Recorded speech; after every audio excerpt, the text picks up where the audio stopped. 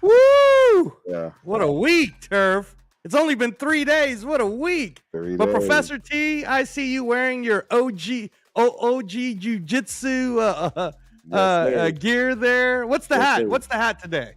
It's some old man strength stuff. I don't know. Yeah, it's some Old stuff man I wear. strength. I can't even pronounce it. It's in German. Oh, that's even cooler. Yeah, it's That's German. even cool. I love the Eastern European vibe that you're throwing out. I too, sir. Hey, boxing Brad right here, Eternal Raider 72. But hold on. I was gonna talk about my hat. My mom. Shout out to moms. Just got back from Portugal. My brother, my new sister, family went over there, did their little wedding thing, and but she brought me back this green, because you guys know I always wear the green for organ donation. Yes, the sir. green Portugal hat right here. Yes, sir. And Turf, just so that you know, and you two guys are two of my very, very, very closest friends. If you see the shirt that my wife just got me, it says transplant survivor 3 years. That is today, guys. Today, 3 years ago, I was literally saved by the power of organ donation. So it's amazing to me, Turf, that I went from I'm going to die to I'm talking to my closest friends right now, and talking boxing and all of that. So God is good, bro, and God bless you guys for continuing the positive energy and all the prayers, man. I appreciate you guys. Yes, sir. Salute to the God. Can you guys hear me? Yeah, absolutely. Yes, sir. Oh, okay, no doubt, no doubt. Salute, Angelo. Everything is in there. Everything is looking good. I got old scores from yesterday though, and you know, Turf is kind of always when it comes to. I got to get used to this new day, right? New day, new time. But trust me, we're getting there. We're getting there. We're getting there. The technology. I'll tell you one thing. I know the funniest thing is Spence, right? Spence, one time I was out on vacation, right? Had to get things going, man, and all he could do is continue to just tell me how he appreciates what I do. Hey, man, the tech stuff is no joke, Turf. He appreciates it. So the tech stuff is no joke. I'm gonna put it at that. But y'all definitely run this, because I'm gonna get everything set up so people. Yeah. So let's get it. Let's get it going. You are joining us on the Knockout Canvas on YouTube, Instagram, Facebook, X. I don't know if Professor T's got the TikTok going yet. I'm not sure, but I do. But I don't know if I have. Oh, okay. The TikTok's going on too. I appreciate that. We have our special guest for tonight is good old Boxing Brad, or as he's known on his YouTube, Eternal Raider 72. Y'all, please follow and like and subscribe on his channel. This tonight is episode 3, just so that you guys know. This is a project that Professor T has been wanting to do since 2024. So a little behind, but we're finally getting it going. And hey guys, I can't tell you how extremely excited I am that I was 100% right when I talked to you, Brad. I talked to you, Turf. 2 years ago. 2 years ago, I told both of you it's going to take 5 years, and in 5 years, boxing will be a top 5 sport in the United States again. And boom, what happens today? No more pay-per-views. It's happening, baby. Definitely happening. That will change the game. Yes, sir. I mean, I'm not gonna even lie. That will change the game. Yes, sir. Exponentially. And let me ask you, Brad. So when I was sending you the lineup for the November card, which the November card already has 6 world title fights in it. Benavidez Yard, the Benavidez Haney Yard, Norman, Abdullah Mason, Sam Noakes, Bam Rodriguez, Puma Martinez, Dalton Smith versus Subriel Matias just got added. They're talking about throwing in Andy Cruz versus Raymond Murataya. The fact, my friend, that is free, for Incredible. Yeah, Incredible. yeah. Incredible. Well, look, Yeah. let's say this too, fellas. Let's say this too. Like, let's not overlook Canelo Crawford being free as well. Oh, Like, of you know, course not. let's not overlook that as well. Of course not. Of course not. But I we think gotta that start there. yeah. Well. Let's actually really start from what we just saw this past weekend. Let's not get overlook into the it. fact that on Friday, 6 million people watched it live on Netflix. Hey. Women's boxing, bro. Right? doubt. Remember, there was a time definitely once when you heard people like Bob Arum say, women's boxing is never going to work. 6 million people watched it live. Awesome. Yeah, it was real. Although was the fight legit. didn't live up to the first two, you know, the undercards, you know, some of the undercards, you know, some of them were good. You know, look, for what they put on, you know, to have that kind of card in female boxing, you know, for the first time ever, pretty much with that kind of talent on the roster. I mean, it was a great night for boxing, especially for women's boxing all the way around. But, you know, some of the fights lacked a little bit of the intensity that we was kind of looking for, you know. But nevertheless, a great card. Right. Well, can I ask you what was your favorite fight of that whole day? I forgot her name, but the young lady from New Jersey. Ooh, the young lady from New Jersey, the one that got $250,000 as a bonus. Yes. Forgive me for forgetting her name, but she came to fight. She was losing that fight early on. She flipped a switch. The corner got in her ear. She did exactly what her corner told her to do, and she came out there in them last few rounds, and she went out there and took what she wanted. So hats off to her. That was my favorite fight of the night, no doubt. So that ladies and gentlemen who are listening to us on the Knockout Canvas right now, shout out to The Rock and shout out to Marcus Banks and the rest of you guys on the chat. I'm sure Professor T will be getting it up here pretty soon, or probably already does have it up. Mr. Brad is talking about Shadasia Green fighting the former undisputed 168-pound world champion Savannah Marshall, who always gave Clarissa Shields a hard time. And they talked, and Savannah Marshall told Shadasia Green, "Hey, listen, I think you can beat Clarissa Shields because you hit way harder than Clarissa Shields does." So what do you think about that, Brad? Clarissa Shields, Shadasia Green. You think Shadasia Green could do it or not yet? Right. I'm gonna say not yet, just because I don't think she's as good as Clarissa technically. All the hearts there. You know, I think she came into boxing late, Shadasia Green. But all the heart there. I think she was a basketball player. They were saying yes, sir. She was a basketball player first. You know, I mean, you know, all the hearts there, but you know, Clarissa's on another skill level, in my opinion. Hey, so facts. Still favorite. Exactly. Yeah, facts. You think though that this might be someone who actually is not only Clarissa's size, but might even be bigger and actually has the power to make her respect the punches. Right. Oh, without a doubt. But you know, the thing is that you, especially when you're dealing with Clarissa, you have to be an effective boxer as well. You know, she prides herself on being a really good boxer. You know, like she hits hard, but she doesn't have devastating knockout power either. But the thing about her is she's very accurate, and she has a very good boxing IQ, which I don't think Shadasia Green can match that. That's just that's my opinion. Right.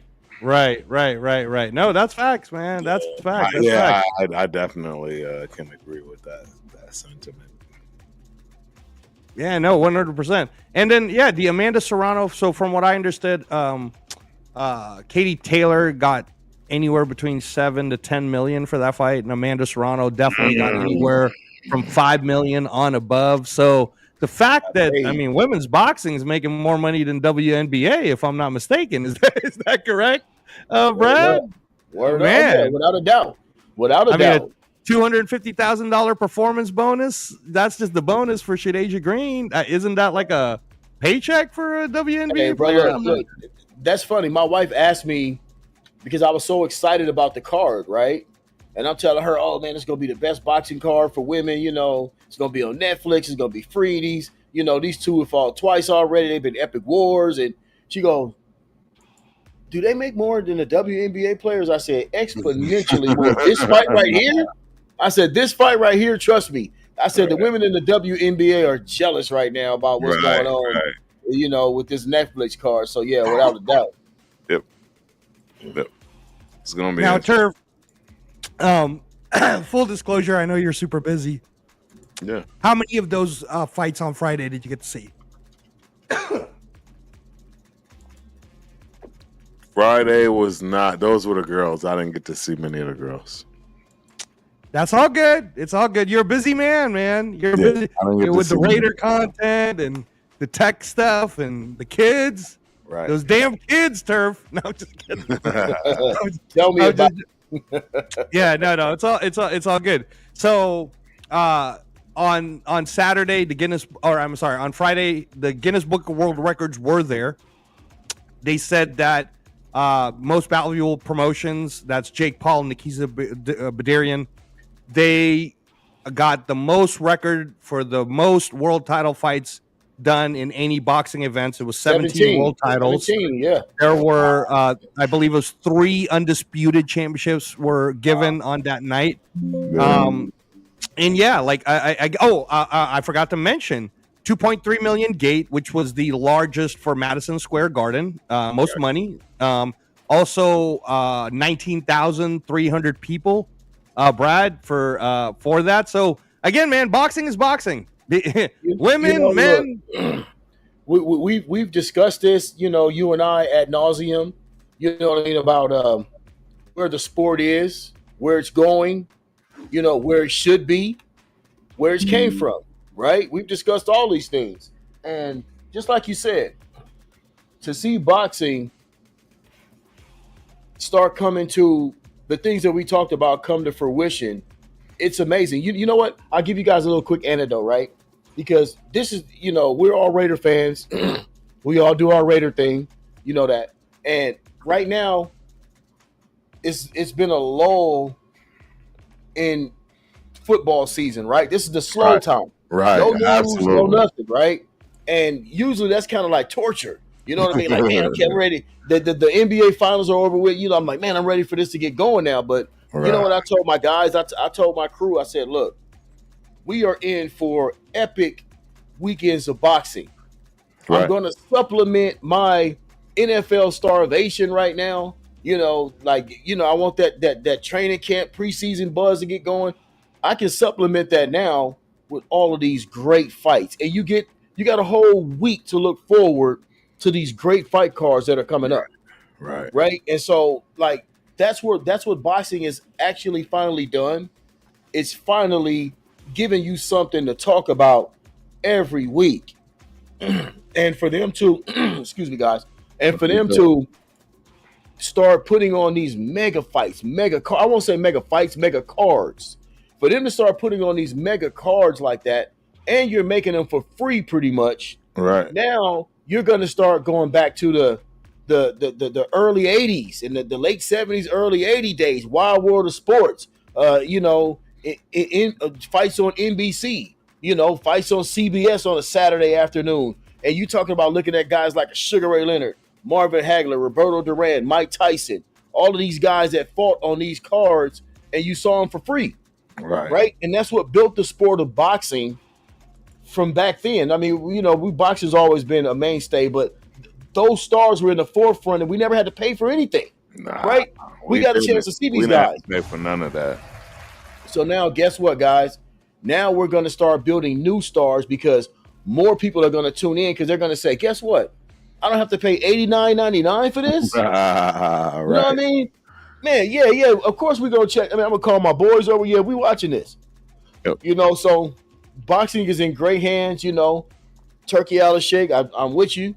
Turkey's doing his thing. You know what I'm saying? So it's like, hey, hey, boxing is alive and well, and it's actually supplementing our weekends until some certain things get going. If I'm out there. And can I just throw out there too, and piggyback off of that?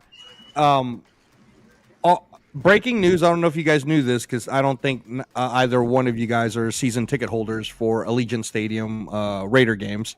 Right. But got a few of the guys that I do know that are Allegiant or season ticket holders for the Raider games. And even though the public sale for the Canelo Crawford fight, in which they haven't even announced the undercards yet, right? The public sale for it is tomorrow officially. Right, you guys can go to UFC.com, type in the code, check out the tickets and whatnot.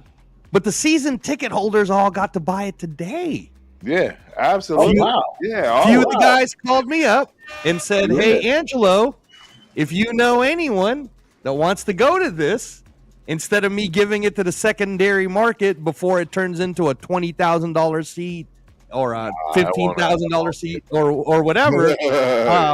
I'm gonna keep it at what the Raiders sold it to me for, like just the straight up, right? Right. So, check this out. Black Hole. I'm just gonna give you a price tag on one. Black Hole, right? You guys know where that is. Yeah. Section 122, right? Row 6, section 122. Because they're actually gonna fill the field with seats also, so they're trying to get it to be 70,000, right? Right. And before I say this too, Turf, can you remind me again how much it was for Errol Spence versus Terrence Crawford at T-Mobile? And was it a T-Mobile, first of all? And were you seating way up, like in the 400s? I definitely wasn't in the 400s, but yeah, for this fight you see right here behind me, that Spence Crawford fight. Yeah. It was about I was the first tier from the floor, and it was about $1,000. It was about $1,000. First tier from the floor. Yeah. So you were in the lower bowl. Yes. For okay. For sure. And it was $1,000. It's about $1,000. Okay. Now again, that was Spence Crawford, and that wasn't at Allegiant Stadium, and certainly that's not the fight of the century, right? No. We're talking Canelo Crawford. Well, it was the fight of the century at the time. Right. But now we're talking about Canelo. I mean, Canelo Crawford, would you agree, Brad, on this notion? Canelo Crawford to us now is Leonard Hagler. Would you agree? Yes, it is. Man, Leonard Hagler. Look, I get it, Turf. I get it. Just because you can kind of equate Sugar Ray with the layoff coming up to fight Marvin Hagler, right? And we'll equate Terrence Crawford with coming up, having to gain that weight to fight a guy that's bigger, stronger, and known, you know what I mean, and known for that, which kind of was what the baseline for Leonard Hagler was. Age group, too. I mean, that's the problem I have, because they were much younger. Who, Leonard Hagler? Yeah, at that time, as opposed to where we are with Crawford and Canelo. Well, to be fair, and that's true in terms of age, but to be fair, they were more on the back end. We're talking those guys were in their like late 20s, right? Early 30s. No. They were in their 30s. They were in their 30s already. They were definitely in their 30s. Early. I mean, they still were. We know for sure Crawford and both Canelo are over they're way past their prime. But I will say this as well, Turf. Those guys were past their prime. I'll say this as well, though, dog.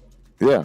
The technology's different, like just body type, styles. And I know the fight game is pretty much the fight game, but training standards, nutrition, like certain things, just like when we watch NBA players or NFL players, right. and we're like, okay, the standards were a little bit different back then, right? Guys didn't play for as long as they do now. Right. It's because, I agree. Yeah. I agree with all of those things. And don't get me wrong. The thing about this fight is Canelo can't use age. And that's what I'm trying to say. So, that isn't going to be a problem, but I can admit that they're both way past their prime. And that's what I would say this. I don't think it's a Pacquiao Mayweather situation. I don't think it's a Pacquiao Mayweather situation because I felt like both. It's close. You think so? What you think, Angelo? You think it's close? I think these guys are going to be. Look, to be fair to Professor T. He's 37, bro. Yeah, no. And to be fair to Professor T, I think what he's saying is age-wise, we're talking about a 38-year-old by the time Crawford fights to a 35-year-old that Canelo's doing. But to be fair to boxing Brad, Professor T, and Brad watches more. If there was someone that comes close to how much boxing I watch, that would be that man right there, Brad. Yeah, he watches it a lot. And to be fair, what he's saying is you can't fault like Sugar Ray or Marvin Hagler for the activity they had, given the fact that Terrence Crawford fights once a year, given the fact that Canelo only was fighting twice a year. Right. By the time that Sugar Ray Leonard came out of retirement, after 2.5 years to fight Marvin Hagler to move up in weight to 160, okay, Sugar Ray Leonard's record at that time coming out of retirement is 33 wins, 1 loss, 24 knockouts. Marvin Hagler's record at the time, and this is the crazy one, this is where you can compare it, where it's like, damn, man, Hagler was the man in terms of Hagler or Canelo. Yeah. Right. Hagler's record at that time, he was going for his 13th title defense as undisputed at middleweight. 62 wins, 2 losses, 2 draws with 52 knockouts. So, crazy. You know what I'm saying? Wow. Okay, so where Brad is coming from, Professor T, is respectfully telling you that neither Canelo or Crawford have the level of fights that Marvin Hagler's had. So in terms of usage, they still got some legs in them. And in terms of I agree, but I disagree just due to the fact that, you know what I mean, just as much as it takes to get those guys to be able to use it and get to those levels, right, in the game of boxing, we don't know if we've seen the best, to be honest. Like, don't get me wrong, like, I mean, the reality is we're never going to see it because of money. We're never going to really see a guy that doesn't care about money anymore and come through and just make it. Also, I'll say this too, Turk. Yeah. You know, we're looking at a situation where this is also this fight wasn't really on everybody's radar, so to speak, like that. There was talk about it, but just the sheer fact of Terrence Crawford moving up so far, it was almost, first of all, it was almost a far-fetched idea for these two to come together, right? So that's what I'm saying. It's not even a conventional fight that you would think that they would make, but also I haven't really seen too much slippage in these guys on a skill level. Certain little things that I can say that I might see from Canelo in certain ways. He doesn't cut off the ring as good as he used to. You know, his punch output to me, I know that last fight is kind of an anomaly, but I do a lot of watching, especially for guys' output, right? And if you watch a guy like Canelo, his punch output is very, very low. You know what I mean? He's a stalker to me, and he has, like, over the years, I think he's started relying more on his power, more on his reputation, certain types of intimidation. You know what I mean? And he hasn't fought the greatest of opponents either. I'm gonna say that right off the rip too. I'm critical of that. Yeah, everybody knows I'm already betting on Crawford for the knockout. Look, without a doubt. I'm gonna just tell you right here. This is what it go down for me. You know, Canelo's 5'7" versus Crawford 5'8". 168, 154. Crawford will probably be 165. You know what I'm saying, for this fight. But this is the one that also just really puts it over the edge for me. Canelo's 70-inch reach to Crawford 74. Ooh, I like that. It's game over. I like that nugget right there. It's game over. I mean, to be honest, the truth is the real 37-year-old is Canelo. Canelo's the drinker. Canelo's the smoker. Canelo's the one that, you know, parties and does what he does, while we know Bud does none of that. He takes no partake in any of those things. And I think you're going to see it come fight night. If y'all really want some money, just bet on Bud for the knockout. Oh, I'm with it. I'm definitely with it for the knockout. Hold on now, you two. Hold on. First of all, shout out to The Rock. Shout out Chewy. Thanks for joining us tonight. Rock says steroids, aka Canelo non-organic meat, aka PEDs, have improved. Hey, did y'all hear? Did y'all hear what Oscar threw out there the other day? No, what's Did you hear that? what Oscar threw out there about Canelo? He said Canelo Alvaroids. Oh yes, Right. I did hear that. That's really funny. It's not going to help him anyway. See, and that's the beauty in this fight, because in any fight that, in my opinion, of this magnitude, and what you can gain in between what steroid you would use that would be beneficial is irrelevant. It's too late. It's already. Can I throw? Yeah, go ahead. Can I throw this one out at you, Turf? Because I know you're a big Crawford fan too. So yeah. I'm hearing from the. I admit it. I'm biased. No, but I'm hearing from the grapevine, just so that you guys know, the level of this event is going to be of a WWE magnitude. That I'm hearing that the halftime sort of concert, it's going to blow everyone's mind who the artist is. And I also hear about, there's already the rumors that Eminem is for sure going to be on Crawford's side, but they're really they're making this more. And then they're already talking about Jarrell Baby Miller versus Jared Baby Miller Anderson on the undercard. They're already talking about the Christian Mabili is going to fight Lester Martinez on this undercard. They're already talking about. Hold on, they're already talking about. I get it. Sergey Boacek versus Boots Enos on this undercard. They're going to try to do everything they can, because, and this is the truth, and this is where Turf is very objective. I'm very honest. I'm very upfront. And it's because Terrence Crawford has been the silent assassin. Terrence Crawford kind of just walks through people, man. He walks through your trap and takes through your trap. And it's hard to have fans, especially when you come from a trap like Omaha. You know what I'm saying? It's just different. It's those dudes move in silence. They all do. I think it's naturally part of that bloodline up there. Real talk. Dog, I'm telling y'all, I have been around a lot of athletes. There's a reason why I absolutely adore Omaha, Nebraska. And shout out to them Benson Bunnies, bro. I don't think y'all know what I'm talking about. I know some of the best athletes I've ever seen on the planet, not just the United States, not just Nebraska.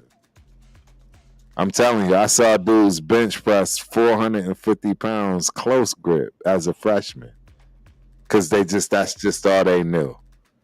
Listen, bro. It's no doubt that Crawford's got a lot of dog in him. He's got dog. He's got a wrestling background. He's got a lot of things in him. He's already an inch taller. He's already 4 inches longer in reach. And I'm telling you, see, this is what I'm gonna tell you too, big bro. I'm gonna tell you the one big move that really should have made everybody understand really what's going on right here. When Bud grabbed him by the waist like a hoe. yeah, no doubt. He's like, let me put my hands on this. I'm just telling y'all, and that's gonna be one of the most ruthless clips y'all gonna ever get out of me. That's gonna be a clip right there, because I don't talk like that. But when Bud grabbed him like a hoe, man, come on, bro. And you know what? We all knew what that was. We all knew what that was. I'll tell you something else. I see, and you gave it. You know what? I didn't know the reach advantage. It's 4 inches. Like I said, thanks for that nugget. And with that, even though I thought he was going to do this anyway, I'm dead up serious that I really think that he's going to come out and take a page out of B-Ball's book. Because like I told Angelo before, it's already textbook. The way you beat Canelo Alvarez is with the jab and the straight. The 1-2 down the middle. It's the 1-2. You know what I'm saying? And it's the 1-2, and then you pivot and get out of there. Canelo does not deal well with punches coming straight at him, especially the jab. You know what I mean? And he showed you that. We're gonna have plenty of shows, man. I'm telling y'all, this is probably the one that y'all gonna get. Turf is the most open, because Had a few beers, Yeah, etc. we like open turf. We like open turf. So I was going to ask you if that was sweet tea. Right, yeah, this is what it is. Yeah. I was going to ask you if that was sweet tea, dog. I was like, Yeah. Because I know you in Texas, dog. I'm like, I don't know if it's tonight or what. But look, I'm rocking this tequila right now, too, dog. So look, we doing it. Yes, sir. Well, salute to you guys. I'm going to push back on both of you. But before I do, before I give you the Canelo stats, since it was so Terrence Crawford heavy, I do want to ask for both of you, since I know of some of these prices now, straight up, the season ticket holders at the bottom. So I'm giving you an example. Section 122, that's the black hole side. Row 6 up. So it's basically around the same level that you watched it. No, it's probably better, actually, Turf. Honestly, if I'm being honest, it's probably better than when you saw Crawford versus Errol Spence. Probably like much closer because black hole, right? And then there's going to be the ring and whatnot. But anyways, these tickets right now are Raider price was $2,500 per seat. Yeah, that's crazy. So, but here's the thing: the secondary market for it, because it's so low and it's so close, I hear it can go anywhere from 10 G's or wait till game day. Okay. This is where you get all of the nuggets from Turf. People want to look. You can look at what you see. You can think that Turf is some wealthy, rich dude. Turf is not. Turf balls on the budget. Turf flies Frontier. Shout out to my dog, my roommate. Yeah. You know what I'm saying? That I get the budgets on. You know I got the condo, you know. And when it comes to my tickets, I'm going to tell y'all right now exactly how it gets down at the Allegiant Stadium. You literally are going to want to buy them the day of. And the only time you're going to ever want to change this philosophy is if and when the Raiders start winning. I've been doing it for 4 years. I'm telling you, y'all got the saucy Turf tonight. I'm giving y'all the game. I'm telling you right now, there's no reason to buy anything, any event for anything at the Allegiant Stadium until the day of the event. And at best, honestly, if you got great Wi-Fi, I don't, see, and that's the other part. Like, I've been lucky, keyword lucky, and I have Verizon, and I've gotten tickets. Everybody's walking in. I'm like, I think that is going to be the best time to buy tickets. I really honestly believe that. Can I just throw out the pushback on the difference between even the Errol Spence versus Terrence Crawford fight and this particular fight? So Brad knows that the promotions for this hasn't even really started yet. So far, it's only been through UFC. I bought that event early. Okay. This event you see, I bought early and I wasted money. That's why it cost me $1,000. If I would have waited for this Terrence Crawford Spence fight, if I would have waited for the day up for that fight, it probably would have cost me $300-400. I'm just telling y'all. I have no reason to lie about it. No. That's fair. That's fair to say. Because this is the beautiful thing about it.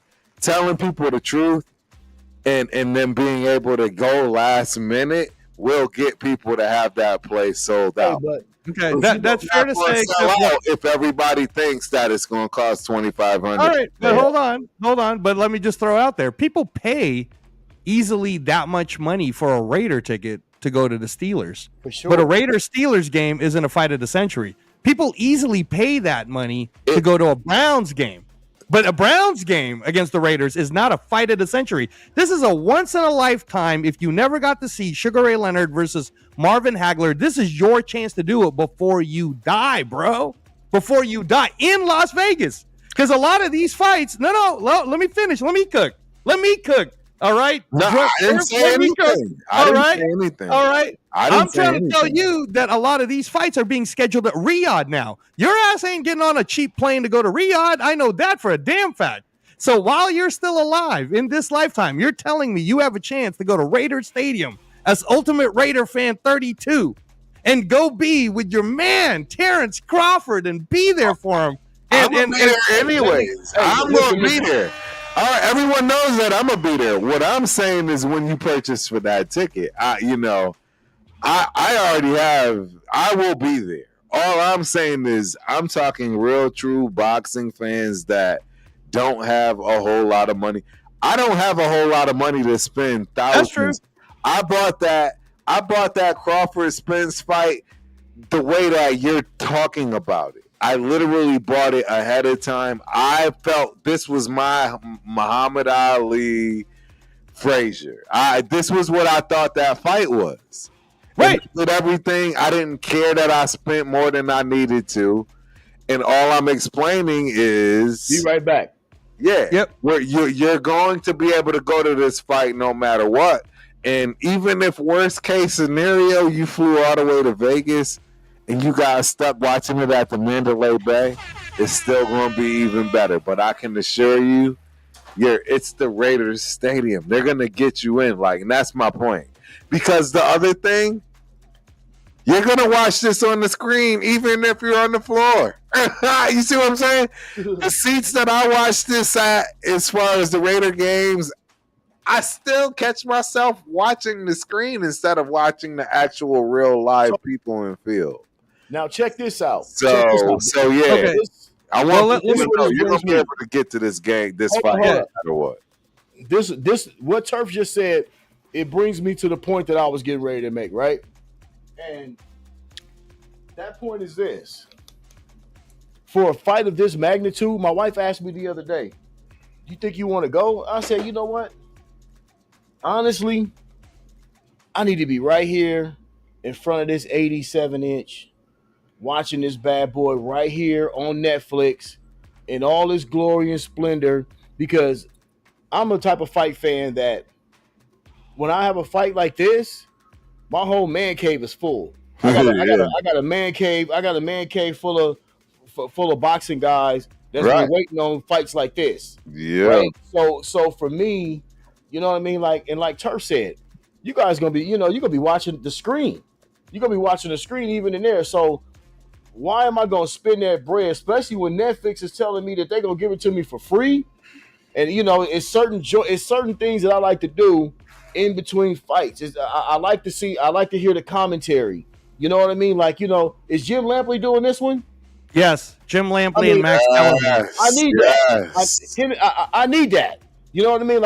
I need to soak this in on that level, right? I mean, I could keep that bread in my pocket and have a hell of a time right here watching this thing in my surround sound in the cave. You know what I mean?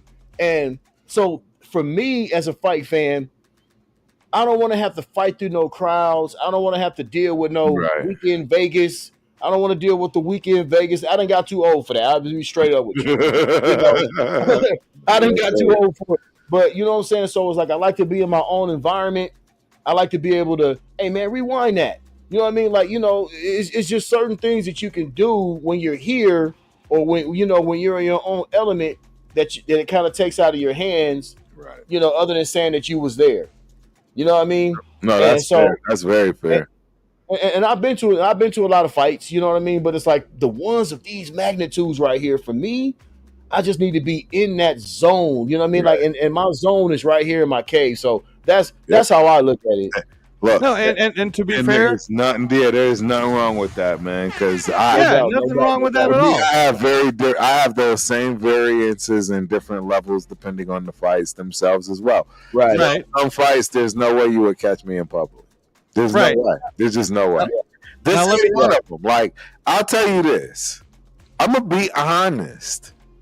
If I really truly felt Bud had a chance of really losing, I wouldn't go to the fight. I'm very biased. I'm a Bud. Look, the only reason I'm going is because I really in my heart believe that kid's gonna win that fight, and in freaking fashion.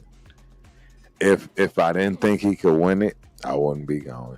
And that is, I really gotta hear why Leo. I mean, I'm sorry, not Leo. Angelo. I really gotta hear why Angelo. Because I know I wanted you guys to get. I wanted you guys to get cooking. So first of all, let me just say that out of the three of us, can we all agree that I've probably been to the most fights in terms of magnitude of fights, right? Lomachenko, Gary Russell, I was right there front row. Pacquiao, Marquez, I was right there for 3 of them. All the Kovalev Andre Wars right there. Canelo Golovkin, Mayweather versus Canelo. Come on, y'all. Yeah. And you're talking to a man right now who's going through liver transplant, right? So I ain't rich. I'm not even close to that. You guys know where the money's going right now, right? All these damn MRIs and blood work and whatnot. Well, let me just say this. If I have an opportunity to talk to a season ticket holder who will somehow get me into those type of seats, club level or whatnot, right? This might be one of those ones where I'm going to find a way to get there. And I'll tell you why. Right. Because, again, guys, for me, life's too short, man. And though I did get a chance to go to all these amazing fights, I honestly feel this could be our Sugar Ray Leonard Hagler. And I've never seen an event. I've never seen an event in where they're stacking the card so much with so much talent. And let me just say this too, from a man who was there for Ricky Hatton versus Pacquiao. That Ricky Hatton crowd is insane, right? Oh yeah, it is like it is a crowd that's unreal. Ricky Hatton. It didn't work out well for him. That chant didn't work out well against Mayweather or Pacquiao at all. Right. But now let me say this. I say all that to say this: to have 70,000 people of all international backgrounds from all over the world. Yeah. All coming to Las Vegas to be gathered in that one setting, man, boy, it would be very tough if I waited last minute and then not got it. Angelo, make no mistake about it, my man. This is Mexico versus us, and that's how they love it. That's how they love it. That's what it is. When it comes, when it comes to this right here, like this, what we getting ready to do on the 13th of September, is Mexico against us, brother. 100%. And best believe they saying the same thing, and it's always been that way, and that's what it is. And those, to me, the cultural fights are the best ones because we're all tribal. We're all tribal, and there's nothing wrong with that, especially in combat sports. At all. It's in fact, it should be warranted. It should be that shit get the juices going just a little bit more. Hey, right? It's mono y mono. Be real. Exactly. You know, so that's one of the elements to this. You know what I mean? There's going to be a big Hispanic contingent there because we're in Vegas. So, you know, it's going to be one of those ones that you can't miss, even if you're not a boxing fan. Those are the ones that when your wife's not a boxing fan, she's watching it. Right. You know what I'm saying? Yeah. For everybody that's out there in the chat, you know, for the ladies that aren't boxing fans, they just coming over. Before you know, they watching too. So this is something I will say. Because for the people that aren't going to go into the stadium, right? Let's keep it a bean. Everyone already should know and understand and comprehend Fremont, right? Circa, you're not going to get a better place. But I'd like to pub up one place, and I'm not getting paid. They have no idea, right? Hopefully someone clips it and shows them, like, get in touch with Turf, because I'm going to tell you right now, there's a place called The George. Oh, yeah. In Las Vegas. It is inside the new Durango. Yeah, I know. I know exactly the place you're talking about. Hotel, which is way off the strip. Yeah, it's next to IKEA. It's west, exactly. Yep. That is where I've watched more events than you can imagine, including my Montana State Bobcats. That's right. They had my Bobcats showing. They put it on the big screen. I was in there playing machines, drinking. So, again, I'm not getting paid nothing for it. In the future, maybe we'll do business because I'm doing something like this. But real talk, that is a place to go watch. You are Circa. It's Circa. It probably literally is the best place. The Mandalay Bay is again, it's a place you'll never ever get me to, not say is number one in terms of watching anything, football game, anything, any game, any. Great fights they've had at Mandalay Bay for sure. I'm telling you, like all of that. So, but yeah, I just wanted to make sure I put that out there because a lot of people are calling me Mr. Vegas, and I get it. I'm out there, and yeah, it is somewhere I do plan on living very soon. Very soon. All right. Well, here's I'll go to this, so then we can move on to the next subject. So my pushback to both of you, who both 100% is rocking with Terrence Crawford and believes it. Again, I just got to keep it down to middle, statistically speaking, and down to middle, statistically speaking. Bud Crawford is going to be 38 years old, 41-0, undisputed 140, undisputed 147. Right. Some people have said, even Canelo looked them in the face and said, "Who's your best win, man?" Because all the people you fought, they were on the downhill.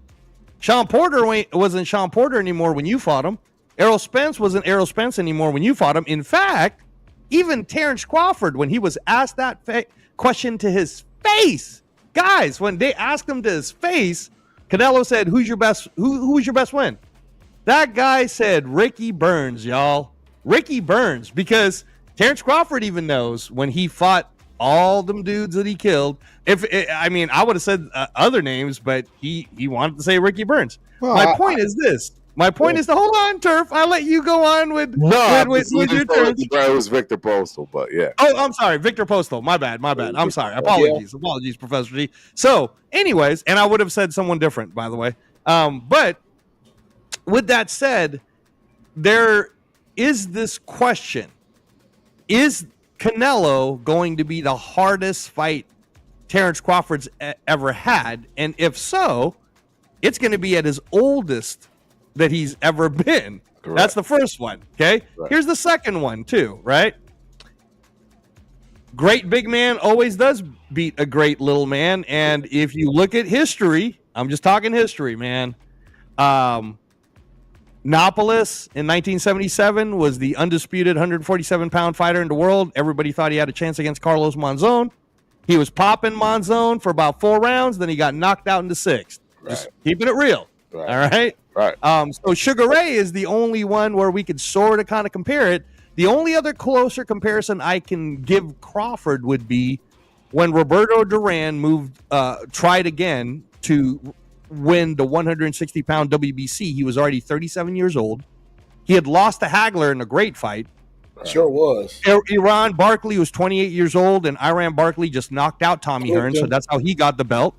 And Duran was able to beat him, right? That's the Terrence Crawford comparison. That's the, oh my God, well, if Duran could do it at 37, then why can't Terrence Crawford do it, right? And then here's my pushback to it. Let me hold on, Angelo. Hold on. I got a whole bunch of rebuttals for this too. All right. The pushback on it is going to be this. Yeah. The pushback on it is going to be this, Brad. Canelo, for whatever anyone wants to talk about him, this man's been doing equestrian riding, which is horse riding, ever since he was 8, which is why nobody's ever been able to knock him down. His legs are way too strong, no matter how slow you think he might have gotten. So strong, in fact, that Gennady Golovkin, who is arguably maybe one of the hardest punchers we've seen at 160 pounds in our lifetime, maybe. I'm just throwing it out there. A lot of people did not want to fight Triple G. Triple G ain't ever hurt Canelo. He never knocked him down, and I was there. Now, Triple G won that first fight. I know. I was there. Triple G won that first fight. I know. And they said it was a draw. I'm talking about getting knocked down. I'm talking about getting hurt. So can you two honestly both look me in the face and tell me Terrence Crawford hits harder than Triple G? No, exactly. So how are you going to tell me Terrence Crawford got a chance to possibly hurt Canelo? Because I'm going to give you punches. There's a thing called that speed kills and knocks people out. And also, guess what? When was the last time Canelo Alvarez knocked somebody out? And then two, like every time I watch Canelo his last few fights, except for the fight when he fought one of the Charlo brothers, which I think he was on steroids in that fight because he looked I've never seen Canelo look that ripped, that cut up, with that much energy since he was when he was fighting welterweight. I mean, That fight right there stood out to me. You go back and watch that fight he fought against one of them Charlo guys. He looked like he was on something to me. I'll just be straight up and down. Right. You go back and look at it for yourself. But what I'll say is this. When I watch Canelo Alvarez right now, it looks like his feet are stuck in mud. Okay. It looks like it looks like his legs are stuck in sand. I agree with that. He don't look good. They honestly do. He don't look good. Mean, for him, listen, for him, that William Skull, don't get me wrong, that William Skull fight was a travesty. But at the same time, you are a professional and you've had over 60-something fights. You don't know how to cut the ring off? Right. You just stop fighting the guy. Right. You just said, I'm not going to fight this guy because he's moving around too much. Right? So those are the type of things that I'm kind of banking in my little stash box over here, because I'm saying to myself, Canelo doesn't move very well. Never. Not at this stage. You know what I'm saying? Canelo, like I told you earlier, to me, Canelo's the guy that wants to stalk you down. He wants you to stand there and trade punches with him because he thinks that that's what you're supposed to do. No, I'm not supposed to stand here and trade punches with you because you can't move with me. I got to stand here and trade punches with you. That shit ain't flying. So I need to see what's going on. I want to see him come out there and use some movement. All the points that as to why Bud is going to make him get himself knocked out, because he's going to walk around him and do those things, and then that's where Canelo's got to open up in some way. That's don't how forget, I Angelo. look at it. Don't forget, Angelo. You get knocked out. You get knocked out with the shit you can't see. Yeah, and Canelo, honestly, truly is older than Bud. See, and that's the other beautiful thing about this. Yes, Bud is older in age, but Canelo is actually the older one. In fight years, Canelo is way much older. So that's true. There's just a lot that I think people aren't seeing. And look, I'm gonna be honest. I wouldn't be shocked if Canelo wins by decision. You shouldn't be. Make sure that y'all understand what that decision looked like, because I'm gonna be there on this one. I'm gonna be there on this one. You know, and the thing is, I'll be watching the screen. I don't care how close I am, because I know where I'll be sitting, and it'll be watching that screen. And I'm gonna be great, and I'm pretty sure that what I will see if Canelo wins, and this is what I'm gonna say: if it goes the distance, people are gonna give Canelo, you know, the quote unquote him being more commanding. If you will, that's the only thing I can think of that he will be able to do. But Bud is gonna clearly be the one that has done the more damage, right? His face is gonna be more messed up, all that stuff, and I don't know. I'm gonna frustrate Canelo. I'm gonna frustrate the hell out of Canelo. That's what I think he's gonna do all night, and it's just not gonna matter because neither of them will allow themselves to be knocked out. And Canelo has shown frustration in fights. 100%. Canelo has visibly shown frustration in fights. And immediately blaming it on running. And exactly. All I'm saying is when his face can't, those receipts, as far as the face is concerned, that's where it's like, that's where I'm at with it. I ain't never heard TC throw no excuses out there. That's what constantly throwing excuses out there why he couldn't do this, why he couldn't do that. Grabbed him by the waist, dude, like a chick. I'll be honest with you as well. If you want to take it back, I thought he lost that fight against Laura. I did. He grabbed this man by the waist like a chick, bro. I thought Laura outboxed him. There's nothing more. Like, even Canelo, he didn't even need to understand nothing about culture, nomenclature, none of that. I'm telling y'all right now, Canelo still ain't sleeping right now because he allowed that man to grab him like a chick. I'm telling y'all. All right. I'm telling y'all that move in itself. I'm telling you, Canelo is still not sleeping right. Canelo, all right, hold on. I want to shout out the chat. Hold on. Time out. I want to shout out the chat. Rock, shout out to the Rock. Rock says, that's what I was going to add. I would instruct Canelo to add some fat to protect himself from injury and KO. I want Bud to pack bricks in his gloves. I want to win. Severe says, salute to Severe, says Bud is a skilled southpaw, and as he is orthodox, people are underestimating his physical strength when they keep talking about the size difference. Yes. So shout out to Severe. And Rock says the deck is completely stacked against Bud Crawford. He has to even the playing field by playing crazy dirty. And then Severe says, in my opinion, Canelo lost to Lara and Triple G. Amen. Even more controversial. Everybody knows he lost to Lara. And he says, he even thought Trout beat him, which, hey, man, fair game. Absolutely. That was a close fight, too. That was a good fight. Close fight, too. Great fight. Trout was a great fight. Shout out to the chat. The chat's very smart, Brad. The chat's a very smart group. Man, I'm just telling you facts tonight. Yeah, so can we just put this on a bow? Because there's so many fights to move on to that's happening this week. This week. This week. We got to get to this week, dog. So let me just put this in a bow. Let me just put this in a bow. So as of right now, you got Turf, who's 100% rocking. Terrence Crawford's going to win. And you got Brad, that's 100% saying Terrence Crawford's going to win. And Coach is not convinced. I am not convinced yet. I'm still holding strong on my 50-50s, leaning get you right, Angelo. I'm leaning Canelo 55. You got time. We're going to get you right. We're going to get you right, dog. You know, I'm leaning it. Like, you guys are trying to, like, this is Severe. This is like when Turf started talking to me about Sincere McCormick, man. Hey, he got a shot, though. Hey, he does have a shot. Sincere has a shot. Sincere has a shot. Right. So, but anyway, all right. So, moving on to what did happen this last Saturday, which was amazing. 5-fight card. Me and Brad were watching it together. It was an epic fight. I could honestly say that Matias versus Puello might have been a fight of the year candidate, right, Brad? It was great fights. Great fight, great card. And then here's what's crazy, guys. For you guys who did not get a chance to watch it live, like me and Brad did. And I'm sure Turf was busy. I think I kept texting with him, but he was pretty busy with a pool party or something like that. So check this out. The very next day, it was free on YouTube, and I sent it to Severe, and I sent it to everybody who didn't get a chance to see it. So, like I said, y'all, if you keep complaining about boxing it's so hard it's free. It's free, y'all, and there's no more pay-per-views. There's no more pay-per-views. It's all free. So, with that said, Shakur Stevenson won. He's, by the way, as of today, the number 10 ranked pound-for-pound fighter in the world. They took Benavidez out. They snuck Shakur Stevenson in. So that is now the number 10 pound-for-pound fighter in the world. Man,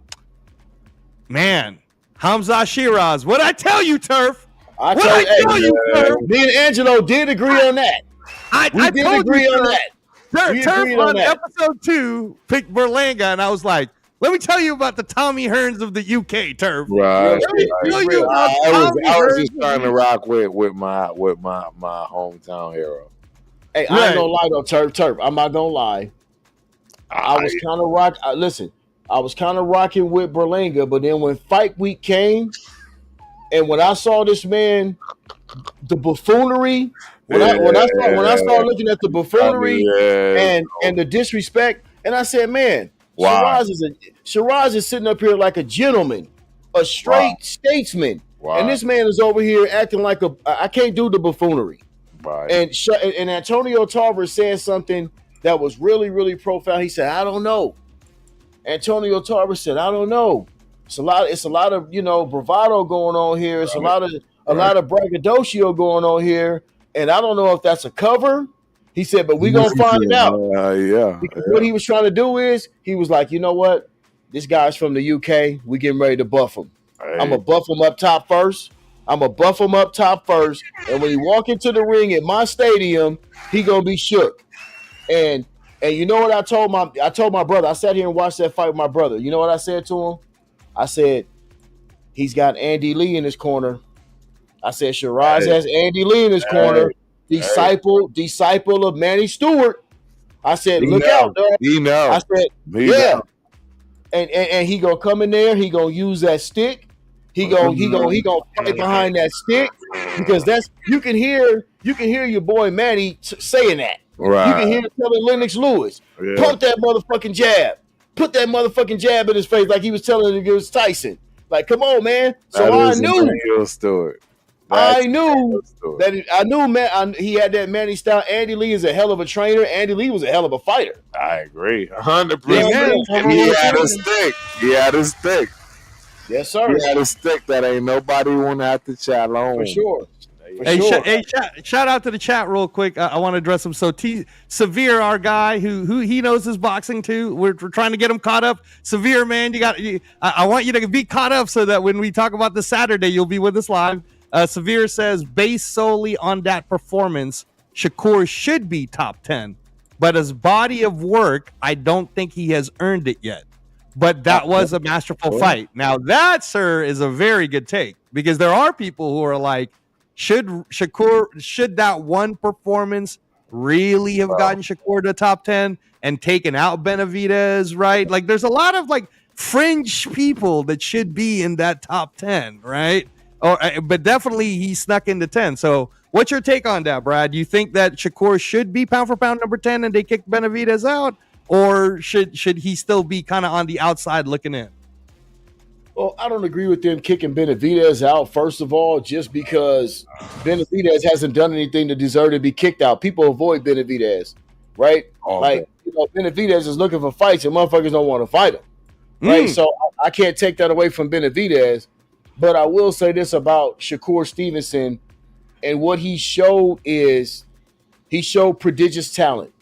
And for some reason, the first thing that came to my mind Saturday night, I kept telling my brother was, this kid's a prodigy. There's prodigious talent there. Right. It's almost, it's Floyd Mayweather-like, but not as refined, right? It's not as refined, but the traits and the elements are there. And you know what? That fight made you say to yourself, for as much doubt as this kid has gotten over the last few years because of his style, it made you say to yourself, damn, he might be able to get with Tank like that. Just because of his acumen. Right? And we have to start analyzing fighters, right? We look at fighters. Tank doesn't throw a lot of punches. Tank is not a volume guy either. So you give guys like Shakur more time to time you. You know what I mean? You give guys like that more time to do certain things. So he's moved himself into that talk. He definitely has. He should, and because guess what? I don't care what nobody says. If you're a boxing guy and you watch boxing, you know what Williams Zepeda brings to the table. We know what Williams Zepeda brings to the table as far as volume, aggressiveness. He's coming forward all day long. Go back and watch the two Tevin Farmer fights or before then, and you'll know what he brings to the table. And for Shakur to be able to neutralize that the way he did, the only person I've ever seen to be able to neutralize that type of volume is Floyd Mayweather. It's a good take. Yeah, it's a good take. Okay. That's a hot take. That's a hot take, Turf. How about you? You think Benavidez should have gotten kicked out and Shakur get in? I can't discredit anything Big Bro just said right there. Like, okay, it's exactly how I feel. It's spot on. Meaning, okay. Now, you guys know, and that I'm one of the biggest Shakur backers. Okay, I do think that he's got a lot of talent. Correct. I do agree, though, that top 10 is so tough for pound, right? And it's a mythical ranking anyways, but it's like I just saw a Bleacher Report in where they said, greatest players, blah, blah, blah, and they had Kobe Bryant at 11. I was like, y'all are tripping. You guys are tripping. That was weird. Kobe Bryant is number 11 on this list. I'm still salty about that. I'm an MJ guy, but I'm still salty about that. Right. So that's kind of, but I said that to say there are so many GOATs in the NBA throughout history, right? That mythical list is hard to say. And I say that to say this. Boxing is not. Boxing has been well. That's true. Amen to that. Boxing has been better than it's ever been in terms of global talent. And you and I have talked about this, Brad, about how many talented fighters there are globally. It's not America's sport anymore. Right. In fact, America's last place when it comes to boxing. Because shout out to you, Angelo. Shout out to you because you the one that got me really, really on the European fighters, right? So I'm trying to tell my guys, right? I'm trying to tell my crew, hey, man, I'm watching this fight. Oh, who's fighting? Oh, yeah, these dudes are in the UK. And it's like, they're like, oh, whatever. But they're not understanding that there's a growing sediment in the UK right now. Boxing is swelling in the UK. I won't say swell, it's swelled in the UK. And there's a lot of talent there. And what they're starting to do now, I don't want to veer off course, but what they're starting to do now is combine all of these worlds together. You know, like they're getting people from all these regions, the UK, Saudi Arabia, you know, they're finding people all over the place and they're making it a global sport. Right. Yes, Right. sir. And so Yes, sir. you guys, boxing, everybody that's in the chat right now, start tuning in. Get your DAZN subscription. Get your subscription, man. Yeah. I mean, dog, listen, if you're a boxing guy, bro, that $29 a month, man, it's worth it. It's worth it for the things that you're gonna get and the people that you're gonna be able to see. I never would have saw Moses Sataya if it wasn't for the zone. It's certain guys that's on these cards, these European guys. I'm telling my boys, I'm like, man, this dude right here is a killer. Moses Sataya, I'm sorry. Right. This guy's a killer. They don't even know who he is. I'm telling them, like, this guy might be the next heavyweight champion of the world before you know it. You know what I mean? And this is, and what Brad is saying is what I've been trying to teach you, Turf, since 2020. You know, when we first met, I was like, hey, listen, man, boxing with the Americans, they got to flip their minds. We're last place in boxing now, right? The first place in boxing is in across the Atlantic, and then there's the Japanese, and you know, like, it's everywhere now. So where we do dominate is 135 is our division. We have the most American either champions or contenders in that division right now. And that's where I was like, damn, you know, I do really like Shakur, but we don't have a ring champion yet. Is Tank better than Shakur? Is Shakur better than Tank? What would happen? Yeah, what would happen if Abdullah Mason beats Sam Noakes? That boy killer. Right? I love Abdullah Mason. Now what are we talking about? Is Abdullah Mason good enough to beat Shakur? Is Abdullah Mason good enough to beat Tank? And then there's Raymond Murataya right there from where Brad's at. And I'm like, is Andy Cruz good enough to beat Murataya? Right? And if Andy Cruz beats Murataya, then you know, there's too many good fighters at 135. That, oh man, that's the premier division. It used to be. Remember, it used to be 147. All the talent was at 147, and the welterweight division was the glamour. Look, 135, really 135, 140 is where all the guys are residing right now. Look, Boots left 147. Isn't he going to 154 right now? Right. Yep. I mean, because it ain't there no more like it used to be. All those guys between 135, really, you can even say some of the guys at 130. 130, 135, 140, that's the divisions that's rocking right now. Right. You know what I mean? Because that's the most talent, you know, like in the sport right now, per capita is 130, 135, 140. Right. Well, and then what I was going to say is that because there is so many more, like a Benavidez is dominant, in his division, it's like it's hard that sneaking into 10. But when you go down that top 10 list, just so that you guys know it, and again, it's not shocking to me that it's these guys, but number 1 is Usyk. He's fighting this Saturday. Right. Number 2 is Inoue. He's fighting in September. Number 3 is Crawford. He's fighting in September at Allegiant. We talked about him. Number 4 is Bivol. Number 5 is Beterbiev. They're fighting in Russia coming up here in a few months, right? Number 6 is Junto Nakatani. He's fighting in December in Riyadh. Right. Number 7 is Bam Rodriguez. He's headlining in Texas. He's headlining in Texas this Saturday. Right. This Saturday. That's right. This Saturday. I forgot. Yeah, you're right. This Saturday, right? Canelo Alvarez is number 8, y'all. And he's fighting Crawford in September. Number 9 is Kenshiro Taraji. And talk to me, Brad. When I showed you Kenshiro Taraji, and you saw that unification fight, tell the people why that man's the number 9 pound for pound, man. Got bricks, you know. Dude's got bricks in his hands, you know, skill level and the whole 9 yards. So yeah, look, I have no problem with him being number 9 whatsoever.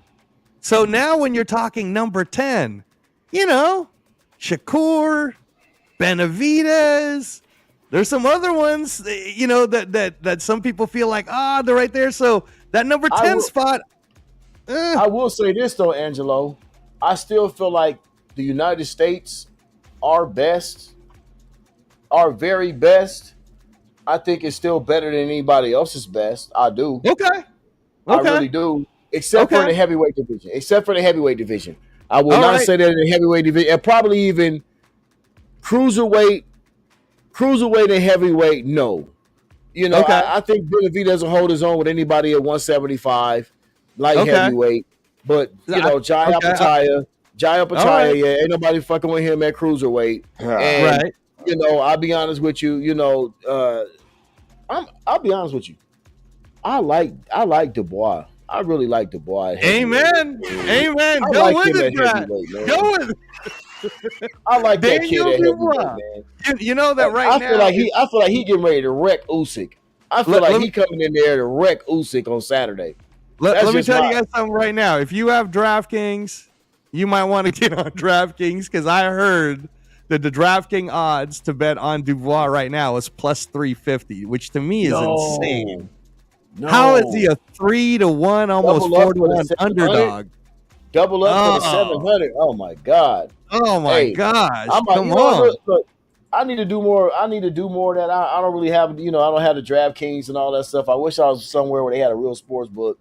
But California, they don't give you that. You can't really do all that in California like that. Right. But honestly, that's a bet that I would take. I just feel like, I don't know.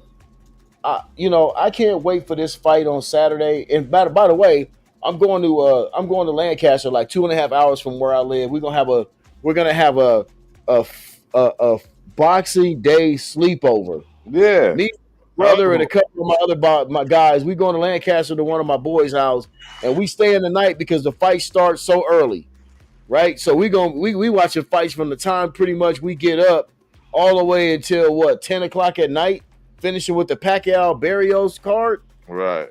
So, you know, this is like a holiday of boxing for us on Saturday, right?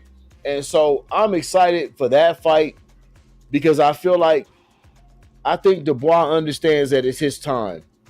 I feel like he understands that it's his time, and I don't think Usyk is going to be prepared for what Dubois can throw at him the way he's going to throw it at him. Because when I look at Dubois, he impressed me so much in that Joshua fight, not because of the way he won it, but the way he approached it. The way he approached that fight.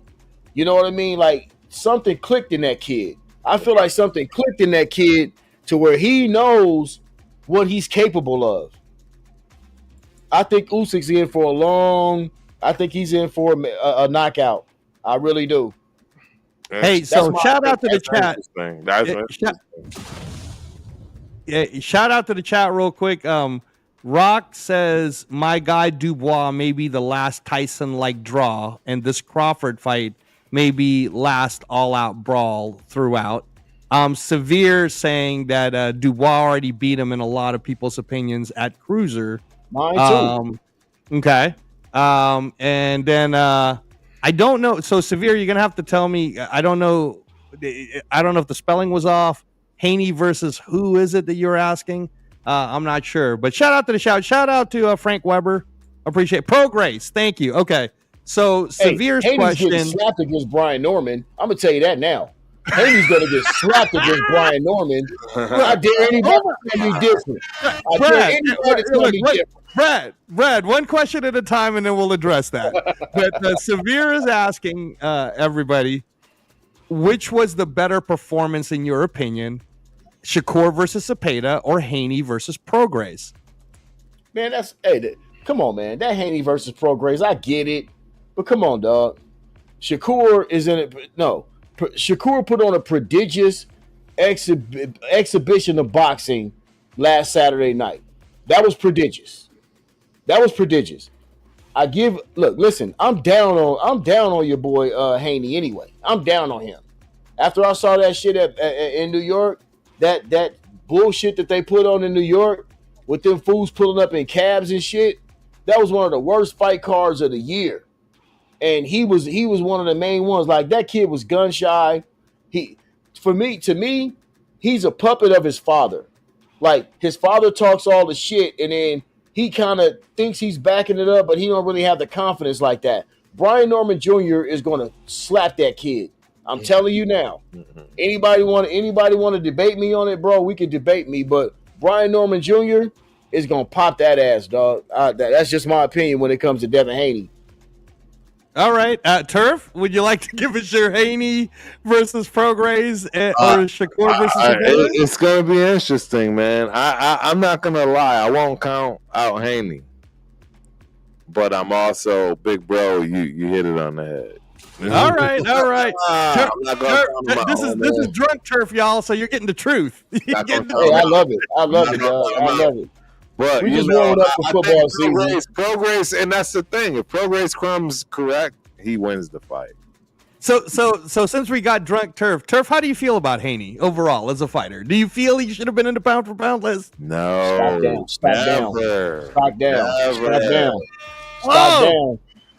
Oh man, you guys are tough. I have to always. What does he show you? Like, look, what did he show you in the last fight? Okay, he got his ass whooped by Garcia. PEDs, I get that, but also, what did he show you in that last fight that gave you any confidence? Nothing. Okay, now keep in mind, think about this man fight at 147 against somebody like Boots. Think about him fighting Boots at 147. Chat. Keep in mind that please just remember I'm gonna bring it down. We want to hear all the opinions, but I'm gonna bring some facts. And Severe, give me a second. If you really do want to debate them, I'll send you the link. But hold on, let me be a protector of the realm. Bring it, Severe. You bring it, Severe. I know your opinions. Time out. We got a lot of fights to go through, so hold on. First of all, let me just say that the reason why Haney was on that pound for pound list when January started is on a factual level. This is whether you agree with it or disagree with it, and believe me and Severe, my dear friend Severe, we've had conversations about this, but I got to be a protector of the realm of boxing, and Haney did beat Lomachenko, and at the time Lomachenko was his best win, right? His best win. Okay, all right, hold on. Yeah. Now, much bigger man as well. Bigger. Yes. I'm just throwing out a factual thing. I'm not disagreeing with whatever you guys are. I'm just throwing out something factual as to why he was on the pound for pound list going into January of 2025. Also, he was technically now undefeated because the Garcia fight was called as a no contest. Right. So now you have an undefeated champion who beat a former pound for pounder. Right. And of course, along all the other things of beating Prograis during the time that Prograis had belts, you know what I'm saying? Like these, it just all lined up. It all lined up for Haney, and you can't take away facts, right? Like these are just things that happen. Now, having said all of that, it's a little too soon to just believe that Haney's just going to get knocked out by Brian Norman Jr. And I'll tell you why. It's a little too soon. Y'all know I like these talents. I love Brian Norman Jr., 24 years old, and he got one of them dads too, right? Good for him. He's country strong, as I've told Chris. I like that killer shit. Yeah, he's country strong. Shit. But there is a reason Haney ain't got that killer shit.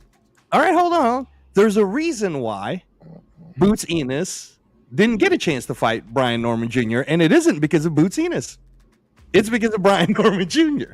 And in fact, a lot of these cats just kind of waited for Boots Enos to move up in weight. So now we got this whole 147 thing where who's going to get it, man? We got a Pacquiao-Barrios fight happening for the WBC title this Saturday. We got Rolly Romero holding on to a WBA belt because he beat Ryan Garcia on that card, right?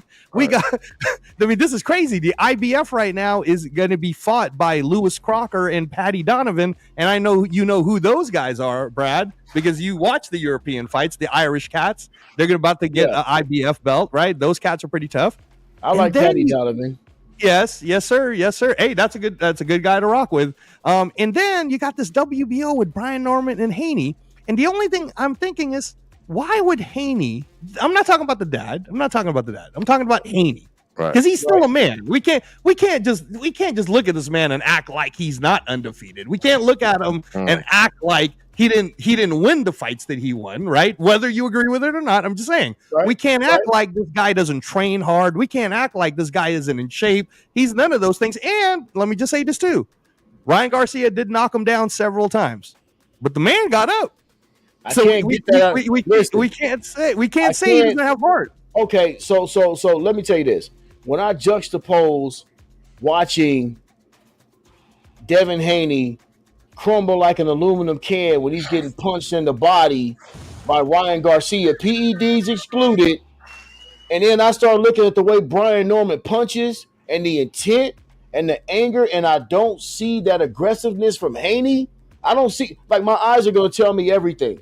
Like, when I watch boxing, my eyes are going to talk to me, and I know who's a killer, and I know who has skills, but they're not necessarily killers. And that's where I put Haney, right? Like, when I watch Norman is Jack Tatum. I'm coming to take your head off, dog. Like, we ain't fucking around. Right. I'm looking to, even if I hurt myself, I'm still gonna knock the shit out of you, right? And so I don't see that from Devin Haney. I've never seen that from Devin Haney. You know what I mean? He's got a great skill set. Don't get me wrong. I'm not saying he's not a phenomenal boxer. Got a great skill set, but when it comes to guys that, just like Terrence Crawford, I'm not going to go back into that, but there's a certain look in guys' eyes that I look for. I'm the look in the eyes guy, right? When I look in Brian Norman's eyes, I want to do damage. I got something to prove. I want to show y'all motherfuckers something. That's right? good. That's good. Devin Haney don't have that, dog. You can say what you want to. Devin Haney don't have that. And so that's why I'm going, even with Terrence Crawford. Canelo talks a lot of shit because he's confident, because he's earned a lot of money and done a lot of shit in his career. But when I look in Terrence Crawford's eyes, like when Terrence Crawford fought Earl Spence, right? Everybody's like, man, Spence. I said, bro, Spence ain't got a chance. And I kept telling everybody he ain't got a chance. You look at Terrence Crawford's eyes, that man wants to hurt you. There's certain guys that want to hurt you, right? I fuck with those guys that want to hurt you. And Brian Norman wants to hurt you. I don't know if Devin Haney wants to hurt you. Yeah. So we'll see. Go ahead. Now, my only pushback to it, and I'm not disagreeing with you guys, by the way. If there was someone that was getting knocked out in the Haney versus Norman fight in November, it would be Haney getting knocked out by Norman. 100%. If anyone was knocking out anyone, it'd be Haney getting knocked out by Norman. But I also seem to remember, and I talked to you about this privately, Brad, so I'll make it public now. I remember this young man from Pomona, California, who everybody was talking about, baby. And he was knocking everybody out, and he was this killer. Nobody's gonna beat him, and this guy's the truth. Sugar Shane Mosley, and you know who beat his ass? Vernon Forrest, sir. Vernon made him. Hey, shout out to Vernon. Rest in peace to Vernon. And combos, and I'm just saying, man. But I will say this: Brian Norman is a great boxer as well. He's just not a guy that's just coming in here like he can box. He can box. Right. So we're not talking about a guy that's just coming in here free swinging with power like a Rolly Romero, right? He's coming in here just to swing on you, and if I catch you, you're going down. He knows how to put them together, and he has good defense. He showed that in his last fight. So It's not like he's just going to come in. And he's disciplined. He's a disciplined fighter. So I get your analogy with Vernon Forrest and Shane Mosley, but I think it's two different types of fighters. Like, I don't see, and first of all, I don't see Devin Haney with that kind of pop, right? I just don't see him with that kind of, you know what I'm saying? Like I said, great boxer. I just don't see that. I think Brian Norman's a better boxer than people give him credit for because they look at his power and they say this guy's knocking people out. He's got that physique, like you said, but the guy can box as well. And people from Atlanta, Georgia, they're not going to get that much credit because they're not on the scene like that, right? You don't know about these guys as much because he's from Atlanta. That's not a hotbed of boxing, right? The last dude we kind of got with from Atlanta was Holyfield and Vernon Forrest from Georgia. Yep. Right. Those guys. Right. So you're not going to he's not on people's radar as much as Haney is. Right. But I know what my eyes see, and my eyes tell me that I don't know if your boy's ready for that kind of Because I tell you what, I think Brian Norman has more power than Ryan Garcia. Hey. So Okay. that's where fair. I'm at with it. That's where, and That's definitely fair. for the Regis No. Prograde. So That's fair. That's just where I'm at with that fight. No. And these are all very, very, very fair points. So everybody here is saying Dubois is going to beat Usyk unless you're going to disagree, Turf. Do you think Usyk can beat him? All right. So since we're saying that the plus 300 is good money, bet on Dubois beating Usyk. Usyk currently right now is pound for pound number 1. So if Dubois beats him, Brad, where do you put Dubois in the pound for pound list? Ooh, that boy going in the top 5 for sure. Right. He going in the top 5 right away. Give it to him. Yes, right away. You're gonna just throw Better BF down if he knocks him out, because Better BF lost his last fight. Right. If he beats Usyk, and especially if he knocks him out, how can you not? Do you put him above Bivol? Number 4? Can't put him above. I would. No. Only reason why I would is because look at the resume of Usyk. He went through Tyson Fury a couple times. Undefeated. Like undefeated. He's undefeated. Undisputed. Heavyweight champion of the world. And undisputed heavyweight. You damn right I'll put him above Bivol. Yeah, okay. Hey, man, that's fair. All right. You put him above Crawford, number 3. No. Not yet. No. Okay. No. All right. No, So you would say then number 1 becomes Inoue. Number 2 then becomes Crawford. Yeah. Well, hold up. I'm gonna tell you something. I like Inoue. Inoue's a killer, but I need to see him in there with some killers too.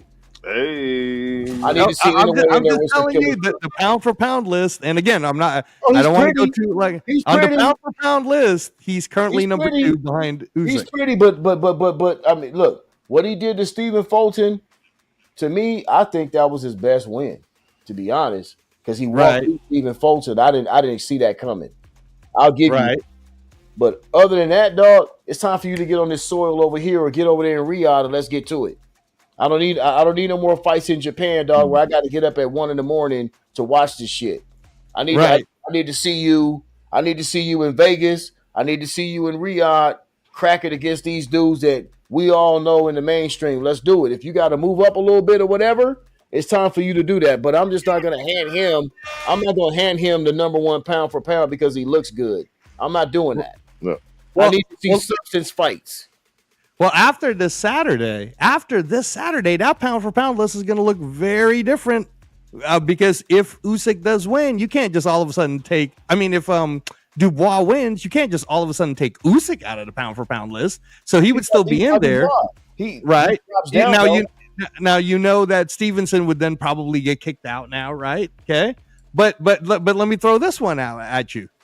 Bam Rodriguez is fighting a unification fight against Fumulele Kafu, who's an undefeated champion himself, right? This Saturday on Free DAZN. It starts at 4 p.m. On DAZN. So, like I said, man, a lot of people aren't going to be watching the Pacquiao fight, surprisingly, just because in the UK, a lot Rodriguez on Bam Rodriguez. It's a 2 TV Saturday. It might be a 2 TV Saturday, right? But Bam Rodriguez is the next coming of the Mexican American version of Manny Pacquiao, right? It's way too much hype. Way too much hype. Way too much hype on Bam Rodriguez. You don't think he's that good? You don't think Bam Rodriguez is that good? Why do you hate Bam Rodriguez? Change the game of watching. No, yeah, exactly. Absolutely. Like anyway, once again, hey, bro, it's time for you to have. It's time for you to have defining moment fights. I'm not going to give nobody no pound for pound shit if you're not giving me upper echelon defining moment fights. And anyway, hasn't done that yet either. So we can all fall in love with the skills and what he does, but get in there with a killer to win a 50-50 fight, like Roy Jones said. Like Roy Jones was saying earlier. Okay, how many fights did Floyd have where you like, okay, it's in doubt? I don't really know. We're not going to get into that, but I'm just saying. 50-50 fights. Those are the ones where that's the cream that rises to the top. We can all fall in love with talent, but come give me some substance fights, dog, where I can see you get down with somebody that's on your real level. All right, now, no. Let me push back. When you talk about Inoue, the way you talk about Inoue, and you bring up the great Roy Jones Jr., the great Roy Jones Jr., the man who single-handedly, culturally made the United States of America fall in love with boxing during his time because he was kind of like the Michael Jordan. In fact, he was even Jordan Brand's first boxer that they signed, right? Check him out in the Seoul Olympics. Check him out in the. He got robbed. He got robbed. All right, now here's the thing. Let's do some history, baby. I'm with it all. All right. So here we go, Brad. Roy Jones Jr. himself said, "It's not that I didn't fight nobody; it's that I made them look like they nobody." Right? That's Inoue, baby. He's fighting all his number ones, which is more than I could say for Canelo. Which is more than because Canelo's ducking every number one. He ducking Mabili. He ducking Diego Pacheco. He ducking every number one. Now, anyways, like, oh, you my number one? Cool. Boom, knocked out. Oh, you my number one? Boom, knockout. Oh, you my number one? Boom, knockout. But at the same time, them guys might be number one contenders, but they not those guys. Right. So okay, but hold on. Oh, hey, time out now. It's time for you to get in that elevator. Hey, hold on. Elevator.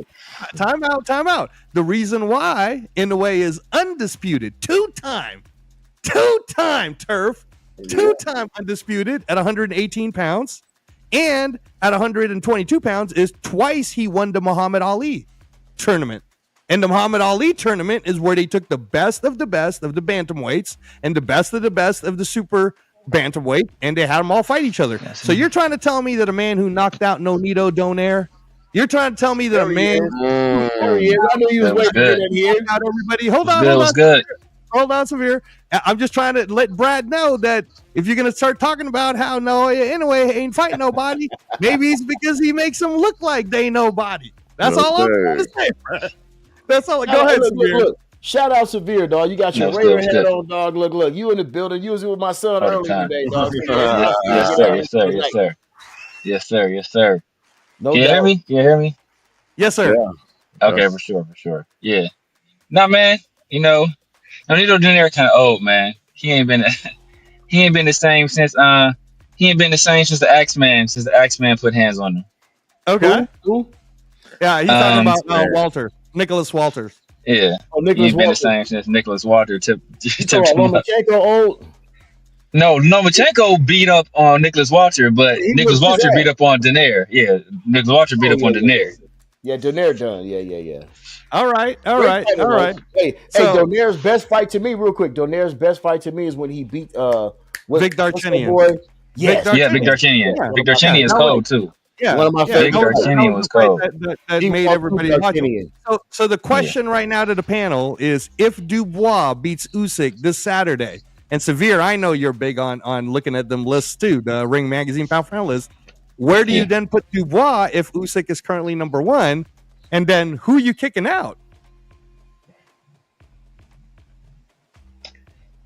Man, I would. Stevenson got to go. Yep. I would. Usyk would probably drop down to. He'll probably drop down to somewhere. 6 or 7. Because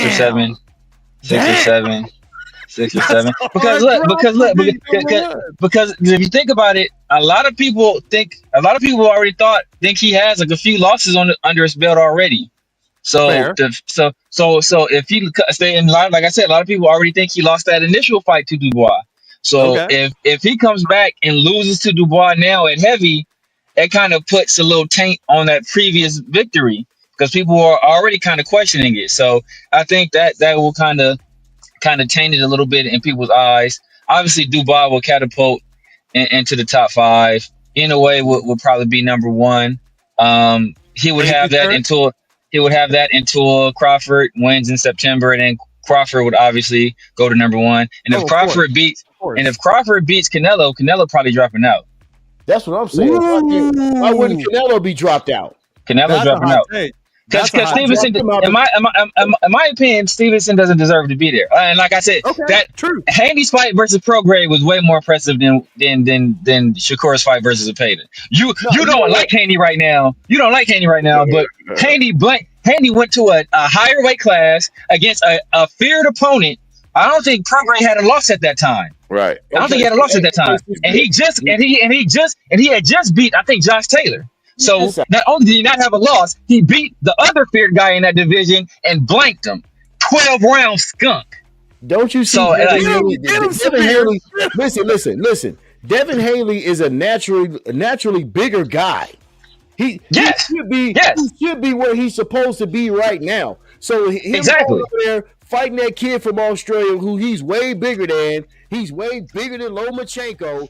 He's way bigger than Prograis, really. Yeah, you should be winning. He's not way bigger than Prograis. He's way bigger than Lomachenko. But he was a kid. And he was a baby. He didn't even have his man weight yet. He's getting his man weight now. And as he does, he's going Brian Norman Jr. Like I said, I already told Angelo, I'm leaning Brian Norman Jr.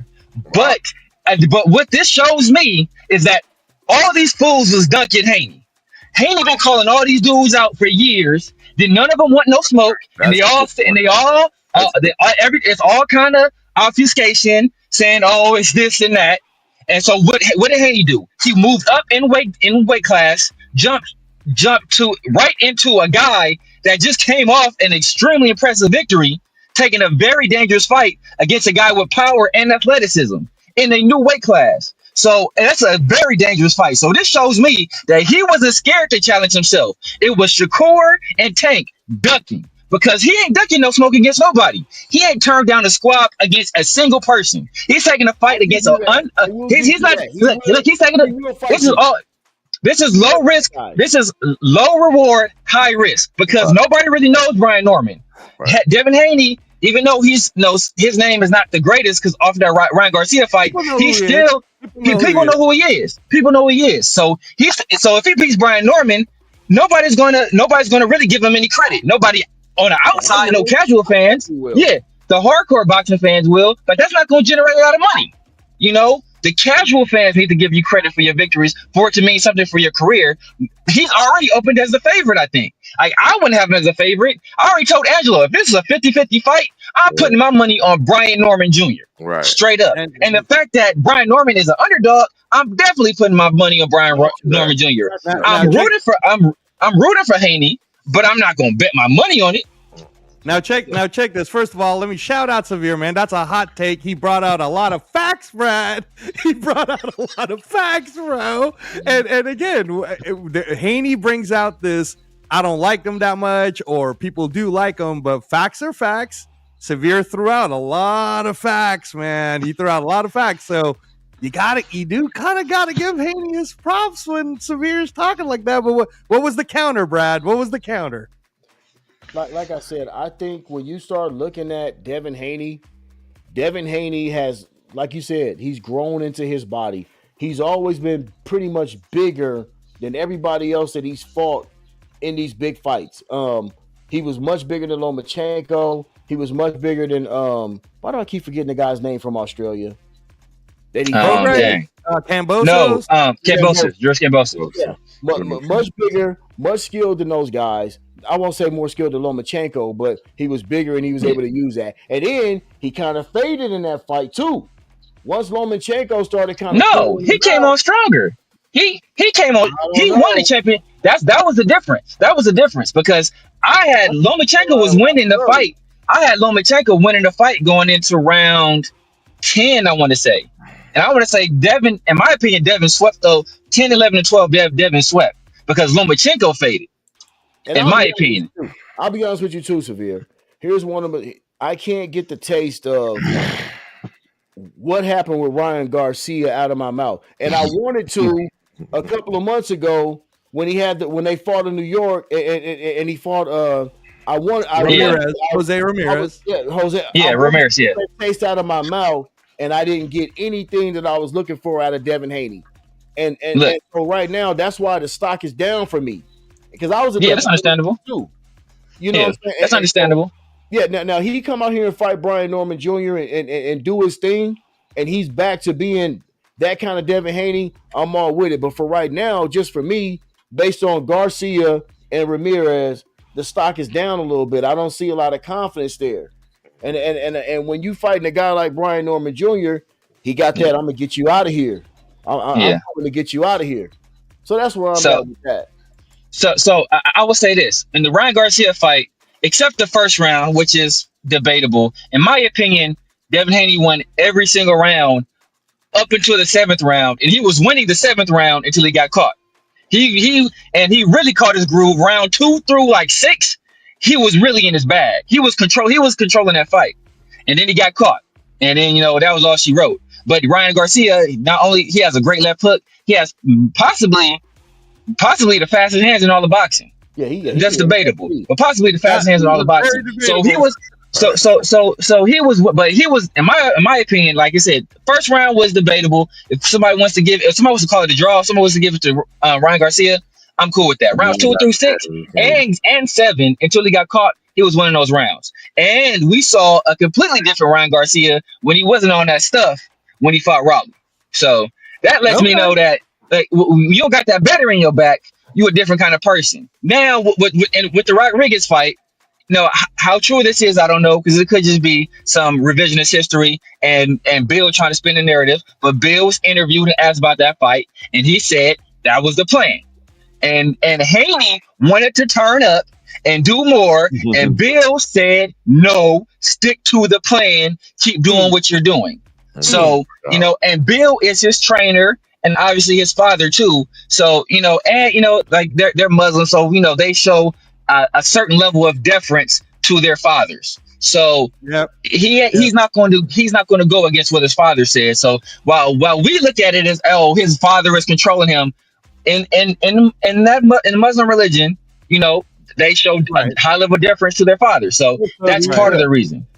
Let me also say, Severe, to your point, if you guys do remember when they announced the Garcia Haney fight, it was majority decision. So one judge did have it as a draw. Right, it did. Yeah, which I like I said, me personally, I thought the fight should have been called in the 7th round. That was not the finest hour of judging. I thought the fight was over. I think it should have been called. He did win the majority decision. Part of that was because, like I said, the referee wasn't good. I think it might have been in that same 7th round, they deducted a point from Ryan Garcia. It was a cheap ass point. Like I said, that was terrible. So I don't think he should have got that point deducted. In my opinion, the fight should have been called. It should have been a TKO in Ryan Garcia's favor. That later got rescinded into a no contest. But no, they let the fight go on. And to Devin Haney's credit, ain't too many guys going to get up and keep moving forward and keep throwing punches when they're taking that kind of punishment in that state. So that lets you know the kind of heart he has. So, like I said, you can say what you want about him. I will say this though, I'm going to give him some credit for taking the fight against Brian Norman Jr. I'm going to give him credit for that. You know what I'm saying? Like, because it does take a level of, you know what, fuck it, let's do it again. Let's get back in there and do it again for you to jump in there with a guy like Brian Norman Jr. So I will give Devin Haney credit for that. But like I said, I was looking for him to erase that taste in my mouth against Ramirez, and that didn't really happen to me, dog. And it's like, I just need to see you in a certain level. That's all I'm saying.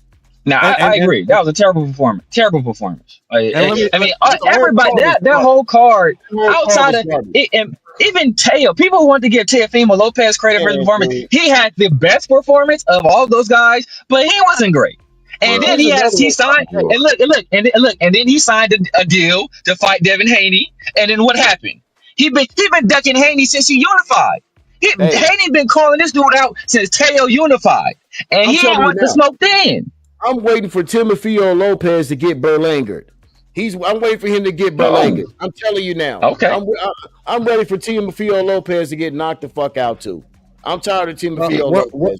The word is it's going to be Hitchens and Teo, and Turkey's trying to put it together. But the numbers got to be right. The numbers got to be right. And shout out to Severe for pointing out certain facts out there. And I will say that one thing, Severe, I'm quite surprised you didn't point this one out. But and I love Shakur, man. And like I told you, I don't hate any of these brothers because I kind of know. I can't hate any of them. But Shakur went on the Ariel Helwani show, challenged Conor Ben. He did. Did. So Conor Ben don't want that. Now, hold on. Let me finish. I mean, I like it if Turkey wants to at 147 too. At 147. Okay, check this out. I like it if Turkey wants to pay for it. It's very reminiscent of Roberto Duran moving up to fight Sugar Ray Leonard. That's great. That's all fine and dandy. Then Severe, though, I'm surprised you didn't say, wait a minute, Shakur, let me get this straight. So you're cool with going all the way to 147 and fight Conor Benn, but you're not cool with fighting Devin Haney? Look, who ducking who? Look. That look. That goes without saying. Look. He ducked him clearly because first he said, "Oh, like the money wasn't right and all this stuff," and then he said he never got the contract, and then later he admitted he got the contract and he didn't want to take the 25%. And Devin Haney and Bill Haney weren't going to move off the 25% because they took that same 25% to go to Kambosos' home country twice to fight him. That was a money after thing, he beat him the first time. The Haney's chased that money against your boy Kambosos. They're like, fuck it, we can go get this money. We're gonna go get this money. The first time they were the B-side. They took the 25% that Shakur turned down. That would have been more than Shakur ever made in his whole, more than all his purses combined up until that point. So I'm sure now he makes it with Turkey, so the money looking a little different. But to that point, it was going to be more money than he made in all his other fights combined, and he turned it down. Also, so like people always play those money games when they don't want to fight. And then look, another thing, Tank, right? Tank straight up said, Tank said he didn't want to fight up. First, Tank was saying, "Oh, he ain't on his level" and all this other stuff. And then Tank admitted in an interview first, and then he asked for 2 Lamborghinis. And then Bill Haney was like, "Cool, we'll buy you 2 Lamborghinis." And then later on, Tank admitted that he didn't take the fight because he thought that Turkey would cheat for Devin Haney, or he would have show favoritism toward Devin Haney. What does that tell you? He's scared. That's what that tells me. If you think somebody gonna put their thumb on the scale, that lets me know that you scared or you ducking. So all this dudes, I don't think a guy like Tank is scared of somebody like Devin Haney. Then why didn't he take the fight? You know, politics happen all the time when when it comes to boxing. Tank can fight whoever he wants to. Tank can fight whoever he wants to. But I don't think there's a fear there. I mean, Devin Haney's not a killer. You know what I'm saying? Like Devin Haney's a great boxer. Not a killer. Then take the fight and beat him. Instead of saying you don't want to take the fight because you think Turkey is going to cheat. Some of it too is I think Shakur a little bit smaller, Javante a little bit smaller. They know how much Haney can rehydrate up to. They know that Devin Haney is really a natural 147 guy. He's really a natural 147 guy. So let's get that. So let's not get that twisted. He's a 147, right? Because if he was that much of a killer, then why would he go fight Boots at 147? Fight Boots at 147 then. I just want to throw this out there before you go, Severe. With that point, and I know Brad how much you love Tank, so I'm gonna keep it respectful. But with that point, if Tank's willing to fight Jake Paul and Shakur's willing to fight Conor, I'm just saying, go ahead, Severe. Go ahead. Like I said, man. Like I said, it's clearly because who has Tank fought that's been a better opponent since then?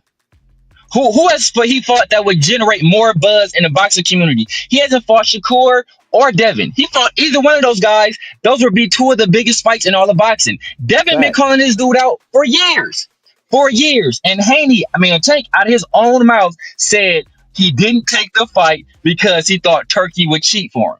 Those are his words, not my words. So if I'm already laying out excuses as to why I won't win, that means that doubt is already in my brain saying I think I might lose.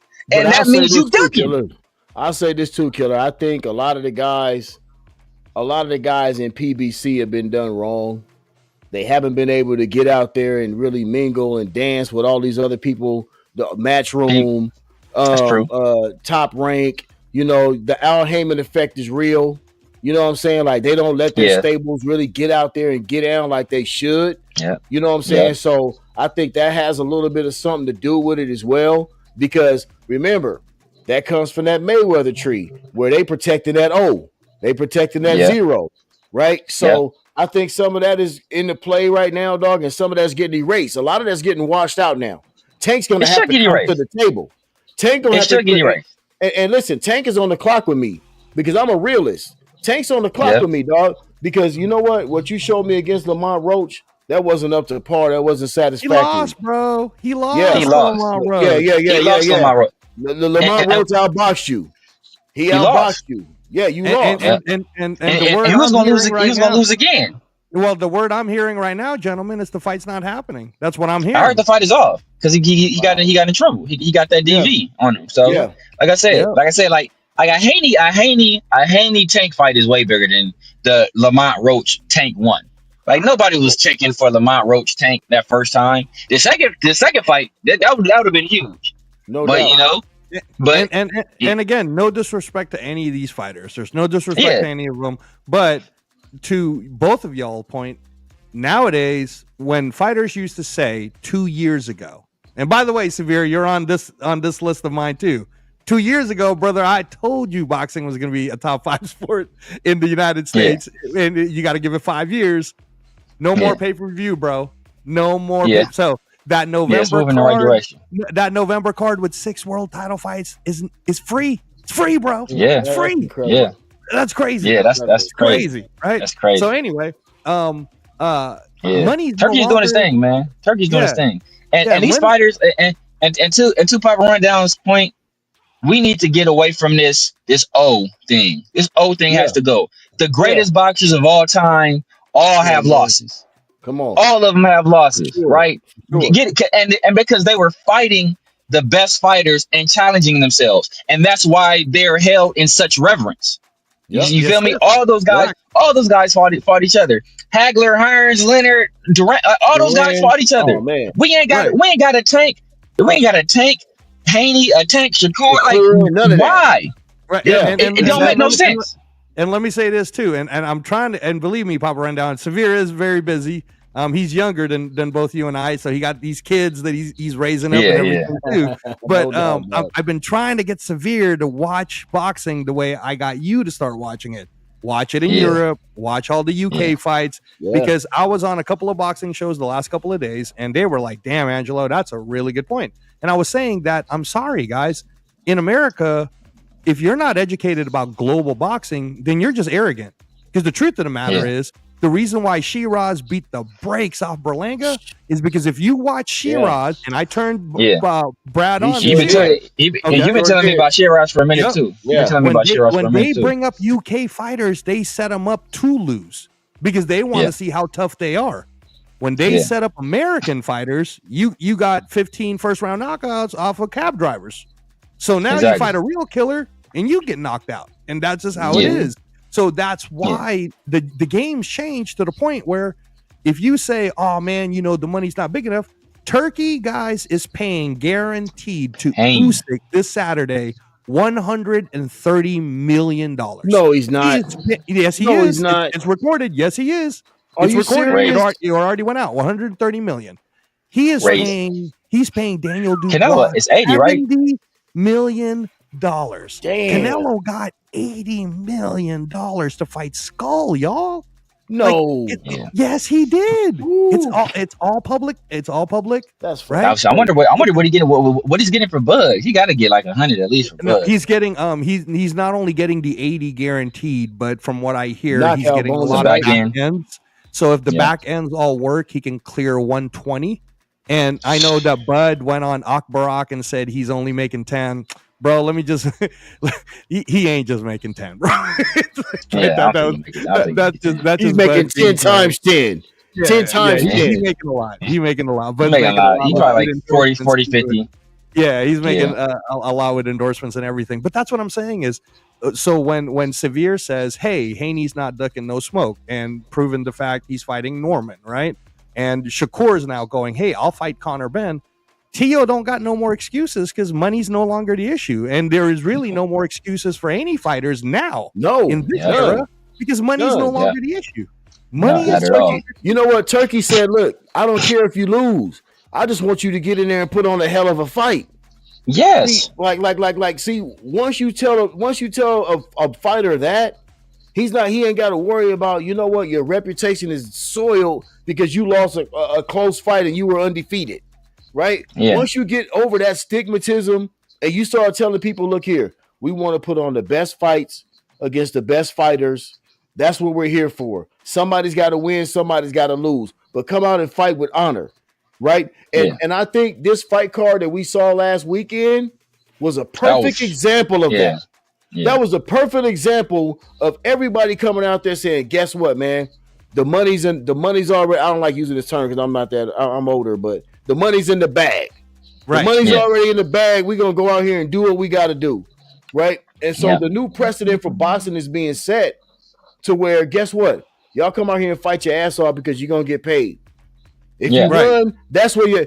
It don't matter if you lose, but if you run, that's where your reputation takes the hit. Exactly. Right. Now, that's what I love. Let me throw this one out at you, Severe, because you're the youngest out of everybody. So check this out, bro. And I know that unfortunately for yourself, you kind of grew up in a little bit of a PBC era, right? Which is a dark time in boxing. It's a dark time in boxing, bro. Yeah. So outside of that, people like me and Brad and a lot of the people that I know, we watch boxing outside of the U.S. So that's why we know about the Japanese cats that are coming up. We know the Japanese amateurs. We know the UK amateurs. We know the Eastern Europeans. So check this out. Turkey announces no more pay-per-views for Ring and Riyadh cards, meaning that all the zone fights are going to be free, starting with the November fight, right? Me and Brad already paid the bundle, so we're really only paying $45 for last Saturday and $45 for the Usyk fight, which is going to be a great card this Saturday morning, right? Yeah. The Manny Pacquiao card, for however good or bad you think it is. Nice card, though. Good card. It's $90. Severe, are you paying 90 or is it a pirate's life for you, bro? Is it? Yeah, I'm not paying.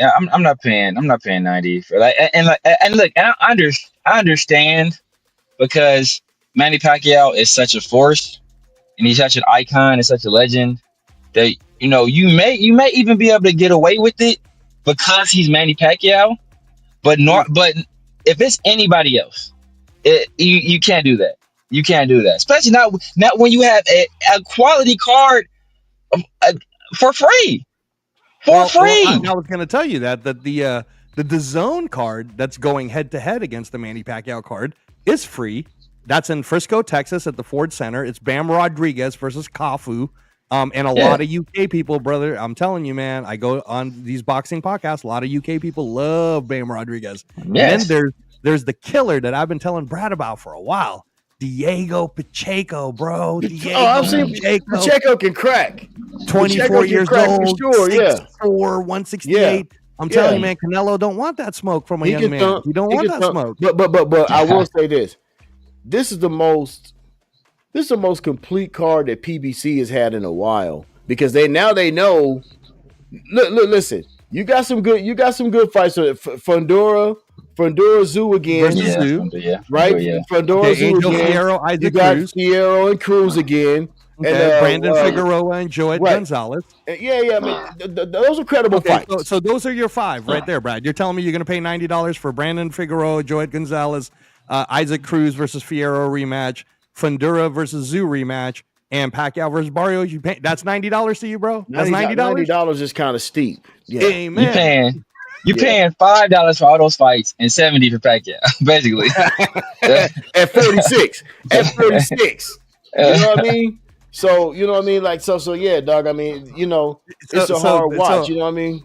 So I brought that up because Severe, you're a young man. Is PBC done, bro? Because Benavidez already went to Turkey.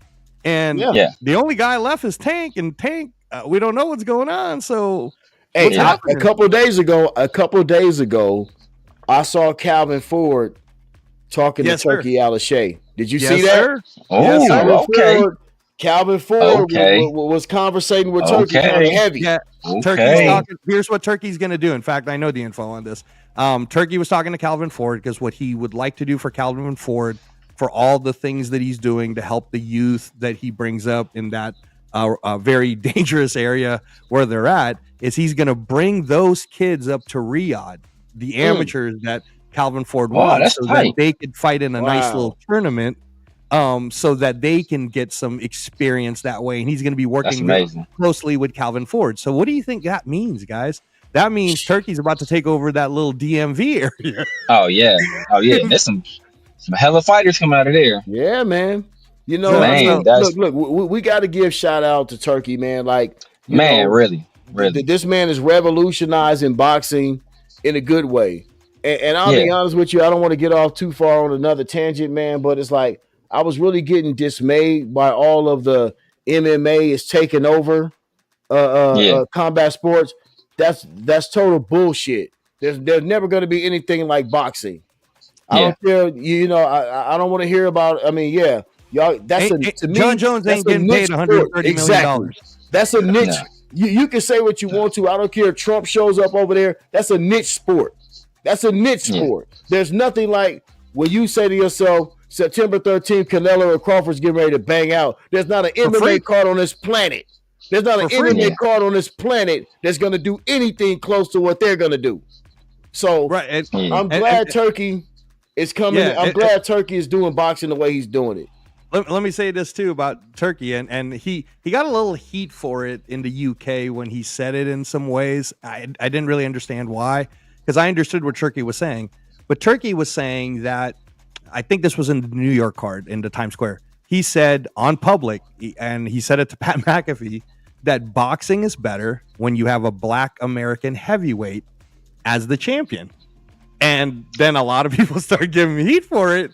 And I was kind of like, I didn't hear him say that, but it's true. It's true. It's true. It's kind of true. It's true. Because it draws in the American fan base. When you have that, and you know, like that's just more eyes on the sport. And you know, America is naturally a consumer based. It's a massive consumer economy.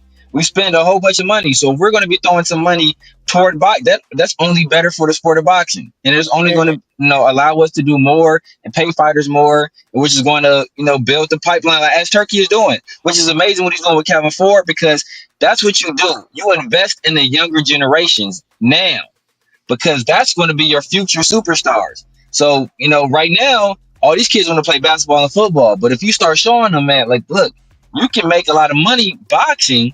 And we're going to give you an avenue to do so and give you the resources and give you the venue, then you can start to fertilize the ground and you start to cultivate it more and get more kids interested in that sport. Because, we talk about like Deontay, physical tools. If Deontay had started boxing at a young age, Deontay Wilder would be he's already, a great fighter. Right. He's probably like top 25-ish heavyweight possibly, but he could be a top 10 to 15 guy had he started boxing at a young age with that kind of power. If you learn how to throw a better jab, a jab and move, and learn how to set up that right hand better, or have something else off of that right hand, so they can't just be paying attention all fight long to that right hand. Imagine what that guy. He's only never knocked out one guy. And then I think he came back and knocked him out the next fight. The last fight he fought, he was actually throwing a left hook. He was actually throwing a left hook in the last fight he fought and using a jab.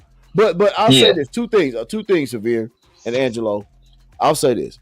Number one, piggybacking off of what you said, Severe, Turkey knows the fastest way to get to Gervonta Davis is doing exactly what he's doing as well. Yeah. Because he understands the magnitude and the power that Gervonta does.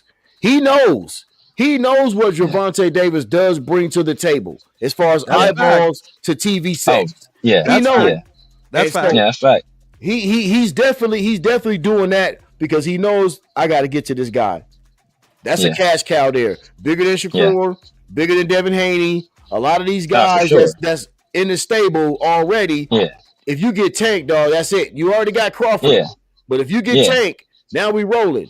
Now, second part of that is when you say with the heavyweights, like what you just said about the heavyweight boxers, that they're usually better when there's an American black heavyweight, is because if you start going down the list, that's where we've always been. Go down the list of great heavyweights. You have to start with the Americans are probably in the top 10. You know what I'm saying? Like before you get to anybody else, really.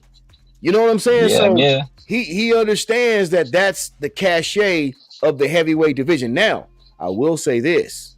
Who would be the first non-American? Would be Lennox, Vlad? Lennox Lewis. So what makes the reason why there's 90,000 people that already bought tickets to Wembley Stadium for Usyk Dubois is if Dubois beats Usyk, which is still crazy to me that he's and Wembley too. underdog. That's crazy. Okay, if Dubois beats Usyk, he will be the youngest undisputed heavyweight champion since Mike Tyson. He's only 27 years old.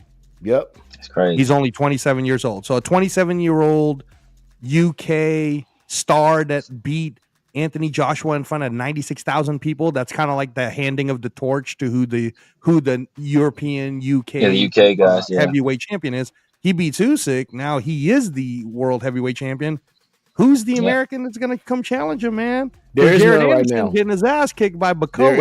There is none right now. There is none right now, and that's what hurts us on a global scale, because we don't have a prominent heavyweight American where we can look at it and say that's the guy. We don't have it right now. We thought we had it in Jared Anderson, but it's not there. That's not him. He's not there. He's not there. When he was talking to Big Baby Anderson, the one from New York, a couple of days ago, and I didn't even like his demeanor. Oh wait, I didn't like his demeanor at all. Like he's not there. So right now, I tell you what though, Dubois has the type of style that makes you have to tune in. And if he wins this fight a certain way, if he wins this Usyk fight a certain way, like he kind of did Joshua, now we got to start saying, look out, because this kid is a fucking freight train. I think this kid's a freight train. I really do. Oh no! Yeah. Hey, remember, I'm the one that told you he was going to knock out. I told you, man. I remember. I still remember the text. I was like, trust me, Dubois is like our Holyfield right now, but he's 250 pounds, and you were like, Holyfield, I don't know. Now you turned around and was like, he is kind of a wrecking ball. Because his style doesn't. His style is more of a unrefined Mike Tyson style than a Holyfield to me. No, I agree with what you're saying. Like, that's the only reason why I said that. But yeah, and plus, you know what? I'm gonna tell you something about that Dubois fight, that Joshua fight. Remember when they had that face off? And they were all in that room, and Anthony Joshua tried to punk him. He got up and said, do you want me to? He said something to him, like he was just totally trying to sun him. You know what I mean? Yeah. And Dubois, and the look in Dubois' eyes when he stood up, like, try it, motherfucker, and I'll knock you out right now. And I felt that. That. And I said, damn, he ain't scared of Joshua, and Joshua tried to get one on him right now. And then, to me, that was the best card of this year. Wasn't that earlier this year? Or that was September of 2024. There's been so many fights every week. Yeah, exactly. I always tell Severe, man. Every week there's a fight. That was one of the best. That was one of the best fights. Not card, but that was one. And because you could cut the tension with a knife. Yes, sir. The way that they put that fight on is what I want to see for every big fight from now on. You'll see it again Saturday. You'll see it again Saturday. 90,000. It's going to be amazing. I can't wait to get with my guys. By the way, let me just say, we did see it this year on April 26th. We saw Chris Eubanks versus Conor Benn, and you can cut that tension. That was epic. That was epic. That was bad. That's generational bad blood right there. Yes, it was. That was generational bad blood right there. Yeah, that was a one. That was a one. I'm over here educating all my guys. They don't know about this stuff, right? Like the guys, that, like my circle. That's the son. The son versus the son. That's what I'm saying. I'm like, dude, their fathers fought twice. I hate you so much. I'm gonna make my son fight your son. Yeah, exactly. That's the killer shit right there, dog. You know what I mean? Because I'll be like, hey, you know what? I'm gonna sick my son on your ass when he get ready. You know what I'm saying? So, that's generational bad blood right there. And here's what's fun is because Severe is that young generation that we want. Brad, we want him to be like all hyped up about boxing to the point where he's putting it right next to the NFL football. Like, oh man, I can't miss this fight on Saturday, and then I got to go watch the Raiders on Sunday, kind of thing, right? That's how I'm thinking about Canelo Crawford. I'm like, dude, we got Canelo Crawford Saturday, then I get up and watch my Raiders the next day on Monday night. Monday night was better than that. Monday night. I'm gonna be in Vegas. I'll be in Vegas for the fight. I ain't gonna be at the fight, but I'm gonna be out there. Cool. You in LA? You in LA sincere? I'm in. Yeah. I'm in LA. Here's my question. Look. Hold up, real quick, Angelo. Like you gotta come hang with us one day. Come on out here to the Inland Empire, dog, and come chop it up with us one Sunday or something, man.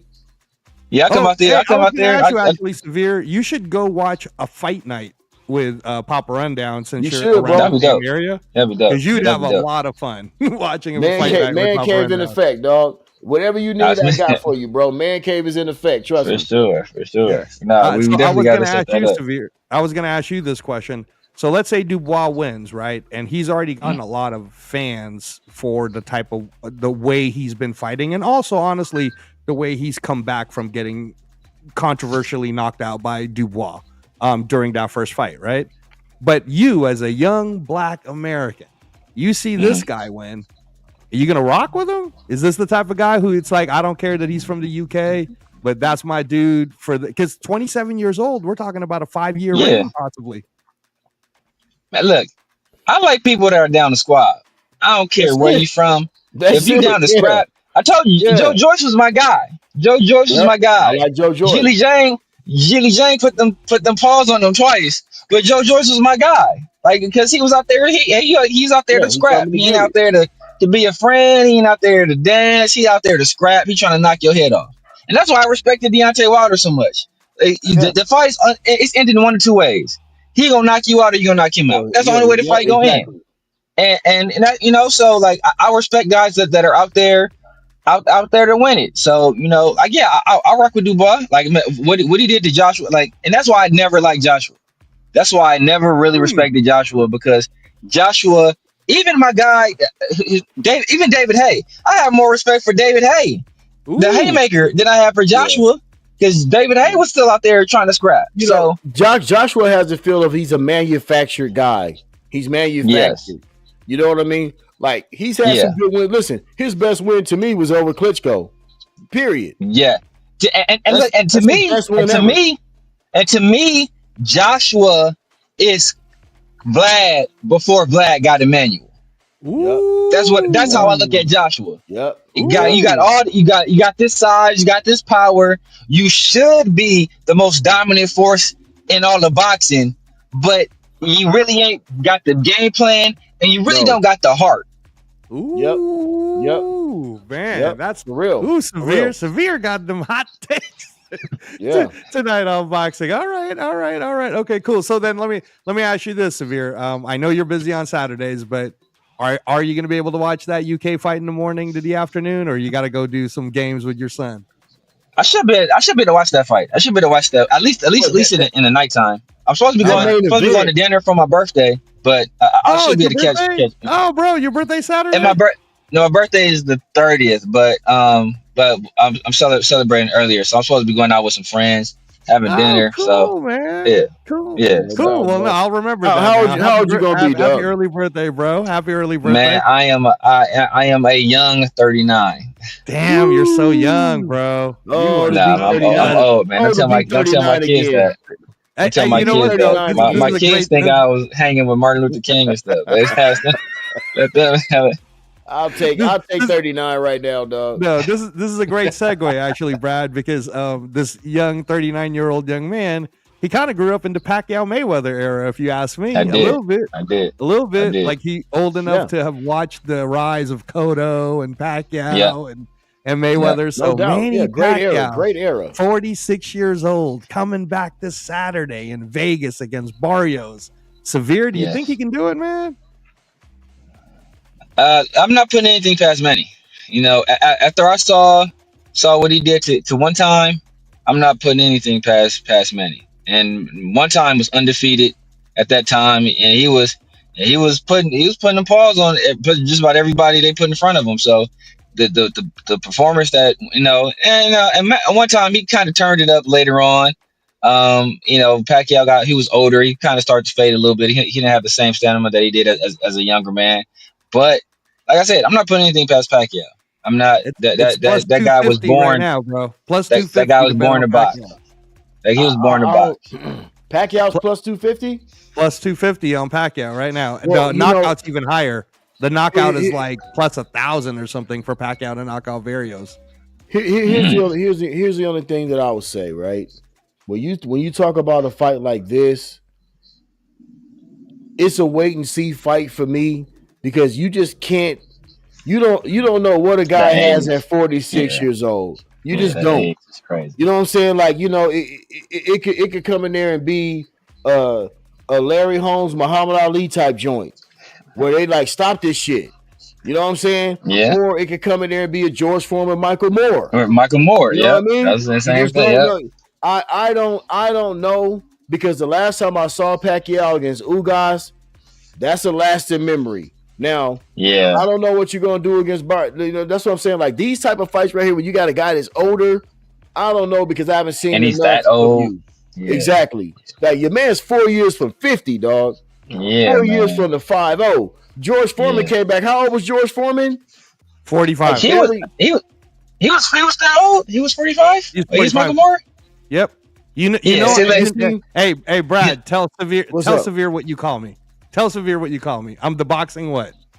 Oh man. Encyclopedia. Almanac, Savant, Encyclopedia, all of that, bro. Like so if you want me to be specific, Severe, George Foreman was 44 years and 298 days. A boxing almanac.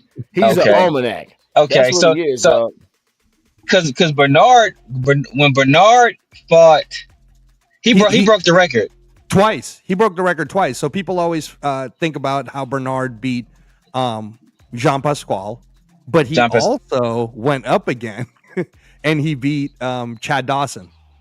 My bad. Chad Dawson. My bad. No. They did. Tavoris Cloud is who Tavoris he beat. Cloud. IBF. Okay, right. And then he was closer to 50 at that point. But see, but you know what the problem is? He fought Chad Dawson though, right? Yes. Yeah. Okay. Yeah. I remember. But see, you know what the problem is? Okay, like when you look at the Manny fight, right? Manny fights a certain way. Like Bernard, and okay, if you go back to George Foreman, like a heavyweight's gonna keep his power. It don't matter. Yeah. He's gonna keep his power. Yeah. You know what I'm saying? And a guy like Bernard was just a crafty, savvy fighter that knew how to, Manny was predicated on speed, movement. You know what I'm saying? All those things, and he's a smaller guy. So that's why it's like, I don't know, because look, dog, Barrios is a big kid. I mean, we've seen Barrios have some wins and we've seen him have some losses, but he's a big kid and he's young. You know what I'm saying? Yeah. So it's like, I don't know. I like to see Manny win, but I just don't know. Ooh, Brad got doubt. Severe, do you have the same doubt? Yeah, because of the age. Obviously, you have doubt. I mean, 46 is 46, man. That's kind of hard to get out your brain. At some point, Father Time's gonna catch up. And like he said, Manny's boxing style is extremely taxing. Like there's not too many people that can fight that fight and keep that energy level up. Just the constant movement, how he shifts his body to create those angles, to hit those, to throw those punches. Like that's taxing to do that over 12 rounds. Yeah. So like it's gonna be hard for him. So he might have to reinvent his style, or when he starts going into deep waters, his effectiveness is going to wane. So it could be a situation where if he doesn't collect enough of those early rounds, if he don't stack those early rounds, when you start to fade late. So I don't know. I don't know. Can I give you two a little? This is what I've been saying on a few of the boxing podcasts out there, and I want to hear how you guys react to this. But first of all, as you guys know, I can never go against Manny Pacquiao based just on the history that I have with and everybody else. But Manny looked pretty good from what I saw. He certainly is looking pretty happy when he was at the Raider headquarters today, shadow boxing and meeting up with Max Crosby. He was at the home base. See that on that was on Raiders. I didn't see that. Okay. Raiders.com, Raiders Instagram. And I told you guys that one of the Raider Pacquiao connections I have is I helped bring Manny Pacquiao to the Filipino Heritage game when we did it in Oakland twice. So I don't know if you guys remember the Filipino Heritage giveaways and all of that, but we did Filipino Heritage games over there. But anyhow, so Manny's, he's looking pretty good. He's feeling pretty good. You already know how I feel about Barrios, Brad, with how Tank did Barrios. Right? Yeah, So, Tank did. yeah. And you already know too, Severe, that Barrios looked terrible against Abel Ramos on the undercard of Jake Paul versus Tyson. He did. He looked. He did. He didn't look very good against. He was out of Medina's shape, brother. He didn't look very good he against was badly Medina's out of brother shape. last Yeah. year, right? Okay. So let me just throw this one out because I like the plus 250 myself. Yeah, plus 250. I don't think Manny Pacquiao should ever be a plus anything. It's always a 50-50 when it comes to that man. But from what I'm hearing, ear to the ground, Manny Pacquiao versus Floyd Mayweather rematch is a reality. Okay, that's number one. And before you guys respond, there's a few more. I'm also hearing that Tank versus Manny Pacquiao is a reality. That's another one. Okay, hold on. This is all predicated upon Manny winning. Okay. Yeah. Because that's the PBC side of trying to have a stronghold for boxing. But check this out. Yeah. I also heard that if Manny Pacquiao does beat Barrios, Rolly Romero versus Manny Pacquiao in a unification in Riyadh in December is a real thing that Turkey will pay for. And he'll pay millions for that to include him on the Naoya Inoue Japanese card. And I also heard that it's a reality that Manny Pacquiao versus Conor Benn, either in the UK or in Riyadh, is a very strong reality. So I can see that. Now I say that to say this. Let's say Manny Pacquiao is old. Let's just say that because he is 46, right? Yeah, that doesn't say it. He is. No. But come on now, man. He's not older than me and Brad. So watch it. But in fight terms, he's Pete Carroll. Yeah. No doubt. All right. So check this out. If it goes to decision, and I remember being there, and I said to myself, I can't believe they fucking robbed Manny Pacquiao when Bradley fought him the first time. But we also knew that there was a lot of underlying. Manny was about to become a free agent. There's a money thing going on. So there's always been theories about, we're not saying the judges cheated, but maybe we'll call it influence. They were influenced at the time. So you guys don't think that there's any judges influence here in Vegas for the fact that both PBC and Turkey would love to see Manny Pacquiao win, just for the simple fact of the money it can generate for the overall growth of boxing now that it's becoming free? Because when's the last time we watched a free Manny Pacquiao card? Free. I don't want to get into conspiracies. I think Barrios is coming. Barrios ain't coming there to get beat by a 46-year-old. True. You know what I mean? But if it goes to decision, Brad, how many times have you seen Puello Matias? I thought Puello won. Morel Katayev. A lot of people thought Puello won. I thought Matias did enough in those early rounds with the effective pressure. Okay, fair. Yeah. Puello came on at the end of that fight, but everybody was so outraged. I'm like, dude, Matias was in his fucking mug the whole fight. Okay. You know what I'm saying? Until Matias tired a little bit. What if it's a fight like that? I don't think Manny can keep that kind of pace up. Okay, now how about this? Manny needs to knock this man out early within the first 5 rounds, 5 or 6 rounds. What if it looks like Bradley Pacquiao though? Where and I'm saying Manny's Bradley, and I'm saying Barrios is Pacquiao. They still gave it to Bradley. They still gave it to Bradley. They still look. I'll tell you like this: if it goes to a decision, Manny deserves to win. If it goes to a decision, Manny deserves to win. If he wins by default. That's what I'm saying. That's what I'm saying. So you got a much bigger look. Did you see the height disparity with Barrios and Pacquiao? Oh, it's crazy. It's a big one. It's a big one. Yeah. That's why. Didn't Barrios beat the crap out of Ugas? Barrios beat the crap out of Ugas, and Ugas kind of punched up on Manny. So it's like it got me. It has me. That's what I'm saying. I'm a little nervous. I need to see it because it's some things I can't erase out of my mind, and I don't want to see Manny go down. I don't want to see Manny go out like that at 46. That's a big question mark, man. That whole fight with Pacquiao is a question mark to me. Just because of the age. Okay, and I don't know what I can expect. Let me ask you this though, because and Severe understands this theory too. The circular theory isn't always is definitely the triangle theory in boxing isn't true, because Pacquiao beat Thurman beat Barrios beat Ugas beat Pacquiao. I don't know. Yeah, Yeah, he did. I see what you mean. I don't know. I don't know if that was the best Keith Thurman that we saw that night. I really don't. He I ain't fought think since, right? no.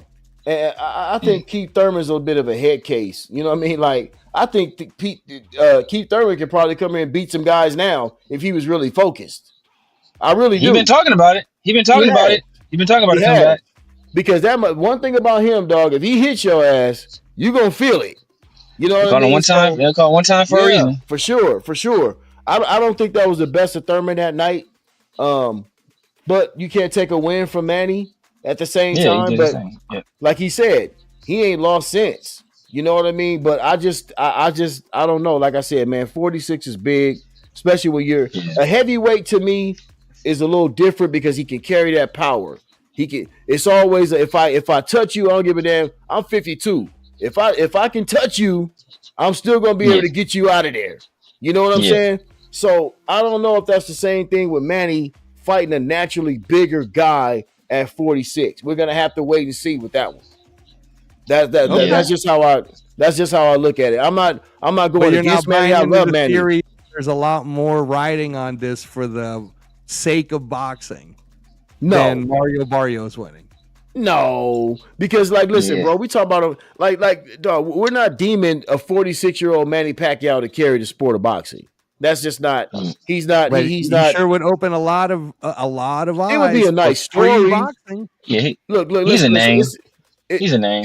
It's a nice story, my man. But Yeah. we looking forward to Canelo Crawford. We've been talking about Brian Haney. I mean, Devin Haney, Brian Norman Jr., Benavidez, and Yes. Yard. It's a lot of things going down. Yes. Look, Dubois and Usyk. So we're not relying on 46-year-old Manny Pacquiao to resurrect boxing. We're good. We already Yeah. good. It's a All great right. No, that's story. fair. Yeah, No, I'm looking at your boy. I'm looking at your boy Abdullah Mason. I want to see. I want to see what he finna do. Yeah, Well, it's like I would that's say another young killer. all those possible fights you named for Manny. Only one I might possibly watch is Manny versus Tank. I don't want to see Manny versus Conor Ben. Like I don't want to it'd see be Manny versus free. Conor It'd Ben. be free anyways. It's But not I don't want to. pay-per-view. I mean- I'm scared what Conor Ben may do to Manny Pacquiao. Conor Ben Ooh. is way bigger than Manny Pacquiao. And I don't know about way bigger than Manny Pacquiao. I don't know about him and Floyd either. Like, you know what? Yeah, I'll be honest with I you. don't want to see. I don't want to see that I don't wanna see geriatric that, dog. contest. Guess what, dog? I Get in there. thought they were Floyd, old you when get they in there did with it. Roy Jones. Floyd, get your ass in there with Roy Jones. Fight Roy Jones. If Roy Jones want to whip your ass, Floyd, you get in there and fight him. Get your ass in there and fight him. Get off your private jet and go fight Roy Jones. That's what I want to see. I'd rather see that than him and Pacquiao. So Floyd is 48 severe. Did you see that whole thing that happened where Roy gave an opinion and then Floyd was in his whatever He was mansion watching when Tarver knocked him out. So then now Roy's like, no, man, you can meet me. You know, I love Roy Jones for that. I was watching Roy Jones on earlier, and guess what? I'll be honest with you. Now, I will say this. Roy made some valid points about certain types of fights, but I can't take shit away from Floyd. Floyd had two great fights with Castillo. That Corrales fight was a 50-50 fight going into it. Nobody knew what that was going to be. Because Corrales was destroyed. He destroyed Corrales. To the point so much that after that fight, this is what makes me remember that fight so much. Mayweather Sr. was crying in the ring after he beat Diego Corrales because he didn't even know if his son could beat Diego Corrales. That man was crying in the ring when Floyd won that fight. So I can't take nothing away from Floyd. Floyd has fought everybody in his era as well. I don't know if Roy can really say that he hasn't. He fought Oscar De La Hoya. That was a great fight. You know what I mean? Yeah. He fought Canelo. He fought Ricky Hatton. The same guys that all these other guys fought, he fought too. Yeah. So I'll give it to him. He didn't fight. What you call it? He didn't fight. What did they say? Paul what's Williams? Not Paul Williams. I ain't worried about. I used to like Paul Williams. He got beat bad by Sergio Ramirez, but I used to love the Punisher. Now, dang, the one that Manny beat the brakes off of, who was cheating. Big guy. Margarito. Margarito. Antonio Margarito. Yeah. Antonio Margarito. Yeah, that's calling him out. Yeah. So Floyd didn't fight him. It's some other people Floyd didn't fight, but he fought just about everybody. He fought just about everybody. I mean, just like De La Hoya, he fought just about everybody. You know what I mean? And I get what Roy is saying, but I used to tell people about this. Is what I should tell people about Roy when I used to watch Roy in his prime. I used to always say to myself, Roy's a reflex fighter. Roy is a prodigious reflex fighter that doesn't use the conventional skills. That when your reflexes and you get older, when that shit starts to go, guess what? Yep. You're not fighting behind a jab. You don't use a jab. It's certain things you can't do, dog. Once you get 35, 36, 37, and you can't just do the, you know what I'm saying? I got my hands down, I'm doing the rooster dodge and all that shit. You can't do that. Nope. And so I used to try to tell my guys that back in the day, dog. They didn't believe me until they saw him get knocked out. Yep. And that's why the alien lost to him the first time and basically skunked him the second time.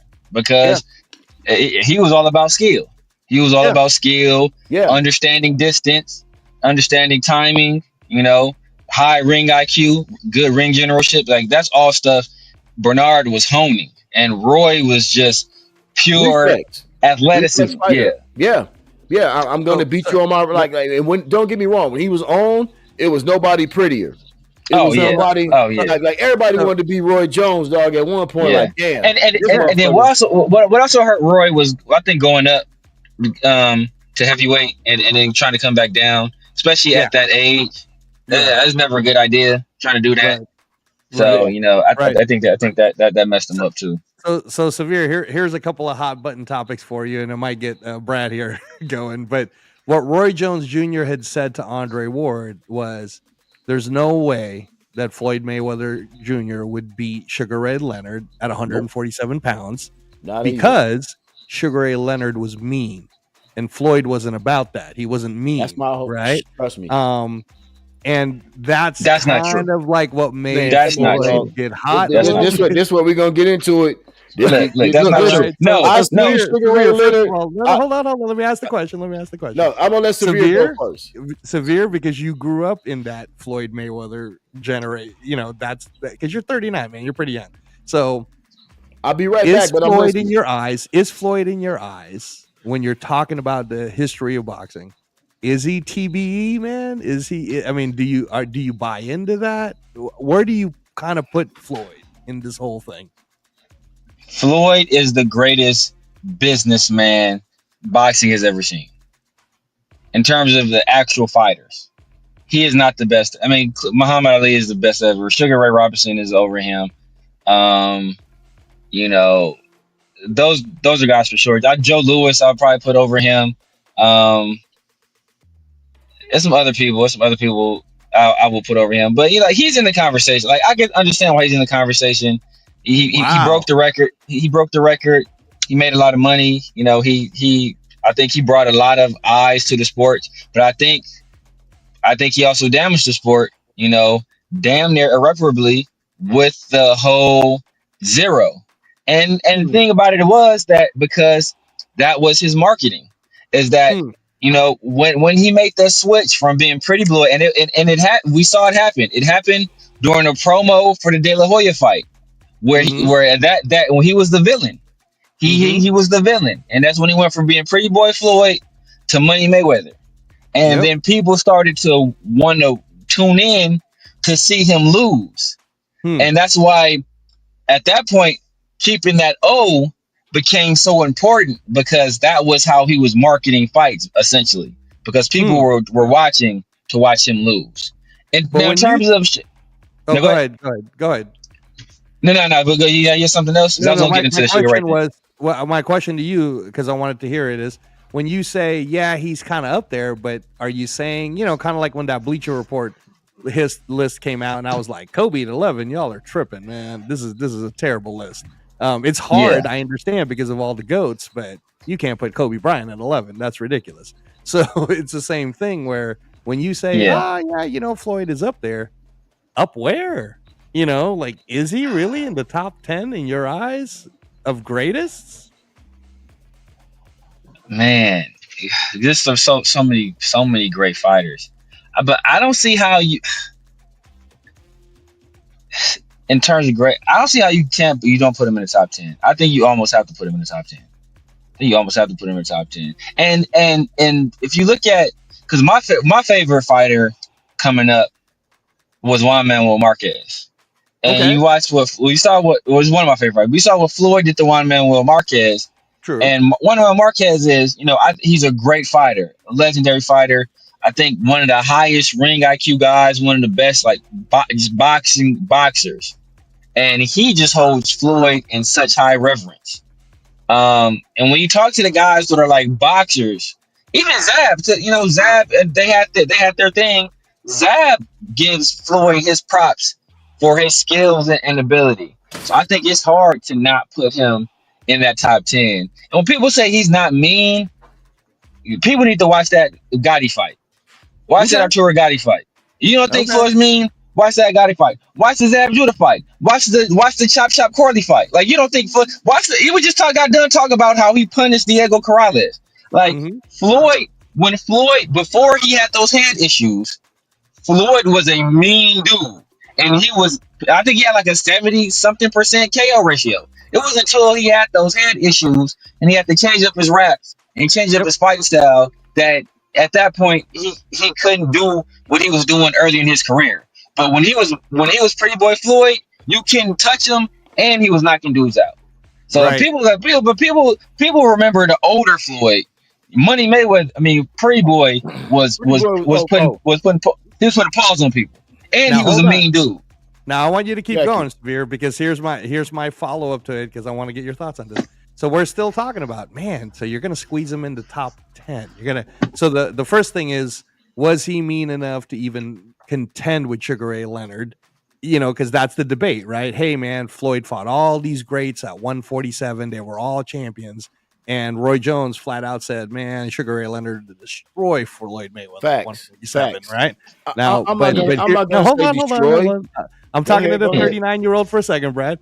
Go ahead. You're in that Floyd Mayweather generation, Severe saying, well, you got to kind of put him in the top 10 of greatest of all time. He's not the best ever, but you got to put him in the top 10. So, Severe, let me ask you this, all right? I'm just going to throw out some random names that you're going to know, because who are you going to take out? We could agree that Sugar Ray Robinson should be on the top 10, correct? Yeah. Okay, so now there's only 9 spots left. We could agree that Muhammad Ali should be in the top 10? Definitely. Okay, there's only 8 spots left. Can we agree that Hagler, Hearns, and Leonard are all in the top 10? Yes. So that's only 5 spots left. You can't possibly tell me that Roberto Duran's not in the top 10. You got to be up there. Come on, man. Okay. Now you got 4 spots left. Oh my God. Here we go. Now this is when it's going to get a little hairy for you, Severe. It's going to get tough, man. You telling me Joe Lewis? Yeah. The guy who defended... I say Joe Lewis over Floyd. I put Joe Lewis over Floyd. Okay, so now we only got 3 spots left. So Joe Lewis is in. We only got 3 spots left, and I promise, man, I'm not trying to. I'm just, there's so many great boxers, bro. Yeah, it's a lot. It's a lot. And I'll even be fair to you, because you're 39. You didn't see Willie Pep, even though a lot of people. Yeah, I see Willie. I've heard about Willie Pep. But I get it. You didn't see him, so I'll take Willie Pep out of the equation for this instance, because you're 39. And then people will say Harry Greb. People will say all these other names that you didn't quite see. But man, bro, you're really with 3 spots left. You're honestly gonna tell me that Salvador Sanchez isn't in there? Okay, Salvador Sanchez is Batman. But yeah. All right. But I'll even make it easy for you. Let's say you say to me Salvador Sanchez in some ways, because unfortunately he died at 22. Dominant as he was, unfortunately, it is what it is, and you got to take him out of the top 10. You're honestly telling me, bro, that Alexis Arguello doesn't make the top 10? Okay, right? Alexis Arguello might arguably I'm not putting him in front of Floyd. I'm not putting him in front of Floyd. Okay, fair. All right. He's a bad man, though. Right, but again, I'm still saying so. But are you putting Salvador Sanchez in front of Floyd, Brad, or are you keeping Salvador Sanchez at the top? No, Floyd, no. I'm putting Floyd in front of Salvador. All right. Hold on, I'm not done, y'all. I'm not done. So then with the 3 spots left, Wilfredo Benitez, who's still to this day the youngest ever WBC world champion, not even arguably. So he ran up against Sugar Ray Leonard. Yeah, he's honestly the 5th king. There wouldn't be a Sugar Ray Leonard if it wasn't for Benitez's fight. Yeah. There wouldn't be a Tommy Hearns if it wasn't for Benitez defending the 154 belt for Tommy to reclaim. But I can't wait to jump in here on this one. Right. Okay. Yeah. So are we leaving Wilfredo Benitez out of the top 10? Are we doing that? Yeah. Are we doing that? I'm putting Floyd above. I got I got Floyd. I'm putting Floyd right there, right in that same tier as Hagler, Hearns, and Durant and Leonard. He's right there in that same tier. Wait, brother. Wait. I'm not done. Listen. I'll be honest with you. I'm not done with giving you names because give me. I put Floyd over Durant, to be honest with you, in terms of greatness. No. I don't know. Look. It depends on what weight class. Because if you talking about Floyd Mayweather, Roberto Duran at 135, Floyd Mayweather and Roberto, no, he's not fucking with Roberto Duran, bro. Not that 135. Okay, hold on. I got because I'm just trying to catch Severe because I'm throwing names, right? And this is a fun little thing for our young man. So there's 3 spots left, and I'm just giving you names. You telling me that Mike Tyson isn't on the top 10? Youngest heavyweight champion ever. And the way he did it, like, see, let's listen. You got to remember, some of us are older. He was fighting every week. Yes, and he was fighting in a way that we've never seen before.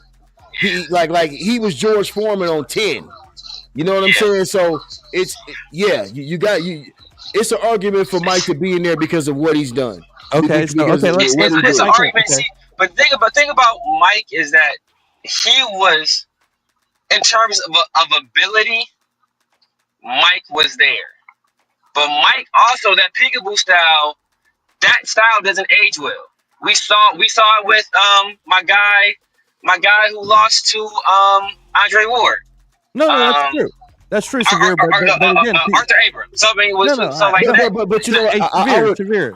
We understand what you're trying to say, but you can't put that now because that's the same argument against Haney. No.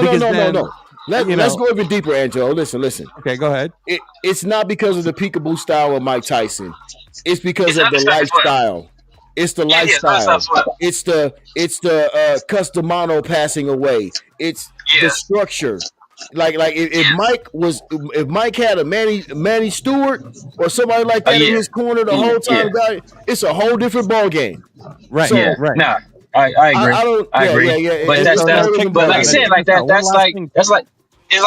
but you know, like that's like Aaron, like if Aaron Pryor, that's like, you know, like Aaron talking about Aaron Pryor. That's why I can't give it to Alexis Arguello.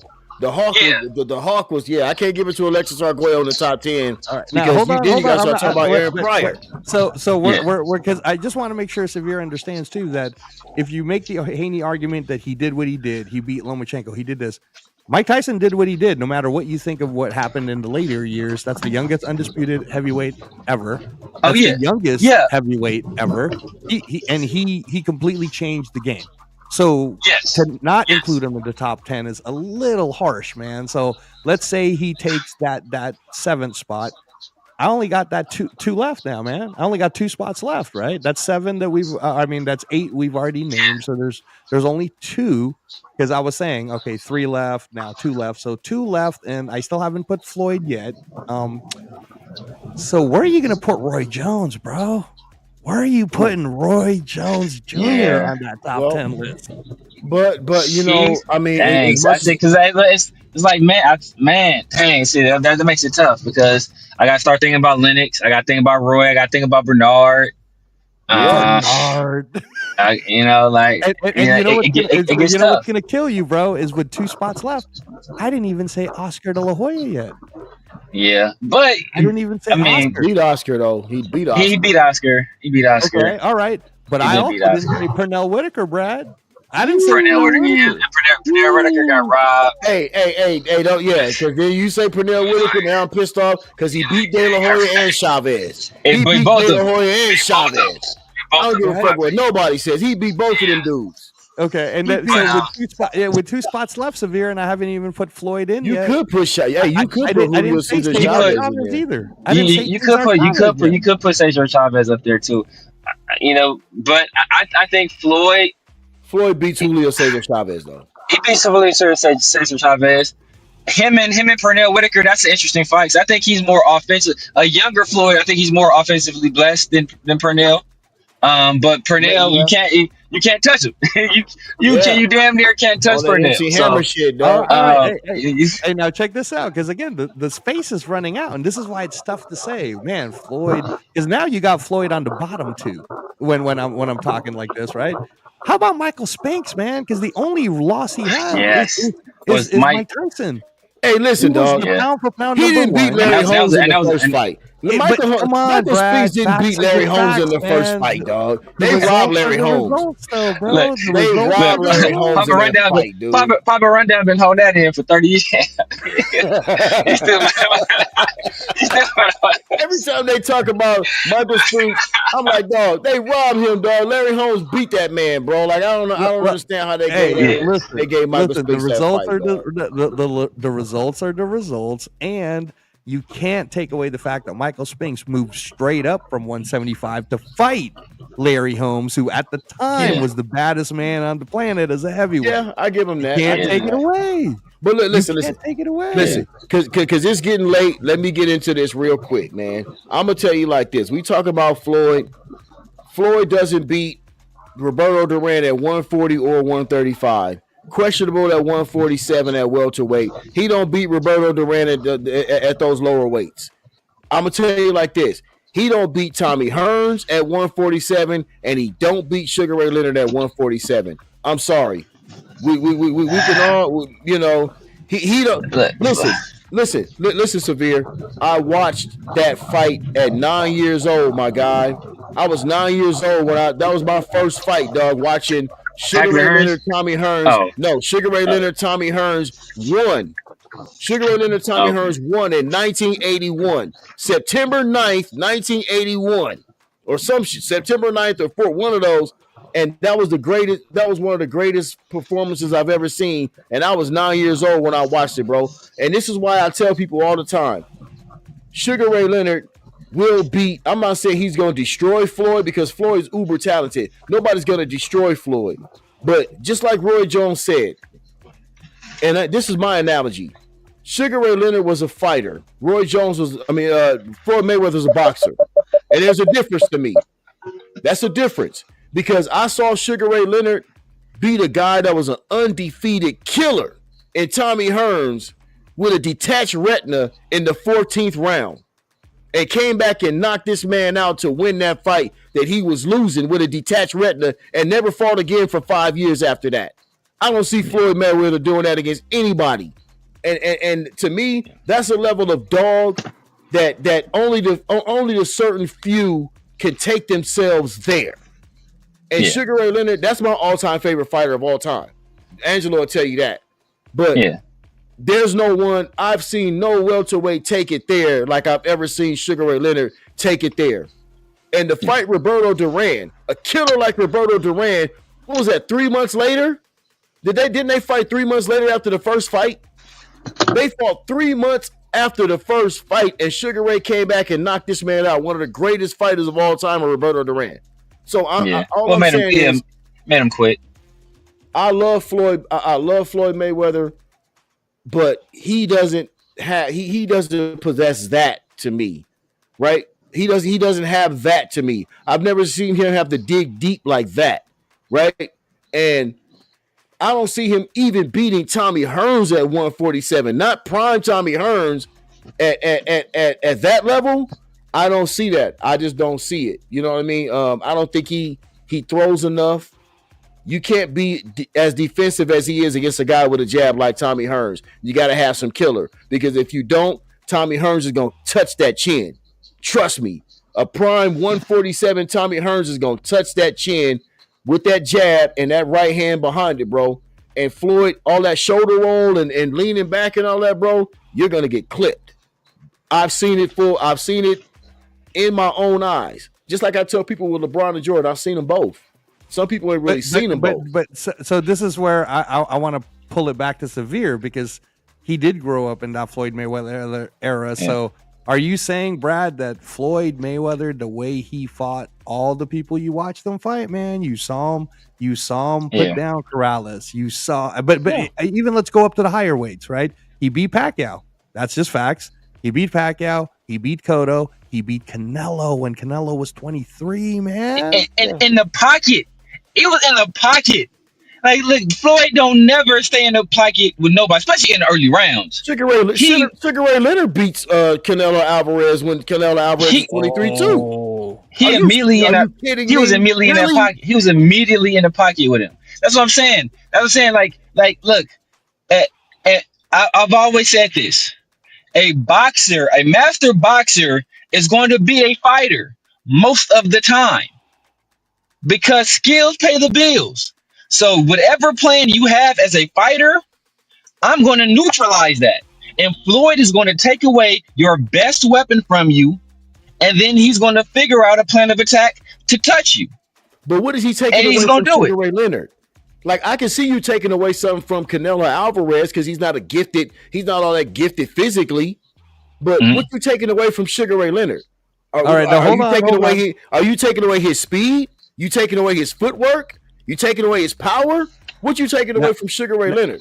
Now, before you go, Severe, I just want to give you some ammo. So Floyd beat Cotto, Shane Mosley, Marquez, Hatton, De La Hoya, Judah, Marquez, Gotti, Mitchell, Corley, DeMarcus Corley, Marcus Corley, chop. Jose Luis Castillo twice. Marcos Maidana twice. Marcus Maidana, All right, Diego Corrales. I'm just throwing it out there, Severe, before you go. But go ahead, brother. Yeah, and that's what I'm saying. Look, all that stuff is all well and good. He's fought some of the most gifted athletes you can think of. Shane Mosley, super gifted athlete. Chop Corley gifted. Shane was old, and Shane almost got his ass out of there. Shane was old. Shane's the only person that ever heard him. De La Hoya was an alcoholic, and he still gave his ass a split decision fight. Let's be real. De La Hoya was a drug addict and an alcoholic, and he still gave him a split decision fight. So I get where y'all coming from. It's a great list of names. It really is, dog. But when I start talking about dog and a fighter, somebody that's going, like I said, somebody that's going to come and still give it to you with a detached retina and get you out of there like one of them. Go back and watch Tommy Hearns. Floyd been in there fighting Floyd been in there fighting with broken hands. We didn't see him break his hand in the fight. So it's like, don't question a man's toughness, because we didn't see him break his hand multiple occasions, actually. So, and like I said, at the end of the day, skills pay the bills. And I think Sugar Ray Leonard has the athletic advantage. Definitely has the athletic advantage. Don't talk like Sugar Ray Leonard ain't got no skills. I'm not saying he got no skills, but I'm not saying it. But look, he has skills. But as the kids say, there are levels.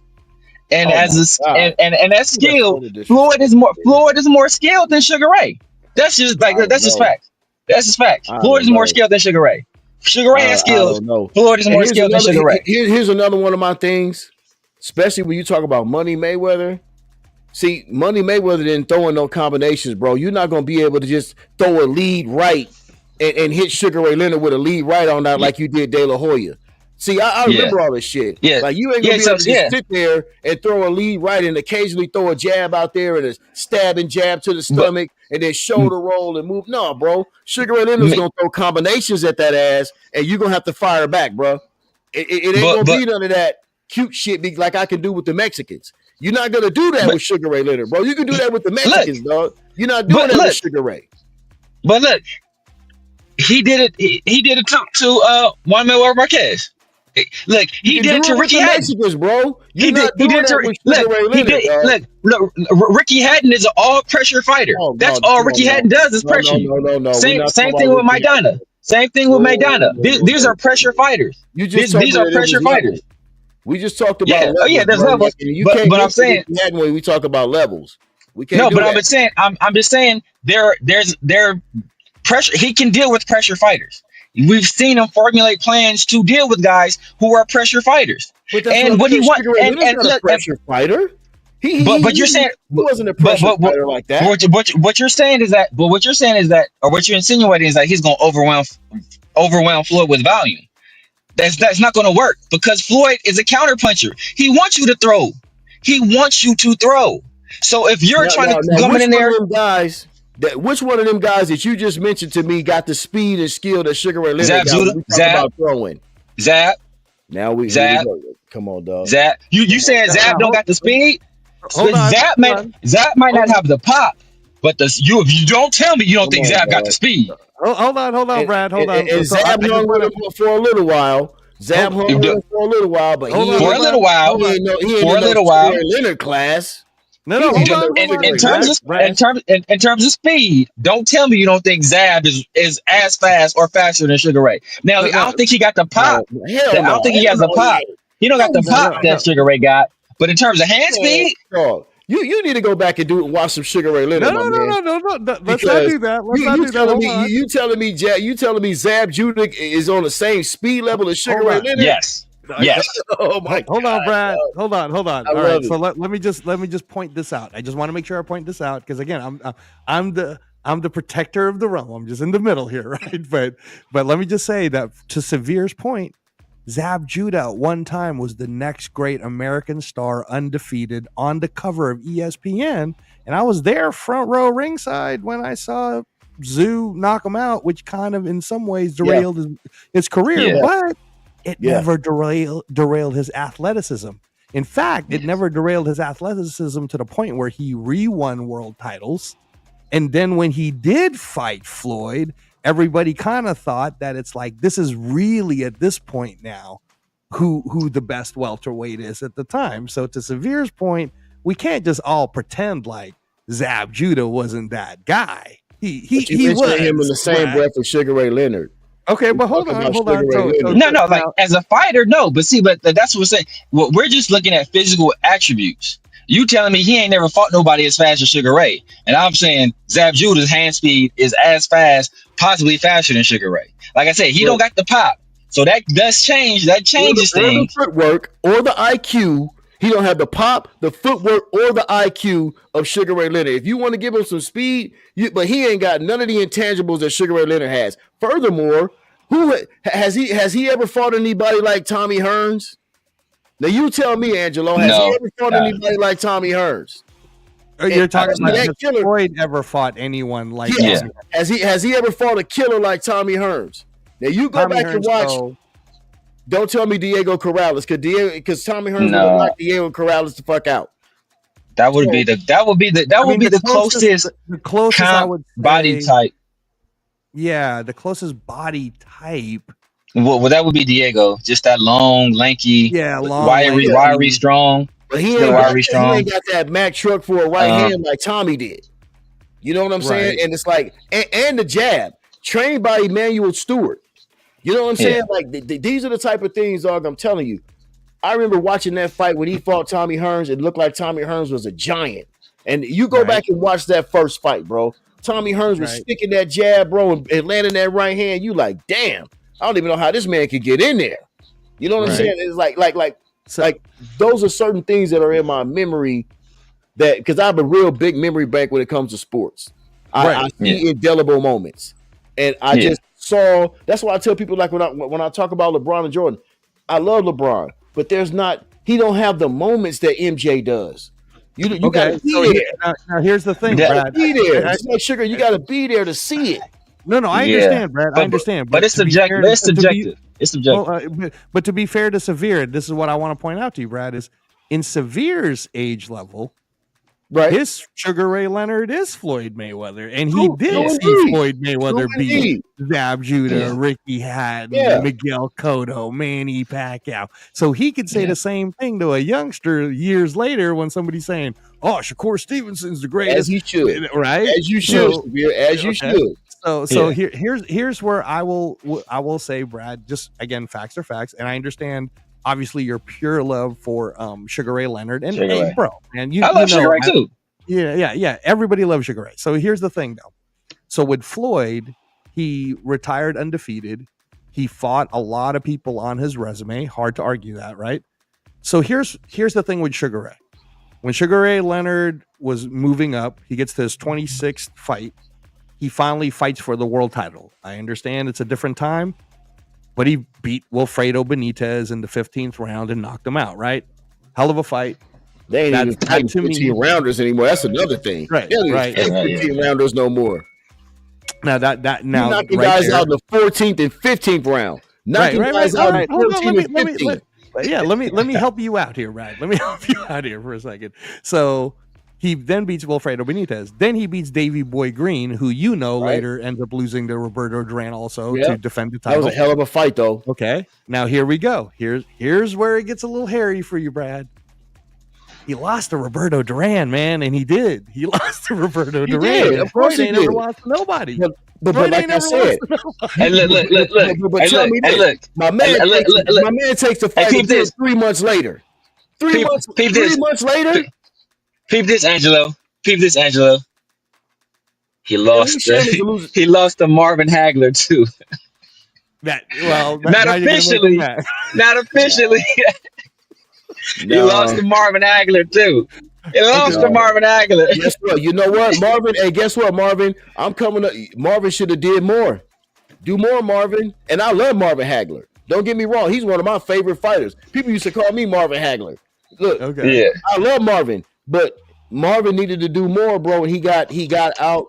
He got outboxed by a guy that had better ring generalship and understanding of the game plan. No, exactly. He got out strategized and out game plan because Sugar Ray Leonard went in with a plan where I'm going to steal these rounds late.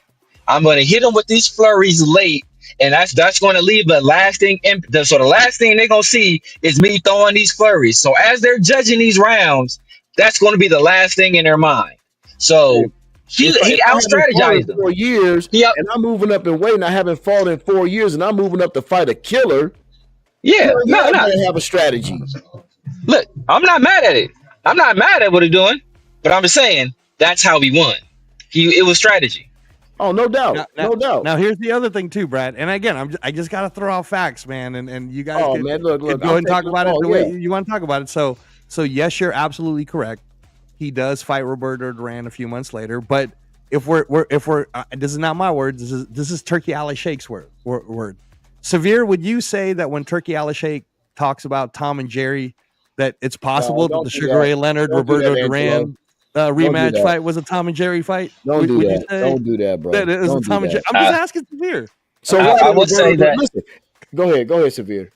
Now I will say that his movement and his unwillingness to engage frustrated Roberto Duran. Kind of like how Haney frustrated Ramirez. Kind of like how Haney. I don't think it was that bad. I don't think it was as bad as Haney. Haney, my guy. I don't think it was as bad as Haney. But look, some people could say that he wasn't engaging. Look, I call that boxing. I don't mind that kind of stuff. Like I know a lot of people do. Angelo, hey, listen, Angelo, let me say something. Hey, man, no. I'm just throwing it out. No. I'm gonna say this, and I'm gonna tell you something. We're gonna go back to the first fight, right? Sugar Ray Leonard came and tried to fight his fight, the first fight. It went the distance. It wasn't a knockout. It went the distance. Sugar Ray Leonard had his moments in that fight, but Roberto Duran was the aggressor.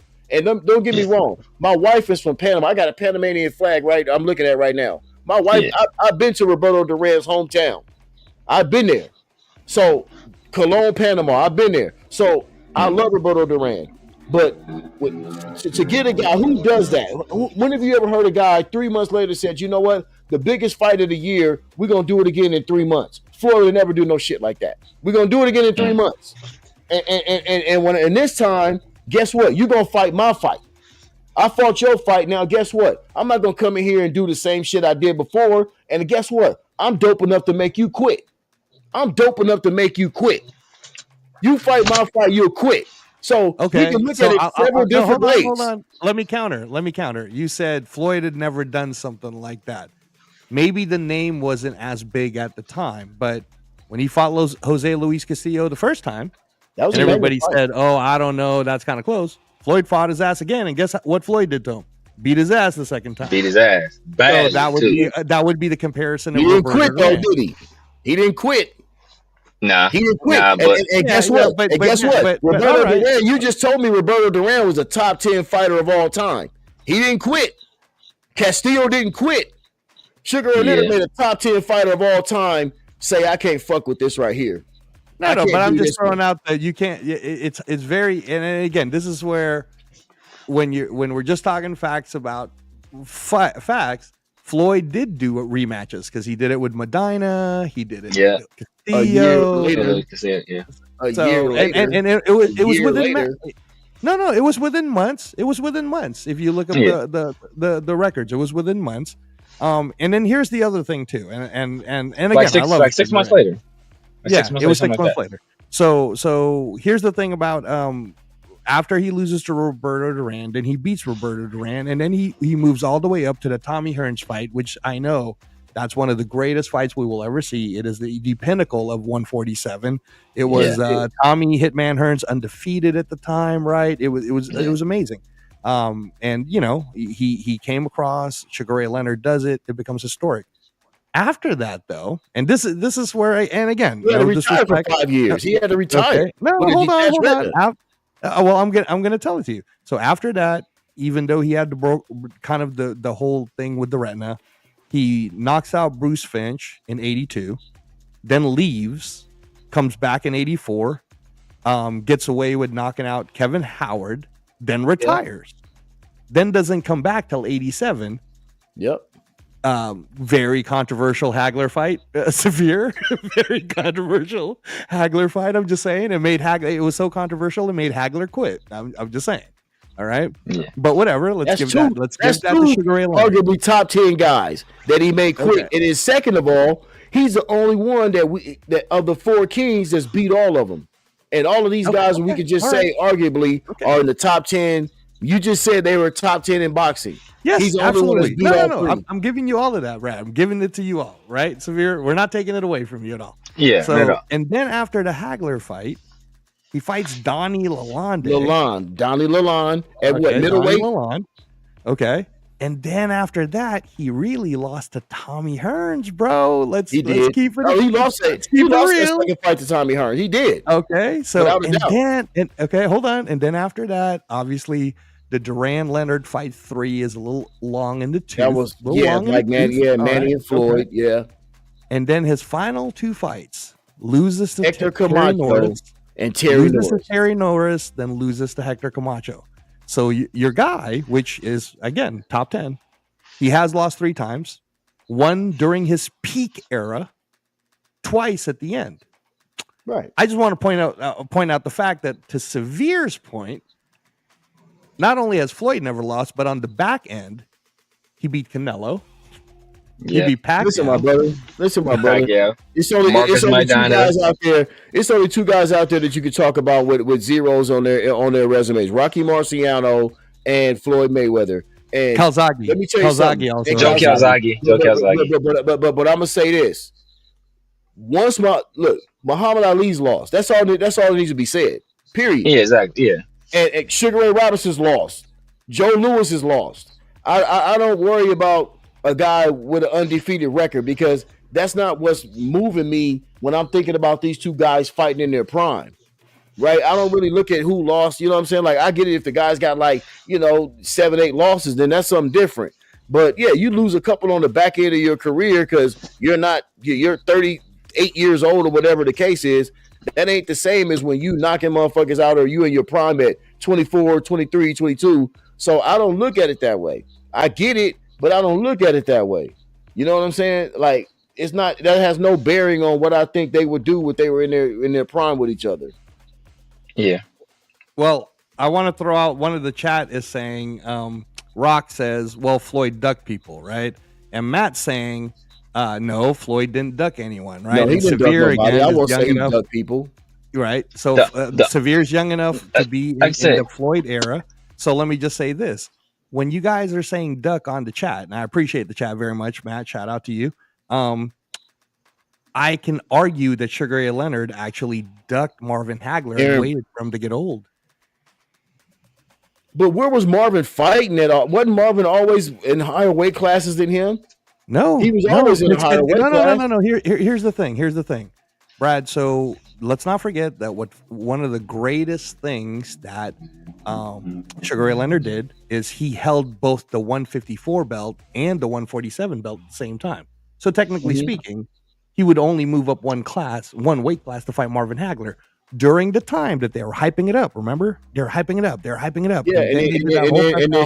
Yeah, and then he says, "Oh well, unfortunately, it'll never happen." Yeah. So arguably speaking, here's what happens to Hagler. Hagler continues to dominate. He beats Duran. He beats Mugabe. He continues to keep rising up in the ranks, but he's also getting older. So it's very likely that when people say, "Well, Floyd ducked this person, Floyd ducked that person," then you could also say, "Well, Sugar Ray Leonard ducked Hagler." I will say this: Floyd ducked Manny. I think Floyd ducked Manny, and Floyd kept talking about steroids and all this shit, and he kept talking about Manny being on PEDs. Oh yeah, if you get tested, then we will do this and that. He didn't want none of Pacquiao when Pacquiao was whooping ass. I'm just going to be for real because that was what everybody wanted. Let's just be real. That's what everybody wanted.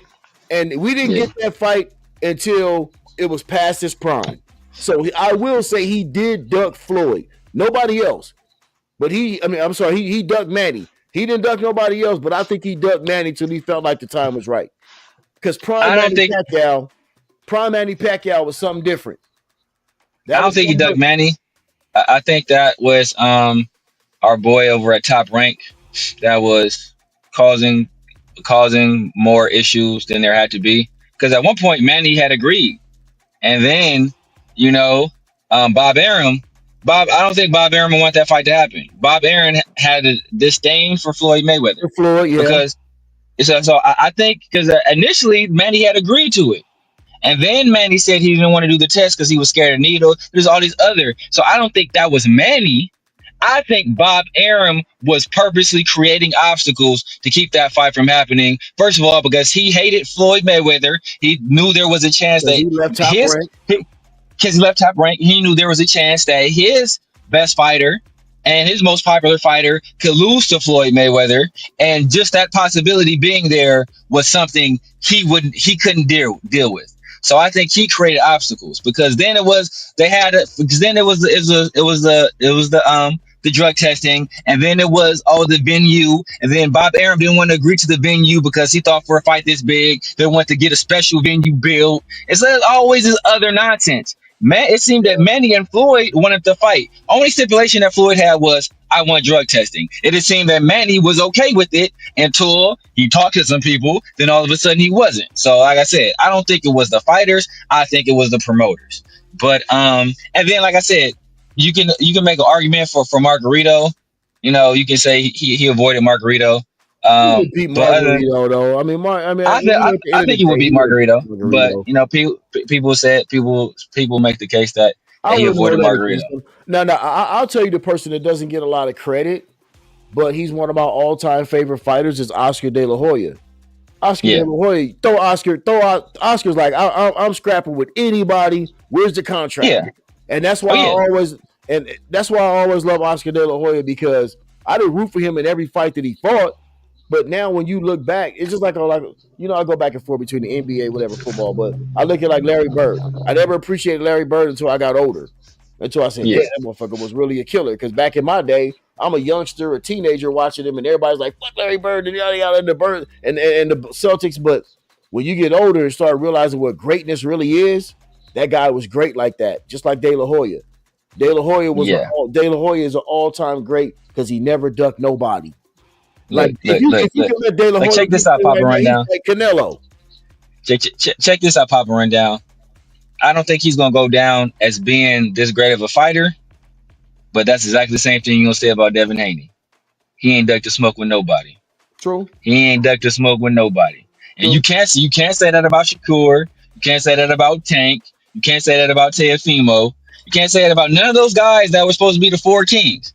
He's the only person that's been willing to fight all of those dudes. Yeah, And he I'll fought give him Ryan that. Garcia. And he fought Ryan Garcia I'll with give no him that. rehydration clause.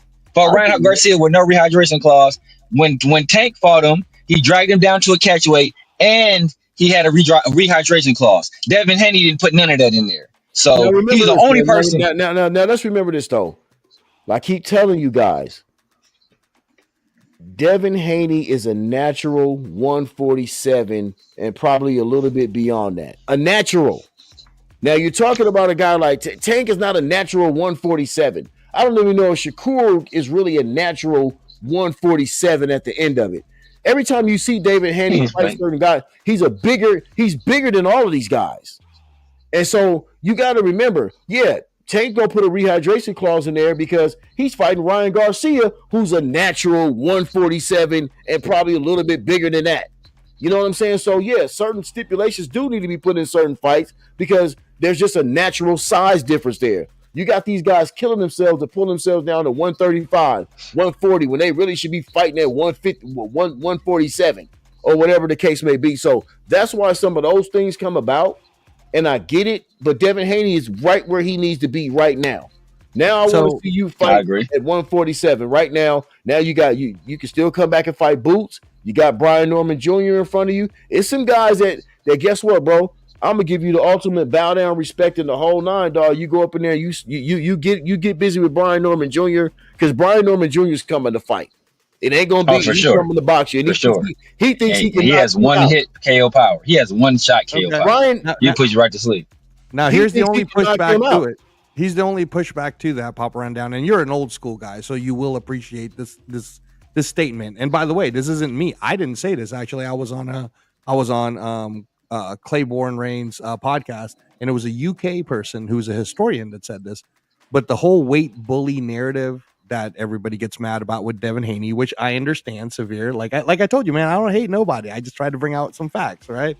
But with the weight bully narrative, it kind of made a lot of people mad. But the truth of the matter is, boxing and weight bullying has been around since the very beginning. And in fact, it was Incredible Blackness. Oh man, why am I forgetting his name? But it was the original black heavyweight, Jack Johnson.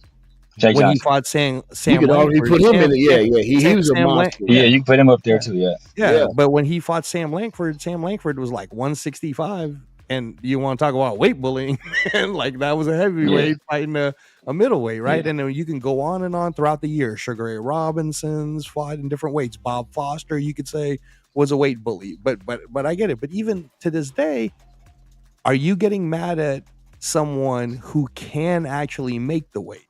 So Tommy Hearns, what was he really natural? Because Tommy Hearns, Tommy Hearns is a big dude, and then he won. But if you look at Tommy's frame, and then when he won 168, so we're just that's where Haney kind of falls, right? Are we going to fault, Hamza Asharias? Are we going to fault Diego Pacheco? Are we going to fault tall, big people who can somehow make the weight lower? So I'm not going to penalize those guys, but what I'm saying is I'm not penalizing him. What I'm saying is, in Tank's case, like when he fought Ryan Garcia, I mean, Tank is a smaller guy. I mean, he's a small dude. You know what I'm saying? So it's like, okay, Ryan Garcia can make the weight, but you get a clause up in there where, you can't rehydrate to where you're 25 pounds heavier than me when the fight starts. Like, no, we're not going to do that. You know what I'm saying? Like, Tank's already, 7, maybe? You know what I'm saying? So, like, why are you going to give all that advantage to Ryan Garcia? You know what I mean? So like you have to have certain stipulations in certain fights. Like when Devin Haney fought Ryan Garcia, was there any weight stipulations there? No. It wasn't no stipulations there, right? Because guess what? They were similar size. They can fight each other in that range like that. Now, if it's Shakur and Tank, there's no stipulation that needs to be made whatsoever. Go get it on. You know what I'm saying? So there's just levels. Like we keep saying, there's just levels to how things are done. You know what I mean? And I'm not saying that Devin Haney's a weight bully, but to me, he looks like a natural 147 guy. Like he's at the weight class that he needs to be in right now. And his last couple of fights, he hasn't looked that good. Ryan Garcia and Ramirez. So all I'm saying is that guess what, dog? You at this weight class right now. Now you got to come up here and bang with some bigger guys and let's see that skill set translate. That's all I'm saying. And he's Yeah. and like you said, Severe, great point. Guess what? He is fighting everybody, and he ain't ducking no smoke. He is going right in there to fight Brian Norman Jr., and that's a real test. And I got to tip my hat to Haney. Yeah, I tip my hat to Haney. Like, yeah, bro, you going in there to get it, dog. So I'm not shitting on Haney. It's just that the last two fights, I need to see that Devin Haney at 147. I need to see that Devin Haney that I've been seeing at 147. I think that's fair. You know what I'm saying? I think that's fair. And I think that's fair. Yeah, no doubt, man. And his father, and it's like sometimes I don't like guys that, like his father, like his father's always in the middle of some shit. And he's always talking up his son. Like, I just want your son to go out there and do the work. I don't need you to tell me that shit all the time. Just like Timofeo Lopez's dad. I don't need you telling me that shit all the time, dog. I want to see your son go out there and do it, dog. You know what I mean? Because I still got doubts about Timofeo. I doubt him too. Yeah, I got doubts about Teofimo too. I mean, I think the difference is I think Teofimo is a talker. We've seen Teofimo talk too much. He got himself into some trouble, and then Bud had to check him, and he changed his tune. But but I don't think Haney. I don't think Haney is that person. Haney is I think he's a naturally just quiet person. He just wants to go about his business, wants to fight. So Bill Haney he's the voice, he's the promoter, he's the talker. Everybody's not like that. I think Haney is more Chad Dawson than he is Bernard Hopkins in that sense. I like that. Where he just want to scrap. He just want to scrap. Yeah. So, but I got a dip. But I'm gonna finish off with this. We talked about Haney and him dropping down in those lower weight classes. Now, what we could see, and what people have speculated, is that Haney not having to kill himself to make that weight, because weight cutting, as anybody that's wrestled or boxed, weight cutting is a terrible, terrible process. It is painful. It is, it hurt. It has a negative effect on your body. So being able to be at 147, that could be a weight that he's more comfortable with. I think so. And we could see some a little bit more pop, a little bit more power. But Prograis said himself that he don't know what people are talking about. Haney's pillow fisted. He said Haney ain't pillow fisted. He said Haney he can definitely throw him. So and that was when he first. Well, that's when he moved up to. I think that was at 140. So we get him at 147. I think we might see a little bit more of that. And he's coming into his grown man strength at this point too. All right, Killer, let me ask you this one thing before you go. Yes, sir. Does Devin Haney fuck with Boots at 147? No. I don't think so. I don't think so. Not right now. Not right now. I think you give him a few years, get acclimated to this division. I think in a few years there's a possibility. Right now, no. Right now, no. No. Boots will be gone by then too. He'll be up. Yeah, I think he's already. I think he's talking about moving. I think he's talking about moving up too. So yeah, he need to go ahead and bang out with Virgil Ortiz. Let's go ahead and get that one done. Whoo! Yes, let's get that one done at 154. Yes. So before you go, Severe, the what I heard from some of the people that were trying to put it together, the two things that's happening right now is they originally offered Virgil Ortiz and Boots for later in the year. For whatever reason, Boots doesn't really want to be a part of that whole Devin Haney, Brian Norman kind of event. He kind of wants a different event. They don't know if it'll be good enough. Boots versus Virgil Ortiz, if it's a good enough card to mix in with the December Riyadh. So now what they were trying to do is do Boots Ortiz at September 13th. The problem is Ortiz said no. Ortiz said no because he said, I'm honestly not going to be ready until November, so I'm not gonna fault someone for saying that. Yeah, you got to be honest with yourself at that point. Yeah. So now what's in play is Sergey Bohacek versus Boots Enos in September 13th. He smashed. I can get down with that. I like it, but Boots will crack him too. Now here's a good fighter, but here's the other breaking news that you're going to read about pretty soon, Severe, before you go. Turkey Ali Sheikh has already announced that remember how Turf was talking about, I'm not going to pay that money. because this event, I'm going to go get in for free. Well, check it out, y'all. Mhm. The Crawford Canelo event, apparently, according to Turkey Al Sheikh, will be a Friday, Saturday, Sunday extravaganza of boxing fights that you will be able to get in on with your one bot ticket. What? Oh wow, that's crazy. man, on some It's kinda revolutionary like a shit right pass. now. Yeah, that's Wow. crazy. That's crazy.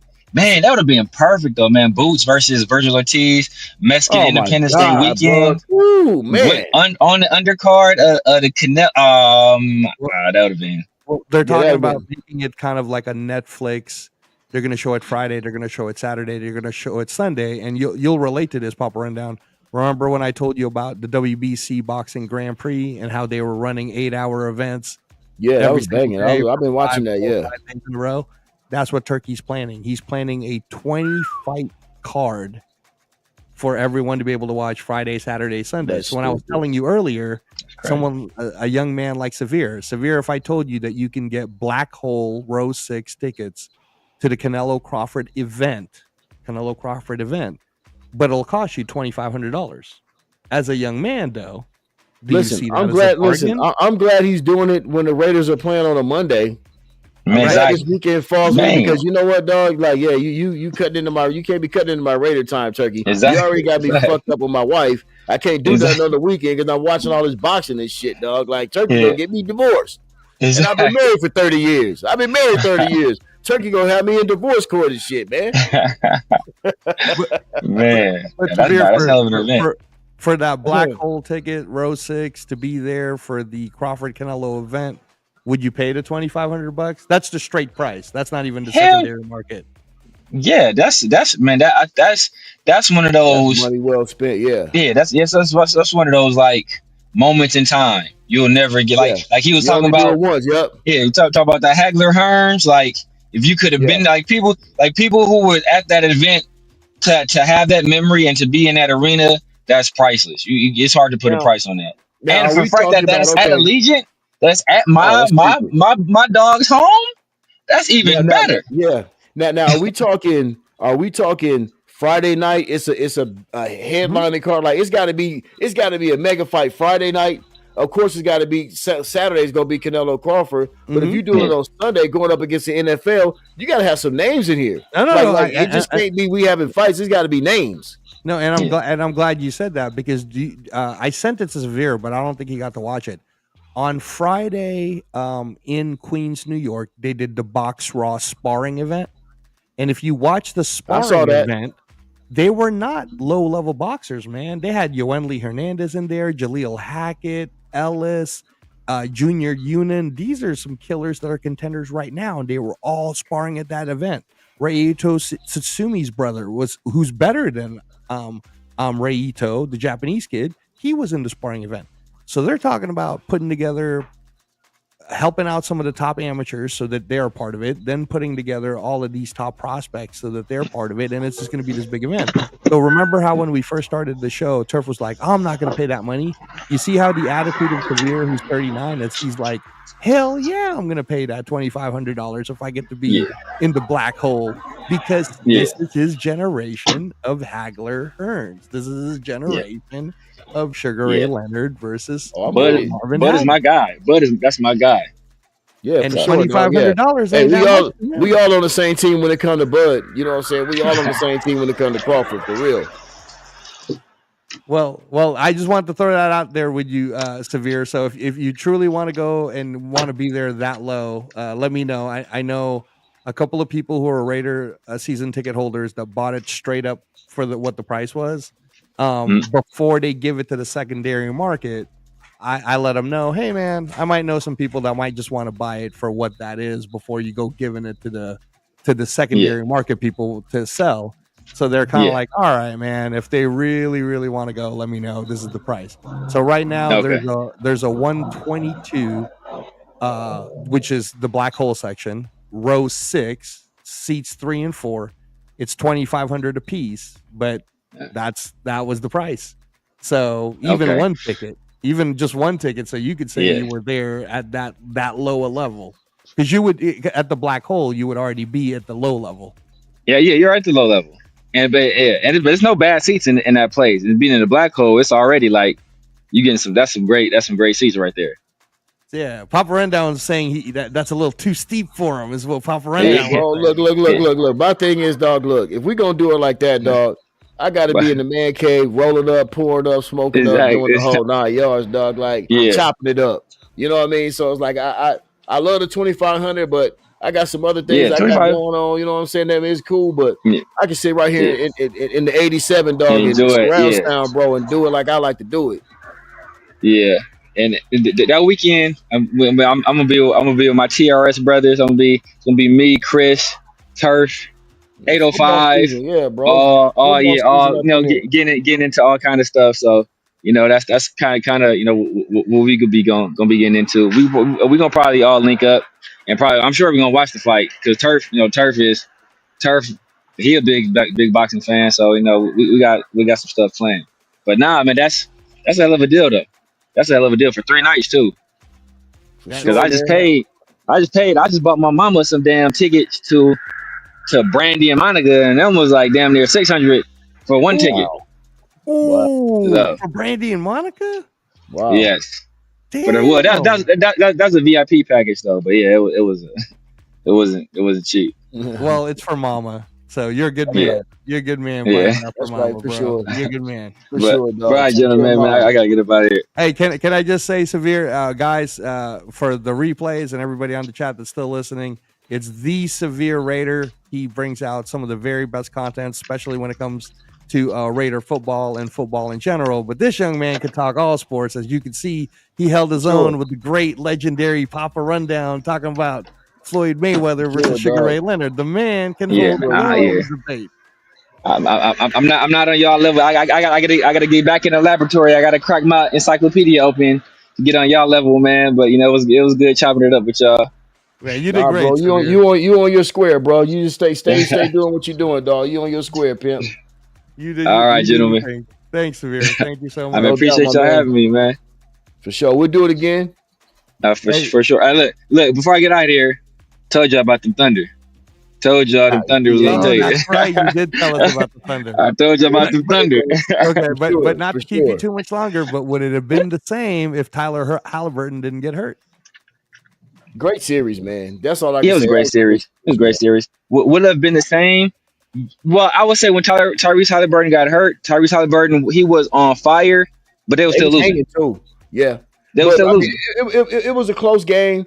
I mean, the outcome could have been different, but you can't take nothing away from them, bro. And that's the hardest series that I've seen two teams play against each other in a long time, dog. Yeah. They played hard the whole. So hats off to OKC, bro. Great NBA series, dog. We got to get ready for this football, though, dog. Yeah, facts. For this silver and black. Yes, sir. All right, y'all. Thanks, Severe. Thank you so much. Man. Hey, Brad. So I know it's getting late for you, but before I let you go, I do have to ask you, just because I know you're watching all of these cards, and you said you're going to be watching it with your brother and your friends and the cards start in the morning. I'm not going to get into all the Usyk Dubois undercards. You and I could talk about that when it's happening. But I told you it's a pretty good undercard. There's a reason why 90,000 people are watching it. That main event's probably going to start like around 2 o'clock, right? 1, 2 o'clock. I would say 1 or 2 o'clock. I'd say 1 or 2 because o'clock. I got to get to where I'm going. I got like a 2-hour drive, bro. So I might not even touch down to where I need to get to till like around 12. So let me ask you this. So right now you're in Ventura. Where are you at? Fontana. I'm in Fontana, California. Fontana. And where are you? I got to drive to Lancaster. So that's yeah. So that's going north. So that's like two hours or something for me. You know what I mean? So, but that's where you're gonna watch it with a whole bunch of people. Yeah, but I would definitely be from then on. I'm locked in. So maybe a couple of undercard fights. Then Usyk, Dubois, and everything from then on. Bam Rodriguez and all the rest of them. Pacquiao. So then let me. I'm glad you said that. Let me ask you this. First of all, are you paying that $90 in Lancaster, bro? For Amazon? Nope. What are you guys doing? All I know is that all I know is I'm just invited to go, and all the fights gonna be on. So I don't really know how it's going down, but I just know I got to be in the vicinity. Okay, all right. So Pirates life for your brothers, baby. Okay, all right. Okay, so since the BAM card, it's in Texas at the Ford Center. All right. Now I'm gonna give you some names. Austin Williams has a new opponent named Yvonne Vasquez. Ammo Williams. Yeah, I like Ammo Williams. Yeah, so we know Ammo should win. Nishant Dev is fighting on that card also. All right, Nishant Dev, I've never heard of him. No, come on, brother. I showed you all of his fights so far. He was on the undercard of Diego Pacheco and Steve Nelson, the Indian kid, the Indian De La Hoya. And you said, "Oh man, the 154-pound Indian kid." Yeah. Who you said is nice, right? Yeah. So he's fighting on that card. Omari Jones, who I'll absolutely love. He's fighting on that card. Yep. Diego Pacheco versus Trevor McCumbee. You already said, right? Yeah. And then Bam Kafu. You still believe Bam can win, but how tough do you think it'll be, especially now that he's also scheduled for November?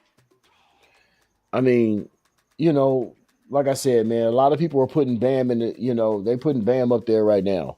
Bam is one of the best fighters out there, and he's got a great IQ, great power, rugged, can get guys out of there. He's got a great motor, you know what I mean? So I do look for Bam to win that fight, especially because he's already got the incentive that he's going to be fighting again in November. So then it's a double payday for him, chance for more glory, and I don't know if Cafu has enough. We'll see. Okay. All right. The Pacquiao Barrios card, to be fair to them, the free YouTube portion that I sent you, which is going to start at 2:00, which is going to be the problem for you because you'll be watching Usyk Dubois. Yeah.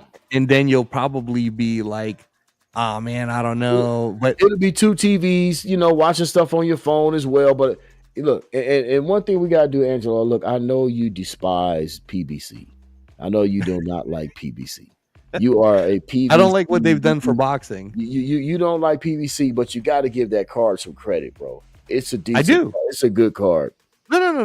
But the question I said was, given the market, given the current market of what Turkey has done, where he's given us $25 for a 7-fight super card in February, he's given us $40 for Usyk Dubois or as Usyk Tyson Fury 2.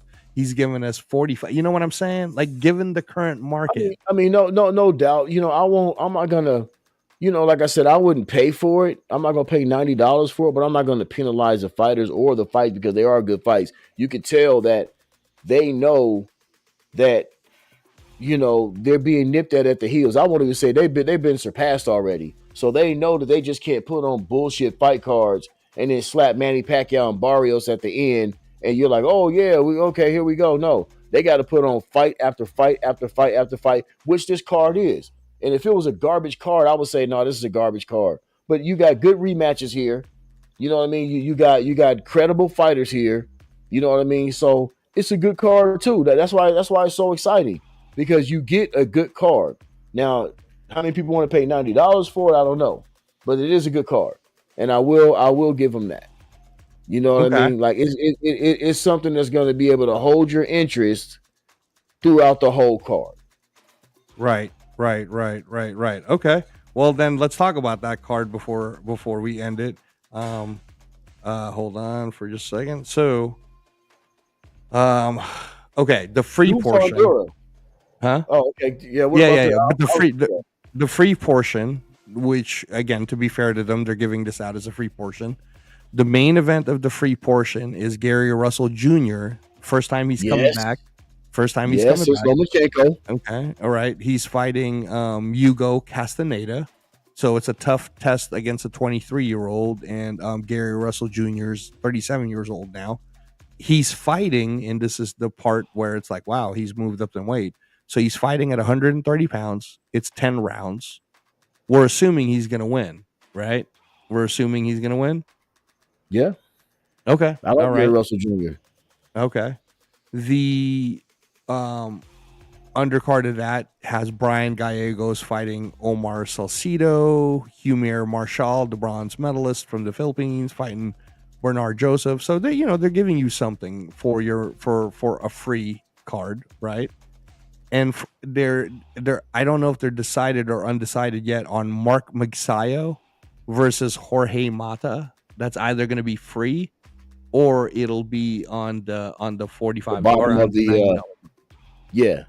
Okay. And Magsayo's a good fighter. I think he's got a ceiling, but he's a good fighter. Yeah, former world champion, right? Okay, but let's say that's the free portion. Let's just say.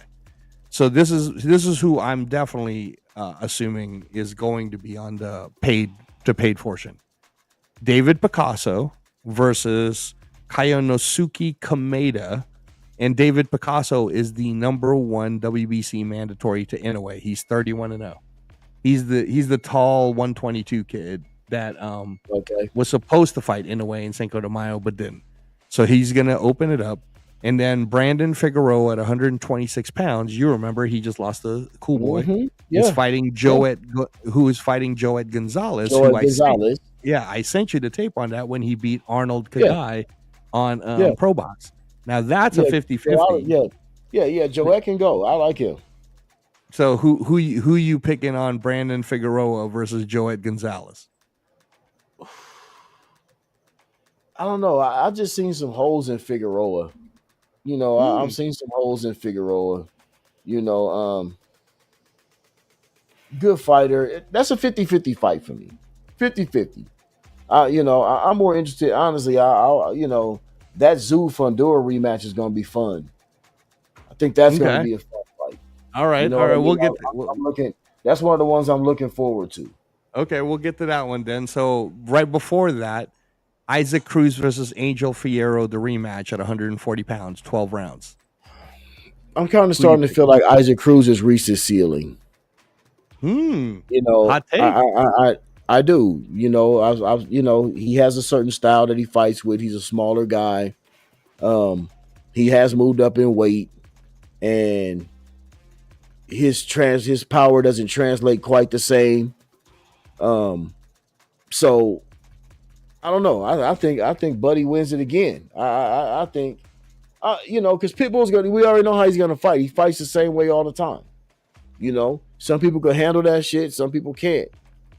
And from what I saw in that first fight, I mean, I don't know. I favor. No, why is his damn name slipping my? What's his name again? Angel Fierro. Yeah. I mean, here's the thing. Once you're able to figure out how to neutralize guys' aggression, like Pitbull, it becomes easier to fight them. Some people can't understand how to neutralize the aggression, right? But once you do understand how to neutralize, it's like Sugar Ray Leonard Duran. Once you figure out how to neutralize the aggression, then you start picking those guys apart, right? Even on a different level. But Buster Douglas, Mike Tyson, you get past that aggression, then there's something. So I don't know. Pitbull, to me, I like his relentlessness, but he doesn't have. There's the ceiling there. I see the ceiling there, and Buddy knows how to box him the way you need to box him to win. So I'm taking Fierro again. Well, let me ask you this though. With the way you're talking about Isaac Cruz, who do you think hits harder, Isaac Cruz or William Zepeda?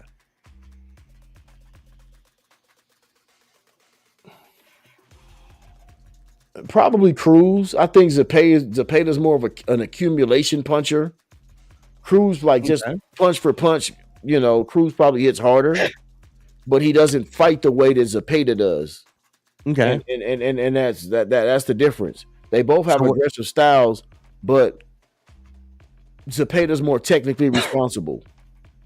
Okay, so when you're saying Cruz hits harder, if Cruz fought Shakur, because we already saw what happened when he fought Tank, and again, that's one of Tank's toughest fights. He's going to get outclassed.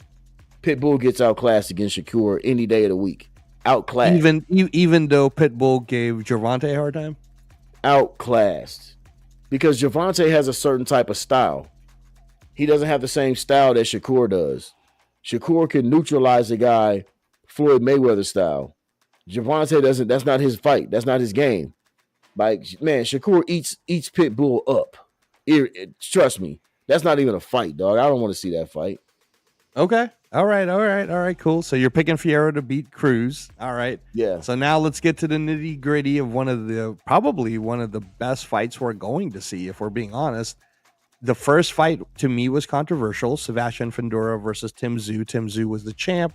The cut with the elbow to the head ended up happening. Blood all over the place. But even with the blood all over the place, I still scored it for Tim Tszyu. How did you score that first fight? It was close. I mean, it was, to me, it was 50-50. I felt like Fundora started. I felt like he boxed better.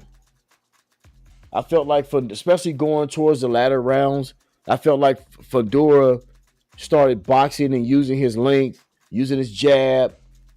I think he outboxed Tszyu, in my opinion. Very close fight. I'm not saying it was a blowout either way, but I feel like he did enough to outbox him to win that fight, I would say. Okay. So now Fundora's become the champion, and since that time, and again, people forget, man, it was just last year. So it's just last year you end up having this great bloody war.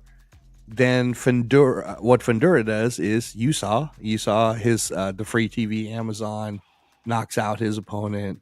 And since then, what we saw is Tim Tszyu gets killed by Bakram Murtalazayev in October, right? Just completely destroyed. Opens the door for the fact that Murtalazayev might be the boogeyman at 154 now, right? Yeah. And I don't know if people like. I mean, I'm never gonna go against your boy Virgil Ortiz, especially because he's a Raider fan. But I don't know if Virgil Ortiz can handle Murtalazayev. I'm not sure yet. I'm not sure. I mean, it would be a great fight. You know, I still feel like Virgil Ortiz has some things to prove too. You know, I mean, I loved his fight against Boacek. He showed me something in that fight, but I also kind of thought Boacek may have pulled that out. You know what I mean? So, so you don't consider Virgil Ortiz in the top 10? I mean, he's definitely top 10 of 154, but he's not top 3. Yeah. He's not top 3 then. I would put him in the top 3.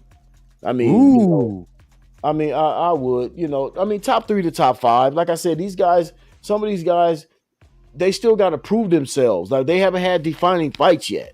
Like, a lot of these guys, you know, they've had good fights, good wins, but they haven't had signature defining moment fights where you put them in the echelon. Like, this guy's definitely that guy right here.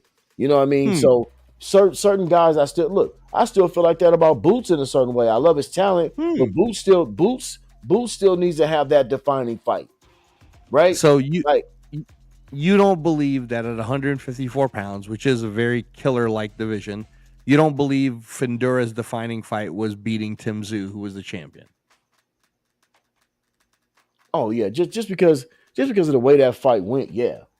I mean, and Tim, but listen, let me backtrack again. Tim Tszyu, I need more from you too. I need more I need more defining fight. Listen, guys, look, it's guys out here that's winning fights and all of that stuff. But you know what it is when it comes to putting two guys together, that it's like, okay, who the fuck's going to win this fight? That's what we're talking about here, right? And none of those guys have really had a lot of those moments yet. These guys are still proving themselves to me. Virgil Ortiz, Tim Tszyu, even Boots Ennis. These guys are still proving who they are because they haven't had those defining moments yet. So just always keep that in mind. We're still waiting for defining moments from these guys. Now, guess what? This rematch is going to be great because that's going to tell you something about both of those guys. Listen, a little bit of the luster's come off of Tszyu after he got wrecked. Tszyu got wrecked. You know what I'm saying? Like, you got to look at that. It's not if you lose, it's how you lose. It's all about how you lose. Especially but to be fair, before when he got wrecked, did you even know that Murtalazayev was that much of a killer? That's the beautiful thing about boxing. Sometimes we don't know the guys that until we see them for the first time. And then that's when you get your eyes opened by guys like, oh shit, this guy came out of nowhere. So sometimes the casual fans doesn't see all those guys. Maybe you probably knew him. I No, didn't know that. That was the first time I saw him. You know what I So mean? would you then say? Would you count that Mortal Azayev destroying Tim Tszyu is one of those moments that you want? It's a moment to show that I'm the real deal. Yeah, without a doubt. So then you would put Mortal Azayev number 1 at 154 then. After what he did to Tszyu, he's got to be up there. Okay, he's got to be up there. You know, but Fundura beat Tszyu, so you know Fundura beat him too. You know what I mean? So and it was a bloody, ugly fight. You know what I mean? Like, you know, so that showed me a lot about Fundura as well. That showed me a lot about Fundura because both of those guys could have waved the towel in. And when you get guys that fight like that to the death, dude, and then you got 2 crimson masks going at each other like that, you got to give those guys credit. So I give them credit. And this rematch is going to go a long way. Okay. All right. Telling you who the other guy really is. All right. So then with this rematch, because you want that defining moment, who are you picking to win between Tim Tszyu and Fundura? And would you count this then as a defining moment? Yeah, without a doubt. And I'm picking Fundura. Wow. I'm picking. So you're saying by knockout or by decision? Honestly, you know what? Let's just be real, by knockout. Because really? Tim Tszyu is going to. That's how Tim Tszyu fights. And I saw some holes in his defense. I did. I saw holes in Tim Tszyu's defense, and I think Fundura is going to fight a smarter fight this time around. Use his length, understand how to really use his length, set traps for Tszyu because Tszyu's very aggressive, and his defense isn't the greatest to me. He's an offensive-minded fighter, and I think he gets knocked out in the later rounds.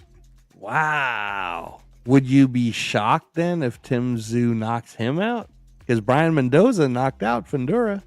Yeah, he did. I wouldn't be shocked. But I wouldn't be shocked just because Tim Tszyu, that's his style. It wouldn't shock me if he knocked him out because that's Tim Tszyu's style. You know what I mean? He's coming to knock you out. That's what he does. So, yeah, if he knocked him out, I'd be like, damn, I didn't expect it, but I wouldn't be surprised. Wow. Okay, man, that's interesting because I was actually leaning Tim Tszyu on this one because it's a rematch and because Tim Tszyu wants to get his get back. So it's just interesting to hear. And that's all the reason. That's all the more reason why I think Fundura comes in and uses the length. He comes in and uses his length instead of trying to engage with him so much. He comes in. Look, I'm in trouble. Oh, okay, all right. No, but seriously, he comes in and uses his length and fights a different fight. Right. On my way, I'm done right now. He's finished. We promised. Happy wife, happy life. Sorry, Papa Rundown. I've been trying to call Turf. I think he knocked out with the whiskey. Look, Turf been done for Turf been done for 2 hours, bro. Well, I wish Papa Rundown. I wish I had the control so I could turn it off for him. So I've been trying to call him for the last hour or so. Turf done. Yeah, so hopefully he'll be able to edit, figure it out and edit it once he wakes up and all that, and do a cut and whatnot. But okay, so closing thoughts on just Fundura. You're picking Fundura. You're saying Barrios will beat Pacquiao? That's what you're saying? That's what you're going with? I just said that for me, that's a question mark right now. Because of the age. It's hard to predict guys that's up in age like that. You know what I mean? Because we don't, like we can all go off what we saw, before. We all know what we saw before with Manny. We know that Manny. We don't know this Manny. You know what I mean? Like you can get in there and feel 26, dog, and you can get in there and really be 46. You know what I mean? So that one right there is just, we got to wait and see on that one. I can't really make a call on that one. I just can't, just because of the age disparity is just too much. He's damn near 20 years older than Barrios. You know what I mean? I mean, that's a lot. So, we got that one I got to wait and see. I'm just hoping all the other fights that lead up to that is what I want for this weekend. That's where I'm at. Starting with that whoever else is left in the chat, if you're watching that Usyk Dubois fight, just know this: pay attention to the atmosphere of that fight. Pay attention to the crowd in that fight. Pay attention to the venue in that fight. Pay attention to the presentation and the production of this fight. If you want to have goosebumps while watching two guys walk into the ring, this is the fight that you want to watch. Just know that. So I'm very excited to see that. I think Usyk, I love Usyk. I'm not gonna lie. I think Dubois is gonna beat him, but I have for some reason I just have this affinity for Usyk. I love his cleverness. I love his demeanor. You know what I mean? Like he's one of those guys that he's hard to dislike. I think he's hard to dislike. You know what I mean? Because he's genuine. He's not fake. He's not phony. And one thing I love about him is how he looks at the guys that he's gonna fight. He did that shit to Tyson Fury, and he stared Tyson Fury down twice. Like he never blinked. Not one time in either one of those fights when he fought Tyson Fury. And Tyson Fury did tried to do every psychological thing that he did to Deontay Wilder to Usyk. And Usyk's like, man, I'm not here for that shit. When does the fight start? What time does the fight start? I'm not here for all the theatrics. And that's what I love about him. But he's also clever. And he's also very good up here. You know what I mean? Did you watch him today on the face-off? Yeah. He has a way of showing his confidence, not talking too much, but letting you know that I'm ready for anything that you can do. And I know what I can do. That's what I love about Usyk. You know what I mean? But I feel like Dubois, he's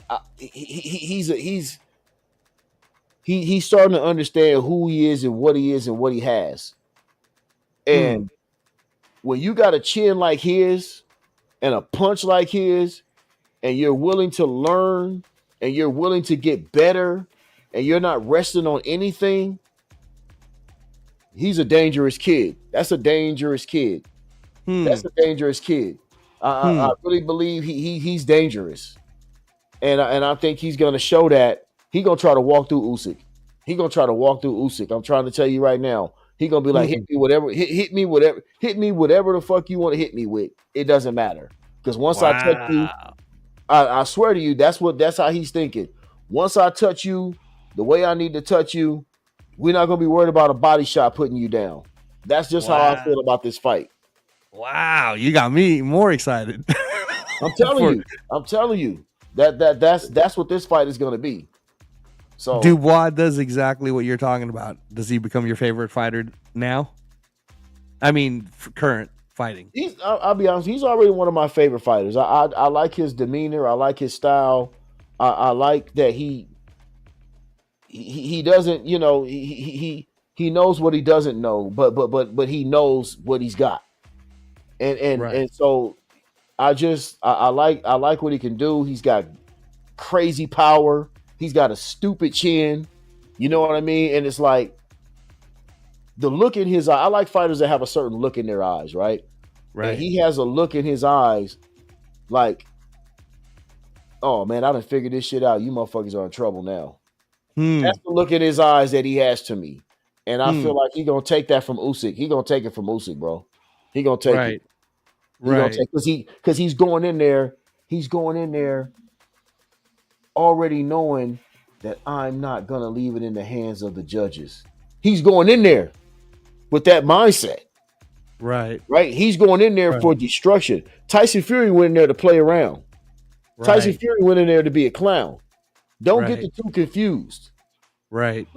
Anthony Joshua is a passive fighter. He's not one of them guys that's like, man, when I get ready to come in there, bro, it's gonna be. You saw the way Dubois looked when they was walking into that ring against Anthony Joshua.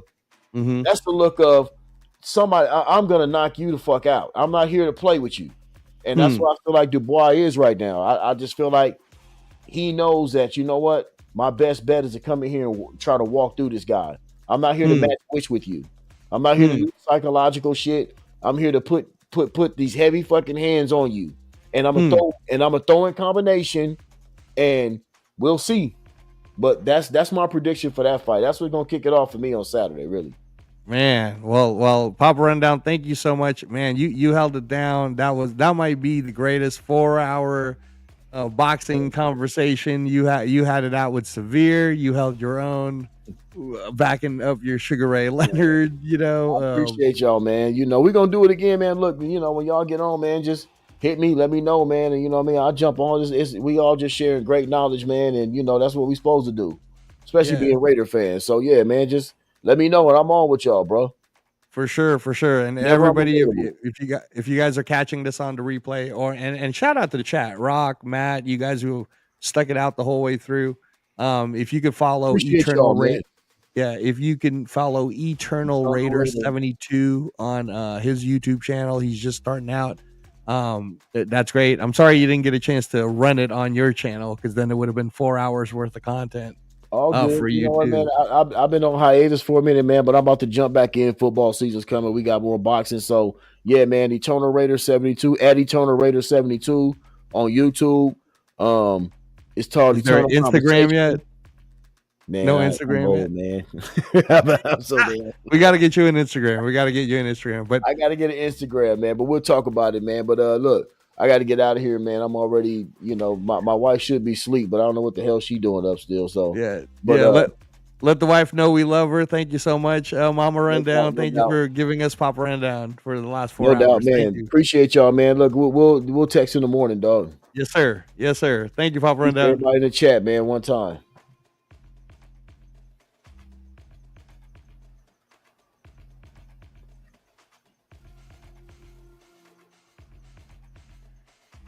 That's Papa Rundown, who's going to be leaving the studio soon. There he is, and he is gone. Shout out to the chat. Shout out to you guys who have stuck this out the whole way. Rock, you're amazing, bro. Matt, and all of you guys who showed up, we really do appreciate all of you for doing that. Turf, I believe Rock, Turf might have knocked out. So I'm sure he'll figure out what's up. But thank you for joining us the last 4 hours. That was a great boxing conversation with the Severe Raider and Eternal Raider 72. The Sugar Ray Leonard versus Floyd Mayweather was a fascinating conversation. And like I said, we appreciate everybody who's supporting the Knockout Canvas on all the platforms. For all you X people and Facebook, Instagram, we appreciate you all. We hope you've all enjoyed yourself. And again, wishing everyone a good night. Have a very, very, very fun July 19th Saturday with the Usyk versus Dubois card coming up, with the Bam Rodriguez versus Fumalele Kafu fight in Frisco, Texas, with the Manny Pacquiao versus Mario Barrios fight in Las Vegas. And you know what? We were talking so much boxing, we didn't even get a chance to touch upon UFC 318, which is Dustin Poirier versus Max Holloway. I wish I had Professor T here with us to talk about that. But yes, that's also happening on pay-per-view, UFC 318, Dustin Poirier versus Max Holloway. They're saying that it's the final fight for Dustin Poirier. So all the best and good luck to Dustin Poirier, whether he wins or loses. He is a definite legend of mixed martial arts. And we started off the show talking about the fact that there will be no more pay-per-views, according to Turkey Al-Sheikh, for any Ring Magazine or Riyadh season boxing events. That's beginning in November. So that completely changes the game. As everyone knows, free boxing has already started with Netflix as of last Friday. There will be the free Canelo versus Crawford event, which we talked about at length earlier, on the show. And yeah, this was episode 3. Again, Professor T, on the Ultimate Raider Fan and on the Knockout Canvas. We appreciate you guys. I'm Coach Angelo, aka Raider Transplant. We appreciate everybody that came on the chat. We appreciate all the banter, all the back and forths. all the debates, just all healthy, fun, combat sports, boxing, and MMA fans. So thank you so much. We appreciate everyone. And you guys all have a great night.